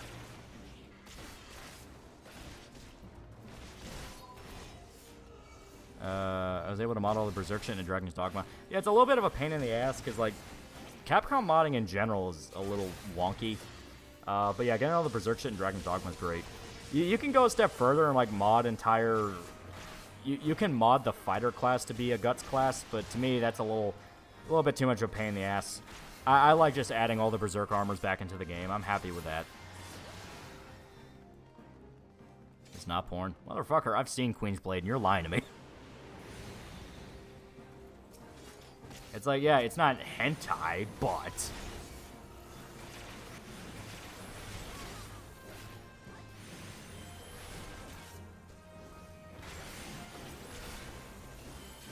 I think I watched Sailor Moon first. Sailor Moon, yeah, that was another one a lot of people watched. And it's kind of funny, like, you watch Sailor Moon as a kid, then you actually go through the manga or the uncensored anime, because the localized version of Sailor Moon is, like, infamous. And you see just how much was changed. It's to the point where, like, the reason everyone dunks on that Nostalgia Critic video, not just because, like, yeah, the pervy jokes by 15-year-olds where it's, like, really not that big of a deal. It's like that. It's creepier to obsess over it than it is just to be like, yeah, it's a manga, who gives a fuck. But, it's the fact that there was so much that was changed to where it's like, well, that's not really Sailor Moon. That's the American version of Sailor Moon that kids got, you know? Because, like, people in the comments would even point it out, and it's like, hey, yeah, this was, like, raped horribly, and there was a lot of details that were not added, and all the stuff Nostalgia Critics complaining about is explicitly because they didn't address the moments in the story where it did talk about that. I didn't even know what anime was. Was anime when I was little. I thought it was American, just the kung fu words. I was a stupid kid growing up. It's not porn the same way Valkyrie Drive Mermaid isn't porn. Lesbians literally finger fucking each other and all that turn to weapons because they love each other. Yeah. Nostalgia Critic, I want to be fair to Doug. Oh, yeah. Well, he was literally basing it off of, this is the version people watched as kids. Which makes sense. He's a Nostalgia Critic, but it's a thing where if you are a fan of Sailor Moon, there was a whole bunch of people, like, losing their fucking minds in the comments. Sailor Moon has a Roku channel now. I might start watching it. It'd just be better to go and find the original anime. Find an uncensored one. There's no guarantee the Roku one wouldn't be the Americanized version. Didn't they change two characters that like each other and brother and sister, something along those lines? No, it was, there were two lesbian characters. It was two of the Sailor Scouts. I don't remember which ones, but they were lesbians, and they were together. And the American version changed them into cousins.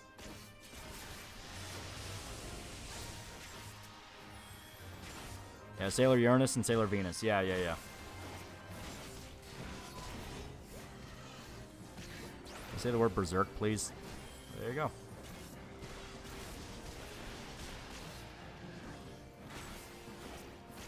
Cousins, huh? Yeah. It was a really slapdash way of censorship.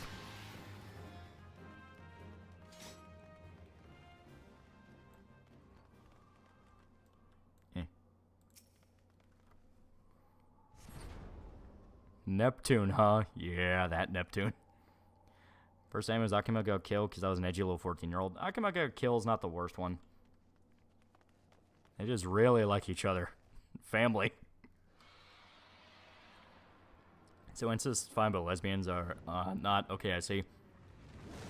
Well, I mean, they ripped out all the stuff where they're, like, you know, hugging each other and kissing each other. And to be fair, Sailor Moon was a shoujo, so it's like, it'll tease romantic stuff, but it's not going to be explicit. Never gotten to Sailor Moon. It is something to where you either watched it as a kid or you never watched it at all. There is no in between.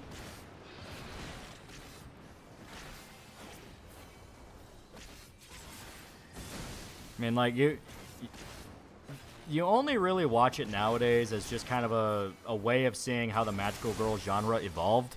Because it was one of the first ones. It wasn't the first one. I don't remember which one the actual first Magical Girl series was. Pretty sure... Was Precure first or was Precure after Sailor Moon? I don't remember. Because Sailor Moon was 80s. Cutie Honey? Was it? Yeah. Cutie Honey, technically. Though that's weird territory, because that's going to Guy.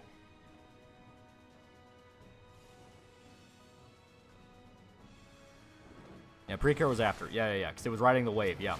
Yeah, it was Cutie Honey, because Cutie Honey was the 70s.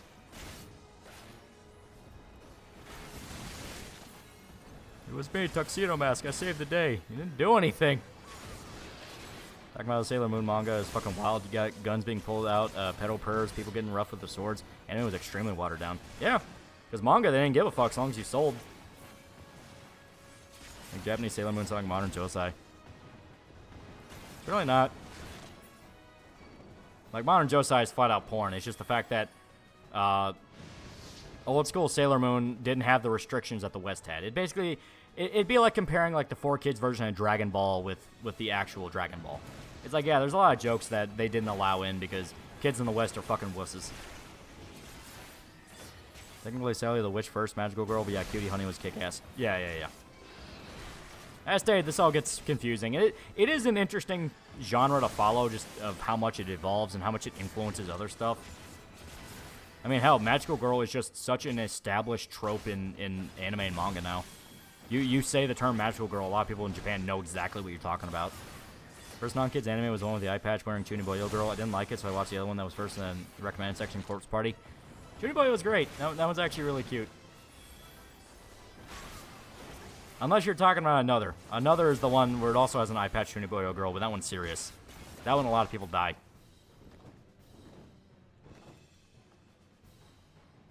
Kids in the West grew up with uncensored Dragon Ball and Toonami way back when. Never forget when Krillin's dead body was shown. Yeah, right? Oh, fuck. What should I have besides bacon in my cheeseburger with fried egg? With fried egg? Some kind of barbecue sauce. Barbecue sauce is usually pretty good on burgers. Thoughts on how heavy are the dumbbells you're lifting? I like it a lot. That was a nice one. Also pretty crazy that the guy who made Kengan Ashura made it. Magical Girl had the main character brainwash a childless couple into believing that she was their daughter. Not gonna lie, that's pretty fucked up.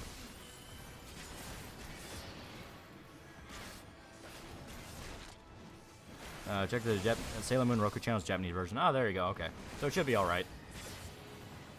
Kids did dub Pokemon Season 1. That is true. Established trope that spawned gushing with magical girls. Well, a bunch of it. Jahi-sama, too. Jahi-sama, the one we talked about last stream, the one with the pink-haired magical girl and the demon girl that become friends. I don't remember the fucking name of it at all. It's not kids in the West are pussies, but the moral guardians think Western kids are pussies. That is true. The PTA had a lot more power in America than it did in Japan. Madoka? No, it's not Madoka. It's another, it's a slice-of-life comedy one that makes fun of the magical girl trope. The Madoka Magica does technically count, too. Demon Girl Next Door, that was it. You got me into Berserk. Thank you for your interest in Peak. Yeah. You ever watch Cardcaptor Sakura? Actually, there's a lot of progressive stories done actually good in, like, modern Twitter writing. Not really. I'm not, like, super into magical girl stuff as day. It's more just interesting to see how the genre evolves and how it impacts other genres. You know, it is interesting. Roku doesn't need to censor anything. They have the woman called Fujiko Maine uncensored. Oh, well, there you go. Ever heard of the crazy rabbit hole that is Minky Momo? I have not. Is this a zombie? No, dude already pointed out it was Magical Girl Next Door. Okay. The way you're describing American version of Sailor Moon would be Rambo 3, and the Japanese version would be 1988's The Beast. No, it's literally there is an actual way to describe it. It is 4Kids One Piece versus actual One Piece. That is literally the best way to describe it, because that's exactly what it was. It was over the top censorship that really was just kind of there for the sake of appealing to very moralistic assholes. All right, we'll do this one again.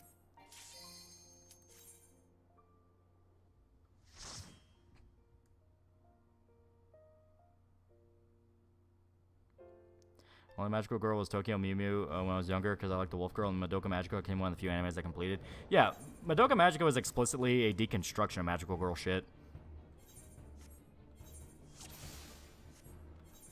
And I'm gonna have to have all my equipment repaired, but I'll worry about that later.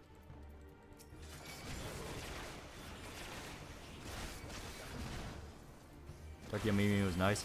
Magical Girl Racing Project is good, but way too many characters build up in a short amount of time. Yeah, how it'll be.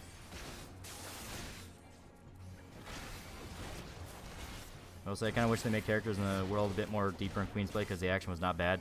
As stated, it is there for the same reason Valkyrie Drive Mermaid is there. It is appealing to a very specific demographic. Story is not exactly the forefront.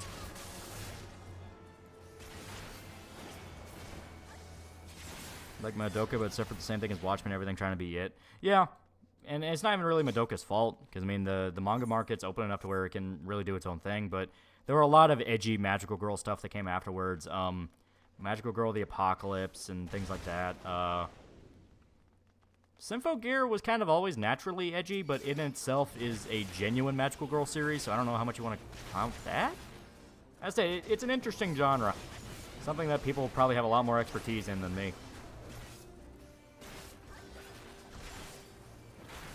The Pokemon dub, they always shied away from death unless it was in a movie. In Sun and Moon, there was a kitten who is Statland father figure who dies right in front of the kitten. That episode got cut and it was important, so they lit in backstory. Like the Magical Girl episode in Black Lagoon. Anti-fan service people not stopping minors being looted and have to drag a team plus fictional adults in the mix. It's just moralistic assholes. None of the people spouting this shit believe in what they say. It's just a way for them to get off. They get off on the power trip. They like telling people what to do. Do you have a trilogy of anime movies you can look at? It's called the Murdoch Scrambler Trilogy. It has a high action, good character, and somewhat interesting setting.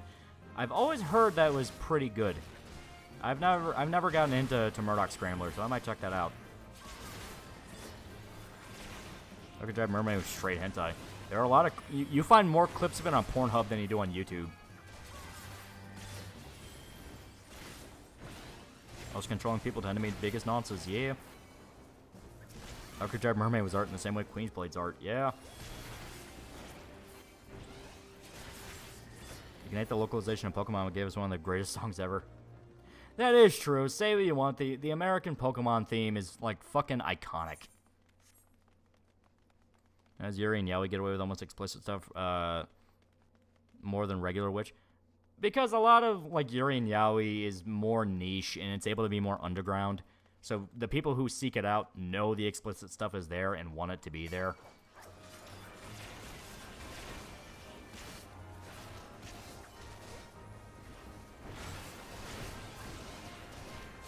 Consider Symphogear more akin to Kill la Kill and Gurren Lagann than Madoka Magica, though, especially in the fight scenes, is reminiscent of stuff like Dragon Ball or Bleach. Yeah, that's probably the best way to look at it. It is just a all-around action story. It just has magical girl elements. Ellie ruined FF12. Vaughn is a twink bait. 4Kids Pokemon theme, all bangers. Yeah. Because it's sold to women. But that's what I mean. It's more underground, you know?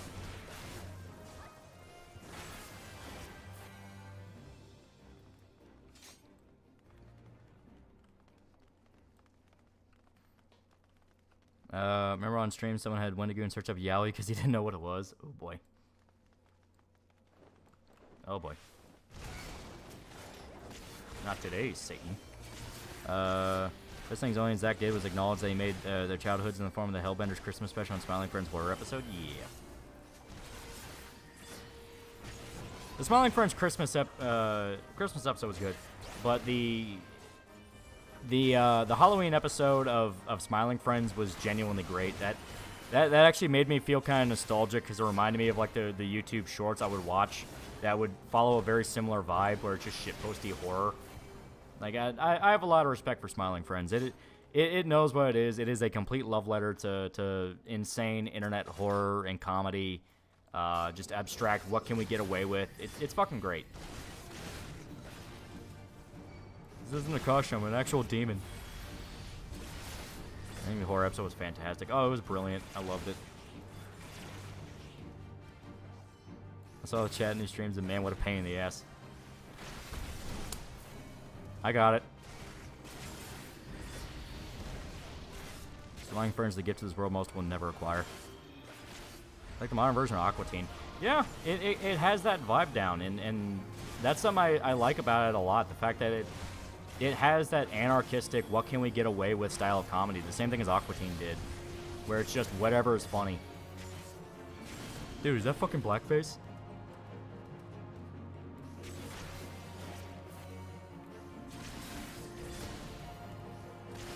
This Newgrounds in 2009 YouTube, yeah.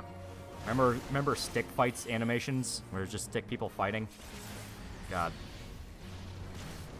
Alpha Omega, $5. Don't even stop a manga and anime. They harass Mirena, Nesagawa, and another cosplayer because they look younger or will be in their late 20s. Yeah, that's the chick who did Tatsumaki, right?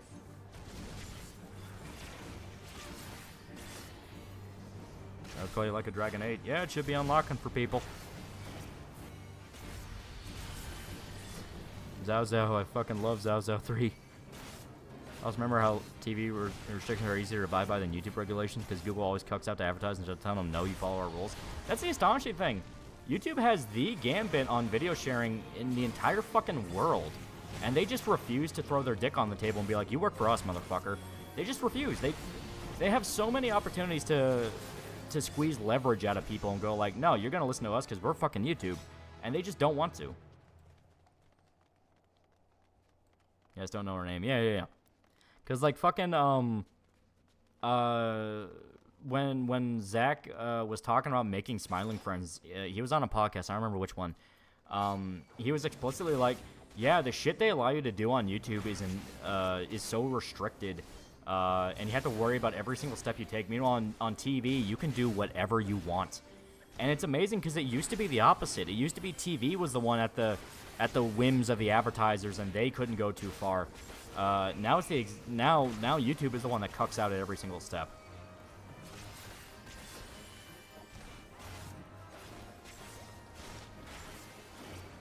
I'm watching stick fights synced to Linkin Park in my Picto chat on my DS. Yeah.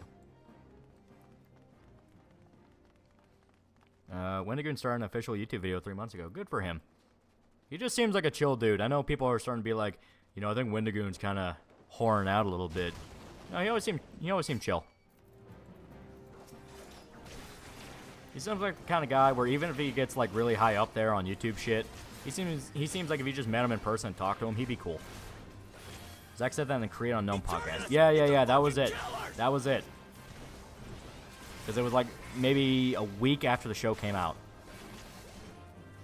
The episode's kind of divisive, but I fucking love it. My favorite part of Smiling Friends is when they're having grounded ad-lib conversation arguments. Well, yeah, it's that style of anti-comedy that Adult Swim used to be known for. Like, the reason I clicked with the Brazil episode so much, I know people hate it because it is literally an anti-comedy episode. The joke is it's not very funny. But, like, the reason I click with it so much is because, God, that used to be what made Adult Swim. They had these, like, home movies is literally the Brazil episode every fucking episode. It is some bullshit excuse to have the characters have these conversations, and the comedy was just in how they would try to get each other to laugh and fuck with each other. That was what made Adult Swim special. It felt so organic. First season Aqua Teen Hunger Force is literally that. It is just, what can we get away with? Squidbillies for the longest time. What can we get away with? Just trying to fuck with each other in the recording booth and say as much as you can. And it was great.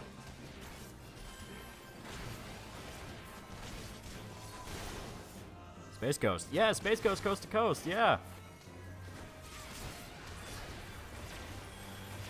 You want to or in cahoots with advertisers? Yeah, you can accuse me of being a bit conspiratorial, but considering everything that has happened, can you really blame me? That is true. You know, anime does has Berserk movies that are as good as the sub. Pluto has a really good dub. Cowboy Bebop, classic dub. Black Lagoon, classic dub. Okay. Some people really like Fullmetal Alchemist. Some people really like Bleach's dub. I haven't seen Smiling Friends, but my favorite joke is the "let's get out of here" joke. Yeah. Squidbillies stupid funny. Oh, I love Squidbillies. If you are Southern in any way, you will appreciate Squidbillies. Up until the modern seasons where they explicitly start shitting on the South and it's like, hey, motherfucker, hey.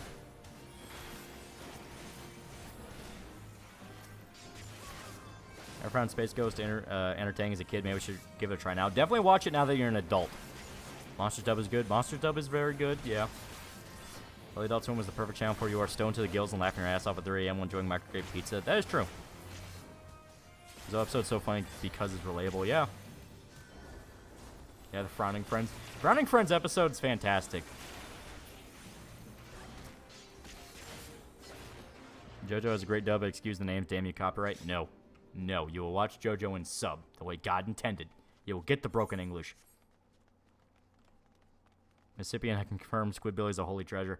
Dude, 38 Special, apparently whenever they have concerts, people still hold up posters with Crystal. And it's fucking great. Like, my parents loved Crystal. They laughed their ass off at Crystal. For good reason. She is funny as fuck.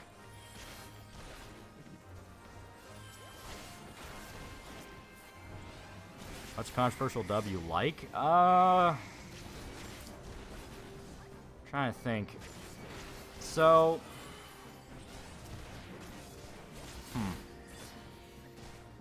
I will admit, I'm not the biggest fan of the Fullmetal Alchemist dub. I love Vic as Edward, and that's about the only reason I'll really watch it. It's like, yeah. Fullmetal Alchemist is like, people tend to love it, but me, it still doesn't really sound that different from just anime dub. But Vic alone as Edward's like, you know what? He seems to care. He seems like a good dude. Fuck it. He called it. Where's the respect for my vagina? Oh, that's so fucking good. Kiss your own dad in the mouth. Persona 5 dub is my guilty pleasure. Persona animes, I usually am like, well, the dub people are usually pretty good, so yeah, they'll do alright in the anime.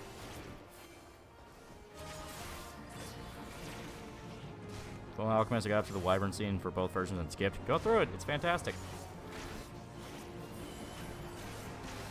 For a weapon user, characters use fists in tournament animes. It depends on the combat system.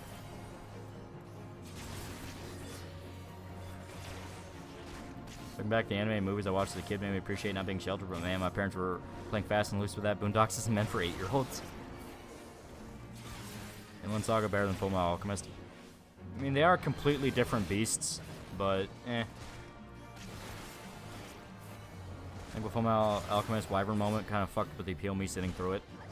I stayed. Sit down and go through with it, because Fullmetal Alchemist is fantastic.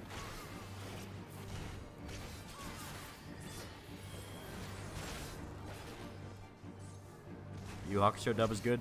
It's okay. That's another one where I don't really see the appeal. Hunter x Hunter is another one where people say, oh, the dub's fantastic, and I hate Hisoka's voice.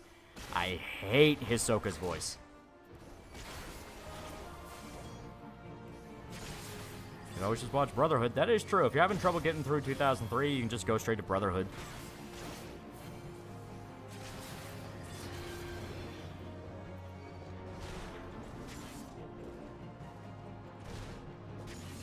Oh, God.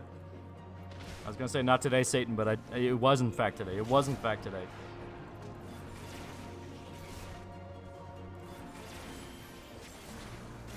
Ahsoka VA has the same voice in all his roles. Yeah, it's just breathy and effeminate, and it's like, I don't like that for Hisoka.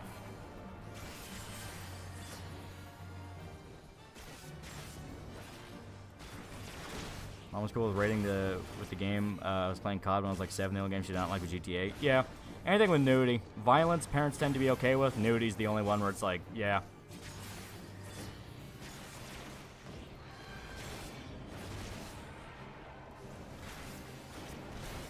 Tried the Gintama dub, couldn't do it. Even as a guy who watched mainly dubs, just not as good as the sub. Yeah. Gintama itself is also so specifically Japanese. It's like, a dub exists, but I don't really see a point in watching it.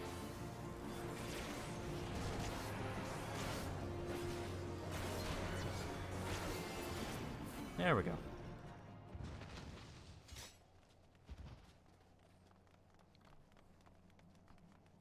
I hate every anime Clone Wars Rebel characters getting lame live-action half-ass versions. Yeah.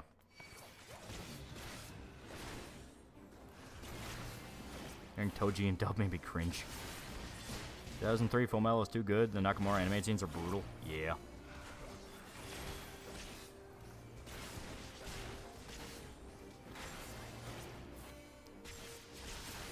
Satan do not care what day it is. Sure, complicated powers like JoJo, Jujutsu Kaisen, Bleach, etc. are simple. Two guys with powers, Fistfight, Dragon Ball, DC, Marvel, etc. It depends. You can count Berserk as a more simple one, where it's just the demons have powers and Guts can counter it with his weapons, or the fact he is a fucking brute. You know, shit like that. So that's kind of a more simplistic power system. Fist of North Star is also relatively simple, where you have the techniques, and all the techniques usually involve ripping people apart. So stuff like that can be cool. At the same time, there's a mind game to the more complicated ones. Like, JoJo especially is all mind games, and it's fucking great. My characters like Hisoka and Gilgamesh, they just go nothing are gonna go my way. Watched a bit of Andor, and I thought it was pretty good. That was the exception, not the rule. Yeah.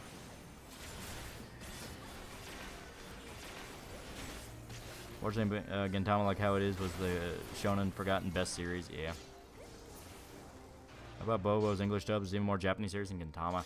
Bobo also went out of its way. Like, Bobo specifically was made in collaboration with Cartoon Network.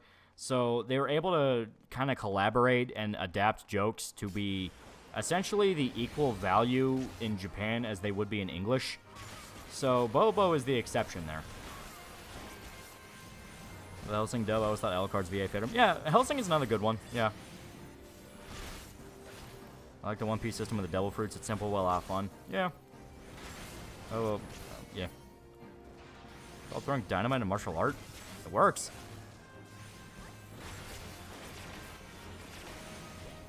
That's on Evanescence. I don't listen to him a lot. Space Dandy? Yeah, Space Dandy. Yeah, that's got a good dub.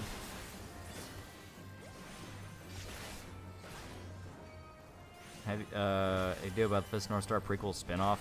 There's been multiple spin-offs. Pretty sure you're talking about, which one are you talking about? I don't know which one in particular. Dragon dub? Yeah, Dragon's got a good dub. John Bosch is really good as Vash. I think he does great.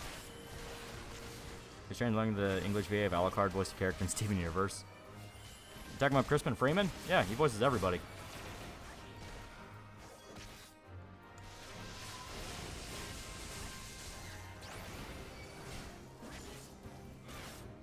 And we just lost our Conjurer, so this is gonna suck.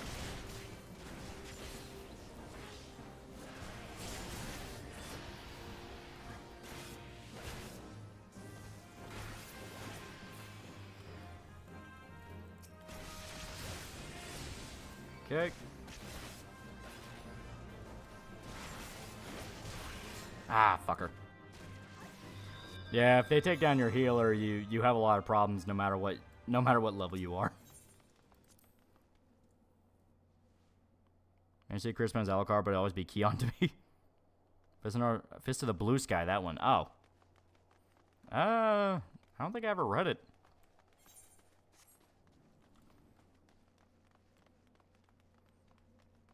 Listen, anime has the Zoro VA, and it's not a good dub.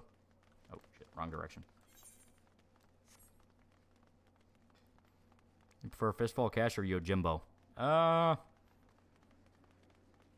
prefer the other movies in the Dollar Trilogy to Fistful of Dollars. Like, for a few dollars more, and Good, the Bad, and the Ugly, obviously. So Yojimbo wins out. You read Sounds of the Lambs? Yeah, it's pretty good. I always preferred Red Dragon, though, just because I like Will a lot more than Clarice.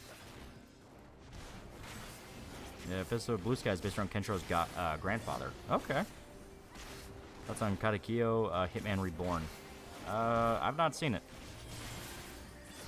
Does Lamb's review for Halloween? That would be fun.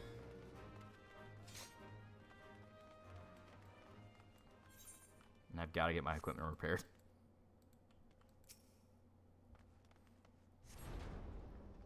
Think anime-only endings are bad or good or bad? One's your pains. I just saw what Blue Exorcist terrible anime ending was. It depends. Some series can have pretty good anime-only endings.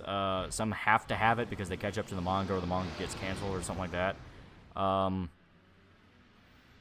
there are cases like an Attack on Titan where people specifically wanted an anime-only ending that would deviate from the manga. Worst Gintama arc? There's a lot. Like, the short little 3-episode ones count as arcs. Some of those get pretty fucking, like, in them. The one about the dog, I know it was going for, like, a heartfelt thing where, like, oh, it's the story of the dog that was by his master's side till he died and all that shit. To me, that one felt like it dragged, and I don't remember a lot of it. I played one or all of the Fist of North Star Muso games. I played the first Fist of North Star Muso game, thought it was alright, and I much prefer the Yakuza one. I may end too soon like Tsubasa. Yeah. Eat shit. Screwdriver arc. That one went on way too long. It went on way too long. Jokes in it were funny. The Monster Hunter parody was funny, and Gintoki losing his dick was funny. But it went on like 4 episodes way too long. That's on the 90s Hellsing. Alucard in the 90s anime style is fucking sick. Ultimate's better. The music in the 90s is sick, but the anime itself is kind of ass. Never went with the fandom and anime only ending, especially the original ending is controversial at worst. It was a gamble too. You can demand for anime only ending, but you have no control over whether it's any good. That is true.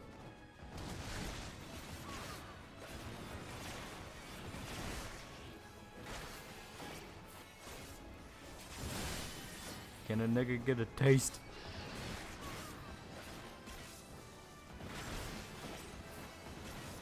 You ever watch the original JoJo OVA?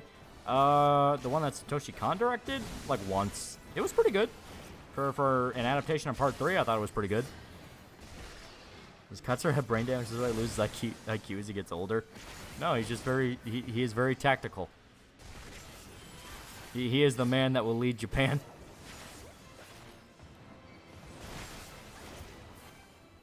Incognito Vampire in the 90s. Hellsing was so out of left field and text screen to end it all that the case is unsolved.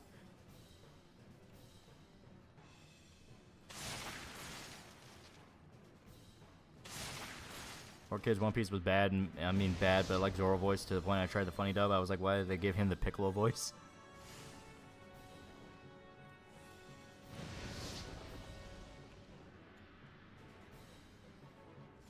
How about the off-brand JoJo Part 3?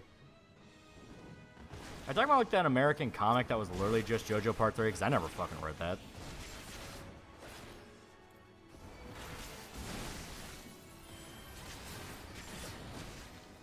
Can I go to bed, chat? Have a good one, Lolly bro. Yeah.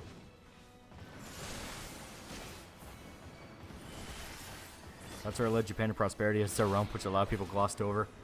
It was fantastic. I loved it. That was a funny ass joke. Because the best part is that's the kind of political joke that is good because it ages so well no matter what. Like, even if people completely forget who Donald Trump is, or the fact he was president, it's still funny just from the idea of, oh my god, Katsura's president. Holy fuck. I like the half Alucard, half Vlad the Impaler face reveal, no G. Yeah, it was okay.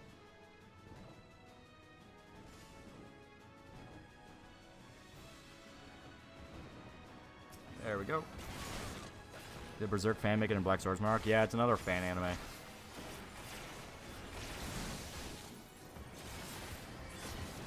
Would you review? Would you consider reviewing Akira?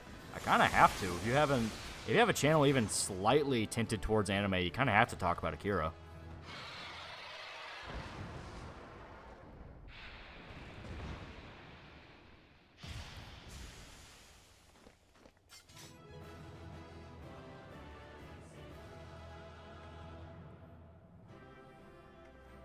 When is the Gintoki Sensei series coming out?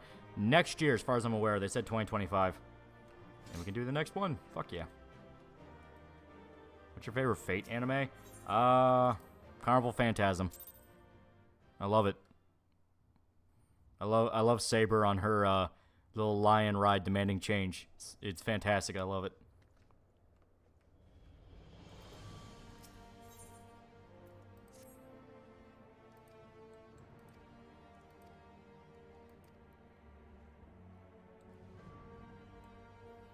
Berserker! Yeah, it's fucking great.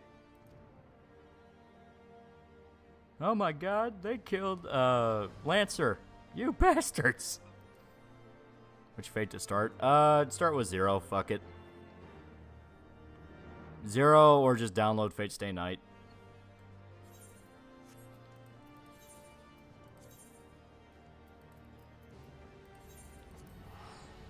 Hello, Path of Radiance for Ike's role as civil rights guts. Actually, I don't like Demon Slayer protagonists or any character you think would have been a better protagonist. I think Zenitsu. Zenitsu and Inosuke have a really good dynamic. One's the fucking, like, you know, psychopath that just wants to fight and kill, and the other one's the coward. I think that dynamic right there is actually really good for a partnership. You know, it's a little bit of, fucking, God, what's the... Why am I not able to remember a goddamn thing tonight? The Don Quixote. That's what I was trying to think of. It's like Don Quixote, you know, and Sancho Panza.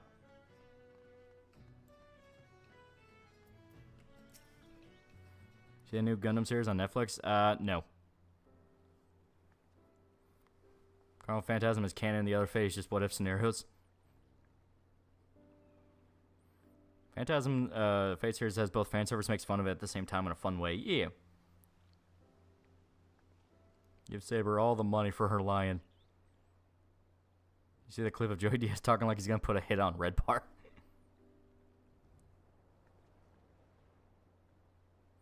Ransa Gashindo Kano Hito Denashai. I think it's funny Guts is named Guts when Griffith got into and destroyed Kosuke's guts right in front of Guts.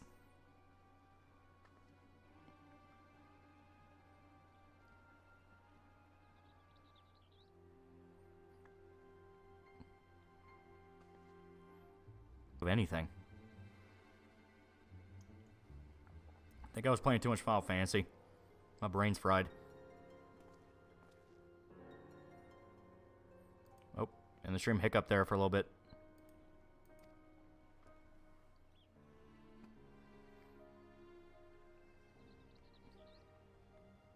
Stream acting fucky. Yeah. I say it has to be the OBS update. The fact that it is getting better each stream, it's both happening yet still getting better each stream. We're like, it's not dying as much now. Like, it has to be something like OBS or like Wi-Fi vibe.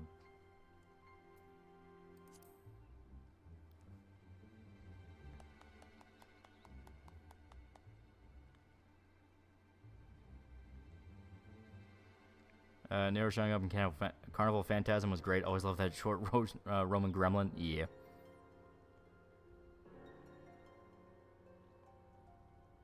They're a Monster Hunter weapon?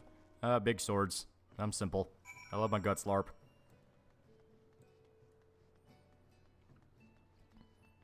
I turned off the Wi-Fi and turn it back on. I did, and I think that's why it's getting better.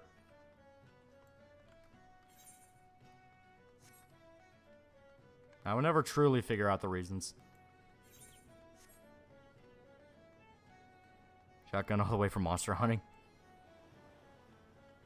Alzheimer's setting in from all the Twitter brainworms. Unfortunately, the clock is ticking. The past increases, future recedes. Possibilities decreasing, regrets mounting. Understand. Depending on Death Battle, to me, it just seems like throwing action figures together. As aspect harmless fun is the only thing keeping Rooster Teeth lights on. I never got into it. I never gave a single fuck about Death Battle.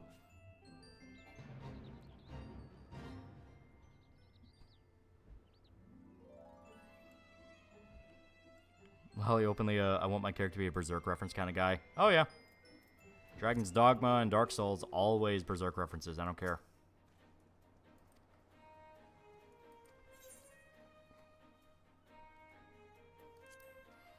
Reckon Farnese and Sonya will battle against each other. Both seem similar. Both are mages who have unrequited love for their leader. It seems more like you're going to see Sonya and Shrike fight. Can you live off your wife? I don't have a wife.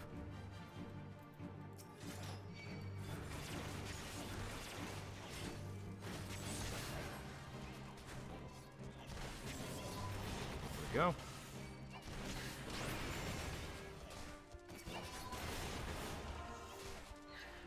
It's an up here get a new Berserk roster promotion for DD2. Yeah. Or just, you know, fuck it, do like Dark Souls and just include outright weapons and armors. You can do it. You don't have to. You don't have to style it one for one off the manga, but close enough to where people can recognize it. Dark Souls 3 is still, like, the most blatant Berserk reference one. I remember the sounds. Mine's Y'shtola. I like white hair. I also like Y'shtola a lot. My greatest praise for Death Battles that introduced me to Acid Rain, Liquid Tension Experiment from the Raiden vs. Thor battle.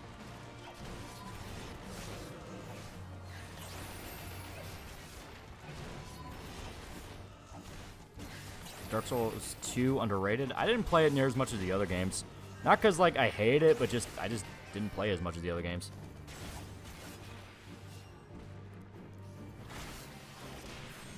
I think Farnese tried to go into Guts' mind to get him out of his depression. That would be an interesting development for her. Like, now she's the one going into Guts' mind and pulling him out of stuff. That would be interesting for her.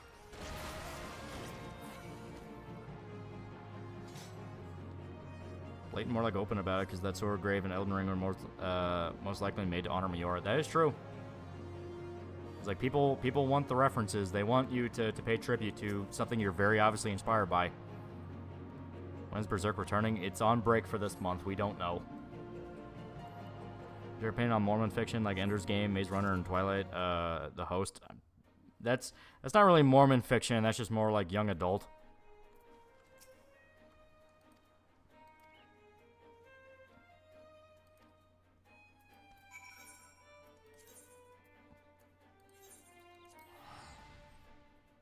My nephew now has Solid Snake in Fortnite and has no idea who he is. Sad times. You are obligated to sit him down and play Metal Gear with him. You are obligated.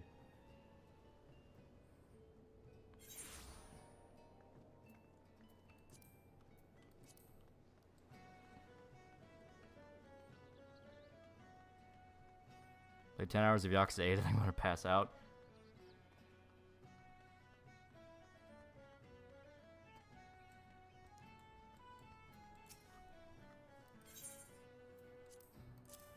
There we go.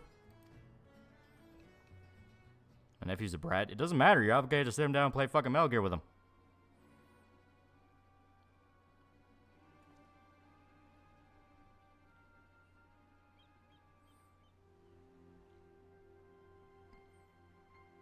James Getz learns to hurt Griff with the rest of the dominoes to fall like a house of cards. Checkmate. Yeah. That's why I think Rickard showing up is a very, very big deal.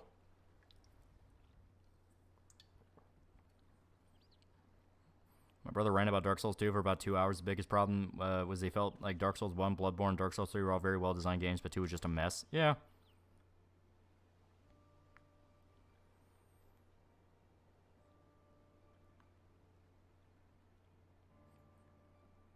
Someone who's never played Metal Gear, is Master Collection serviceable? Yeah. It's like, yeah. Or you can buy one off PSN and stuff like that. It's like, yeah. So far, Shota says it's pretty good. You beat Takino into Bratty Skull. Exactly. Been grinding the whole stream for levels of her Dark Knight. I want to show everybody the Dark Knight job quests. They're really, really good.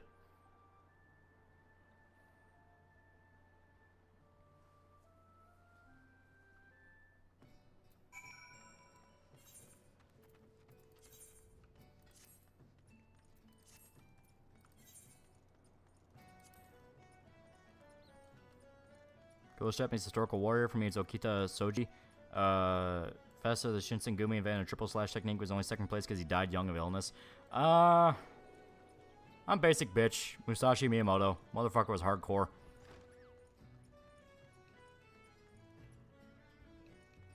Dark Knight. Fuck you. I beat every single Souls game. Dark Souls 2 is the least favorite. Yeah, everyone kind of agrees Dark Souls 2 has major problems. A lot of those problems also kind of seeped into Elden Ring.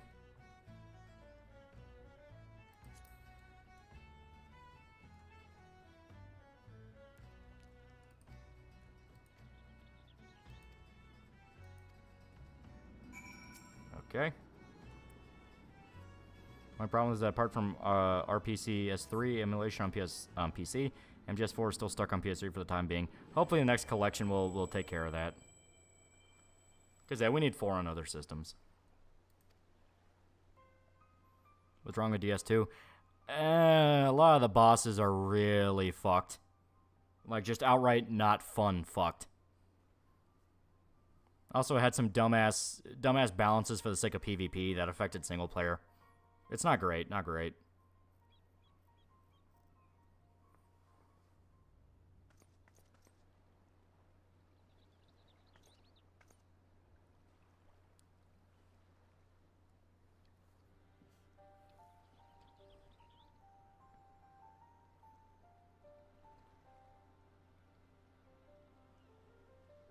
Isn't the movement in DS2 janky as hell too? Yeah.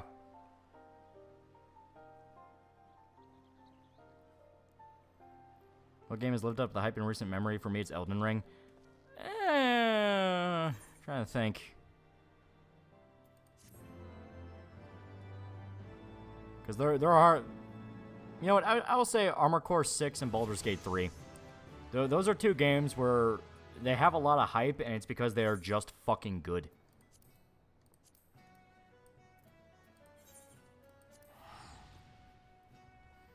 RE4 remake lived up to my expectations. Yeah, it's pretty good. YMFAH has more outrageous challenge playthroughs of DS2 than any other game to help bork the balancing and QAs for that game. Yeah. Poise problem is what people hated. Yeah, Poise was all over the fucking place. Alright. So level 50. Okay. Let me check the duty finder real quick.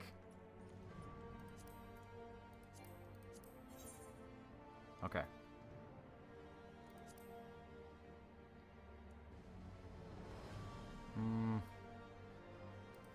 I'll do one of the Howling Eye, because this is the Garuda fight.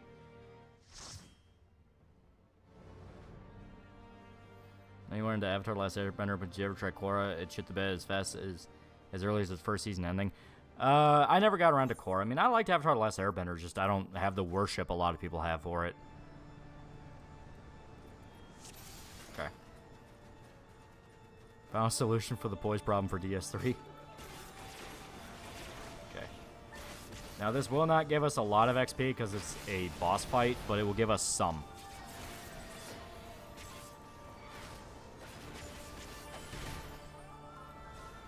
And at least it's different than just running the same dungeon over and over and over again.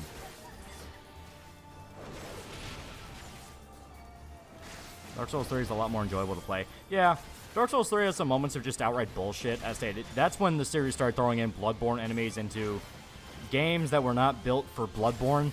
However, it's still a lot of fun. Hope you watch ER's Avatar series videos. I know ER is a guy who's like really into Avatar. He fucking loves Last Airbender. As stated, I understand people like it. It's just a thing of I didn't get into the cult of personality around it. I liked it when I was a kid. Working Guts not being able to touch Griffith due to his brand sacrifice. I think it's more about perception. He sees Griffith as a god, so he's not able to touch him because he can't kill a god. Rickert doesn't view it like that.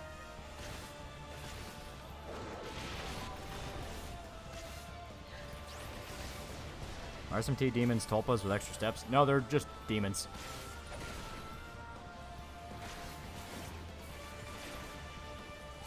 Demon Hatred and Sekiro, fuck that boss. Yeah, Este, that's the one. I just don't know how to fight him. People in chat were saying like, "Hey, yeah, use the umbrella. It's super broken." It's like, I don't know how to make it work. I'm stupid. I'm stupid. I cannot finish Korra. I have more fun with all the seasons of Avatar: The Last Airbender. Yeah, Este, people really like Last Airbender. Even Persona and Persona Tulpas. Yeah, that's the one where you can argue more about, because yeah, that is dipping into the kind of philosophy around Persona and how that all works. That's still very much traumatized from watching Griffith rape Kazgan in front of him. Yeah, he has to get over that if he wants to stand any chance of winning.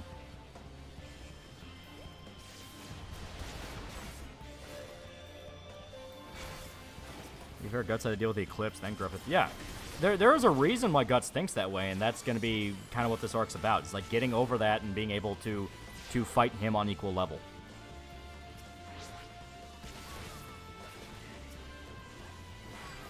Just the kid show defenders of Korras might say, so they hate kids so much they don't think they deserve good media. Well, like, Avatar The Last Airbender didn't have that problem.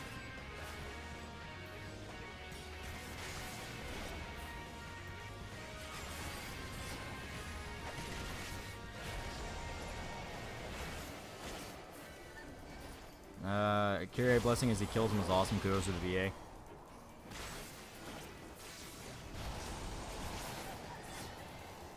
Oh, talking about, like, Fate. Okay, yeah, I was kind of confused for a second. Well, people, why of all people is the guy to be most passionate non-video essay? Afflicted internet core reviewer. I was waiting for that dwarven upgrade for Guts, then the Moon Kid has to fuck things up. It wasn't the Moon Kid, it was Griffith. Moon Kid just wanted to see Mommy and Daddy.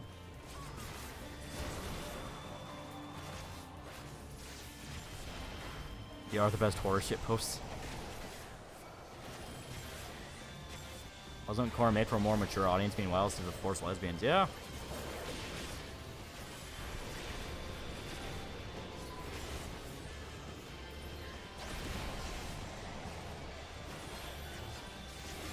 I think the only one that can give Guts a real dwarf upgrade is Godo when he's dead. Yeah. Well, right now, it's not a matter of upgrading his equipment. Right now, it's about figuring out the secrets of the Berserker armor with the blood memories, and being able to, like, master his perception and get the beast under control. Who's better, Mauler or Drinker? I think Drinker. He's more to the point. You watch Mauler because you need background music. You watch Drinker because he genuinely has pretty good insights.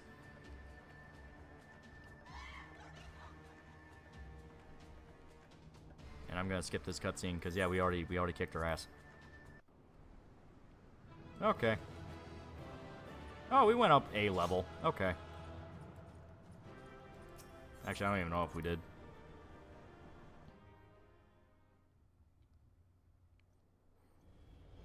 Okay, okay. No, okay, we didn't. Alright.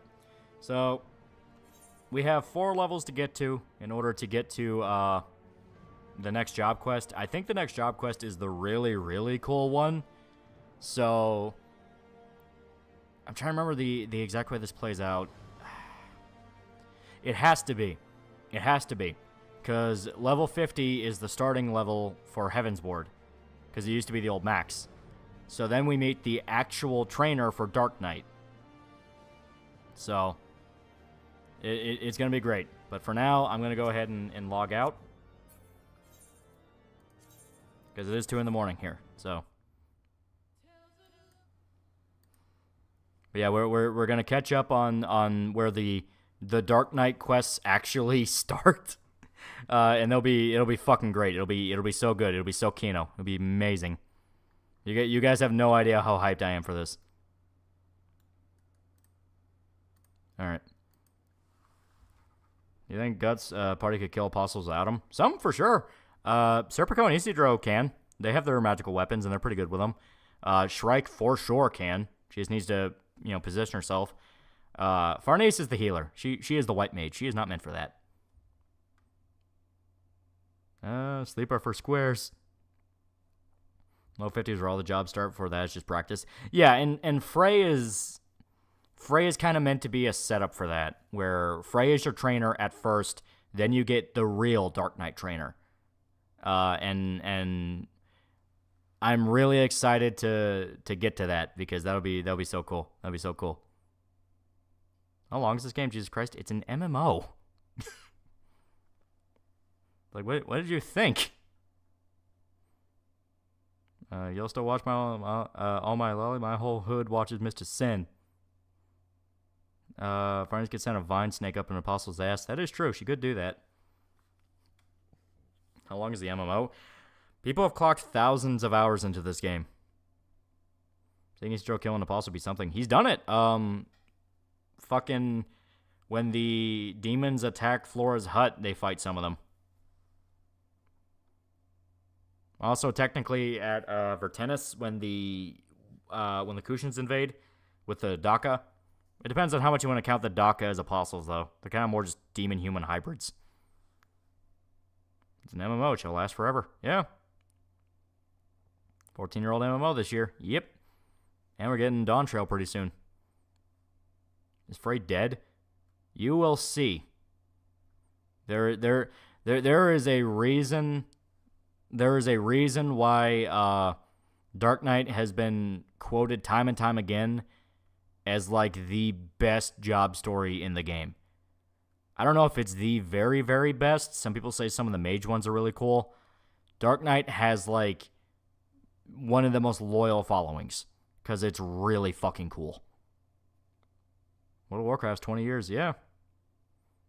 Is Geek Squad good? Just asking. I never used them. Charlotte's not making out of Berserk alive, calling it. Sadly, she seems like a genuinely good person. But yeah, she's probably going to die. He reread Flora's attack to see how helpful Serpico was. He chopped a few demons up. I say he knows how to fight. Aside from Guts and the party and the Kushins, who could you see being another wild card in the story? Really the Moonlight Child itself. We don't know much about it. Has FF14 been a good MMO for shorter or longer at this point? Longer. It's been a long-ass time since 1.0.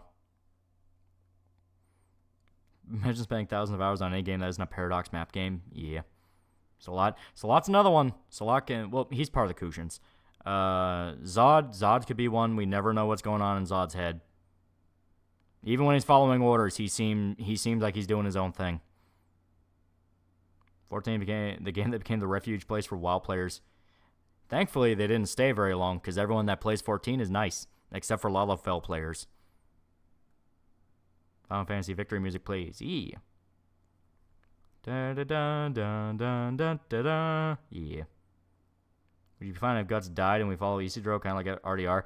The thing is, Guts can only die at the finale. He can only die at the very end. If you want to do a post scene and it's an epilogue, then yeah, you can follow somebody else. But if you're gonna kill Guts off, it cannot be an arbitrary part of the story. That would be just such a fuck you.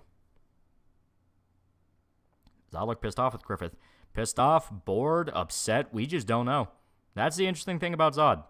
We don't know what level he's really playing.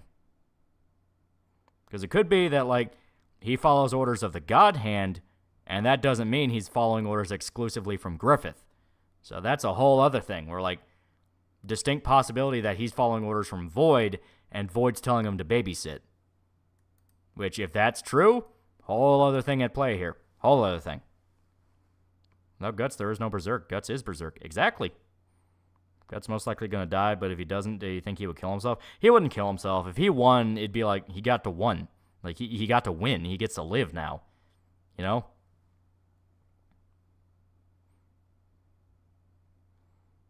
I'm sick of being your Uber.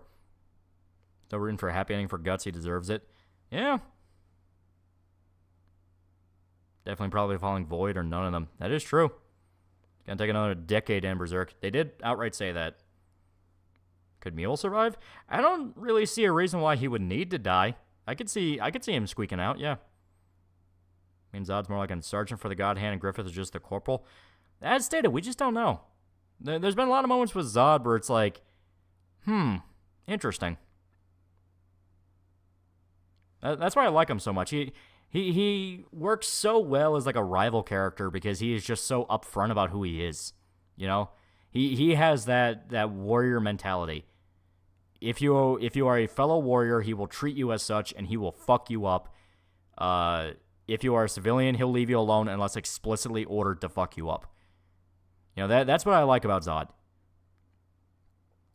Well, if Zod's just tired of serving the God Hand for so long, that's another possibility. We just don't know. Icon Griffith is going to betray the God Hand at some point. If it's going to happen, I'd prefer the God Hand betraying Griffith, because that is just so beautifully ironic. Griffith thought he was the special one, and he was the one that would soak up all the sunlight. Turns out Void was using him. I think that would be fucking fantastic. I see a Zod and Skull Knight aspect of what Guts can become. That is true. He's both roads. Either a Revenant of Vengeance or just a fucking maniac. Zod the Vegeta Berserk? Vegeta was still painted as like explicitly sadistic and evil. Zod is complicated. He sorta is, sorta isn't.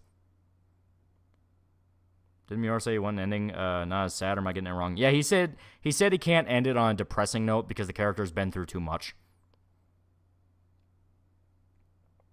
My brother's reaction when reading the Eclipse the first time, you can't die, everybody really likes you. No, everybody really liked him. Like, know who or what Zod sacrificed. That is true. I'd prefer not knowing. You know, there's a lot of characters in Berserk. I just like seeing them as they are, and I don't really want to know who they were. Zod's almost true neutral. Yeah, as stated, he is a fucking vicious son of a bitch when you piss him off. But you have to go out of your way to piss him off. The only people we've ever seen Zod kill have been enemy soldiers. People he's been fighting against in a battlefield. That is such a great way of establishing his morality, because at that point, he can go any direction. He has not killed innocent people, so we don't know if he is against that, or maybe he likes doing it and we just haven't seen it. There's a ton of different ways they can do Zod, and that's why it's so good. You know? Is there heaven in Berserk? The material it's dipping into now is definitely implying it. I don't want the mistake to disappear with some solid origin story. Yeah. Could be that Zod serving as an agent for Void, but he might want to side with Griffith. That is true. For Zod's not really personal, with few exceptions. For the most part, it's only business. Yeah. I mean, he's still evil. He is an apostle. It's just, what style of evil is he? Is he chaotic and just likes the blood? Is he actually working on a larger plot? Is he a true neutral? He's doing his own thing, full self-serving? You don't know, and that's why Zod's cool. Doesn't really be that keen on torture. Sure, his method is gruesome, but beyond that, yeah, Zod, if he wants to kill somebody, he'll just kill him. You know, the way he sees it is like torture's beneath him, because if he has to torture someone, that means that they were a weaker opponent in the first place. And if they were weaker, just kill them. Well, guts go to heaven or limbo? That's a legitimate debate. Since Berserk inspired by Gwen Saga, what do you think we'll see bleed into these upcoming chapters from it? Definitely a lot more of the high fantasy aspects. Now that the world is literally a fantasy realm, probably a lot more of that, how magic has affected the real world now that it's everywhere and no one can ignore it anymore. Things like that.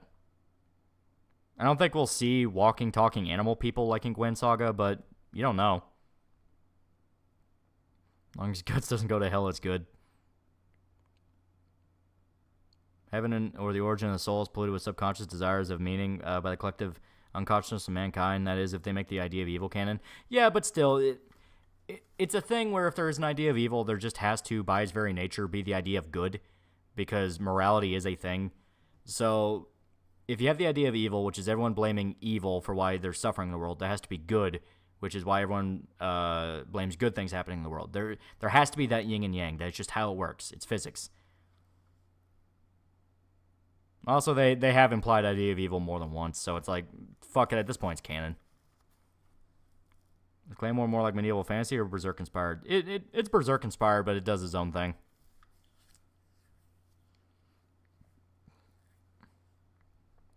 Imagine if Guts survives and has more children. You have the Moonlight Child and Kyle. Kyle's alright, but he's not the Moonlight Child. Arnzod's goal is just to fight until he can find a warrior that can beat him. Yeah, but as stated, we don't really know what Zod is. We don't know if he's working with somebody or for someone or is doing his own thing. We just don't know.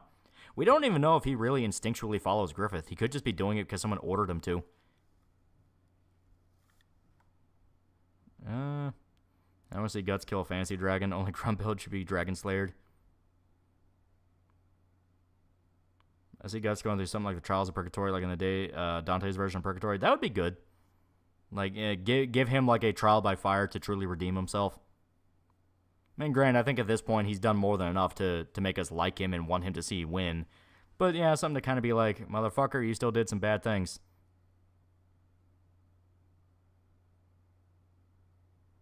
Okay. Griffith had to convince Zod to join him. That is true. He had to prove he was the strongest. But it was in the dream that was specifically also to convince the entire world to follow him. So we don't know if other demons also had the same dreams. Mior definitely had a tendency to include stuff that weren't fully thought out, like when on horse, Puck tried to claim magic. Yeah. He comes up with an idea, then kind of refines it later. Okay. killed the sea god, man's redeemed. That is true. The panel of the mermaids lifted him out of the water. That was symbolic as hell. Okay. I'm ready to call it here. I'm getting sleepy.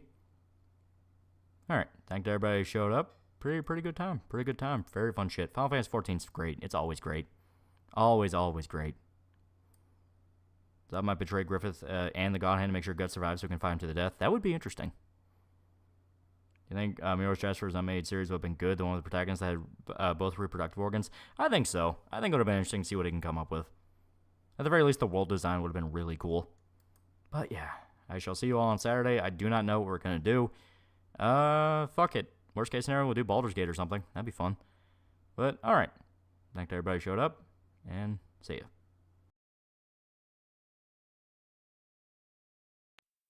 This may be hard to hear, since you don't know how to be sincere, like you really care about what people think.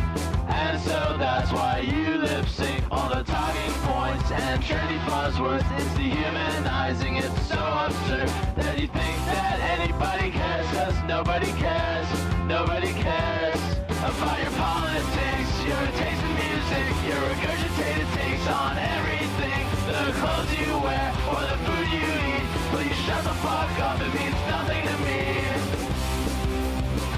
It means nothing to me, it means nothing to me. It means nothing to me, it means nothing to me.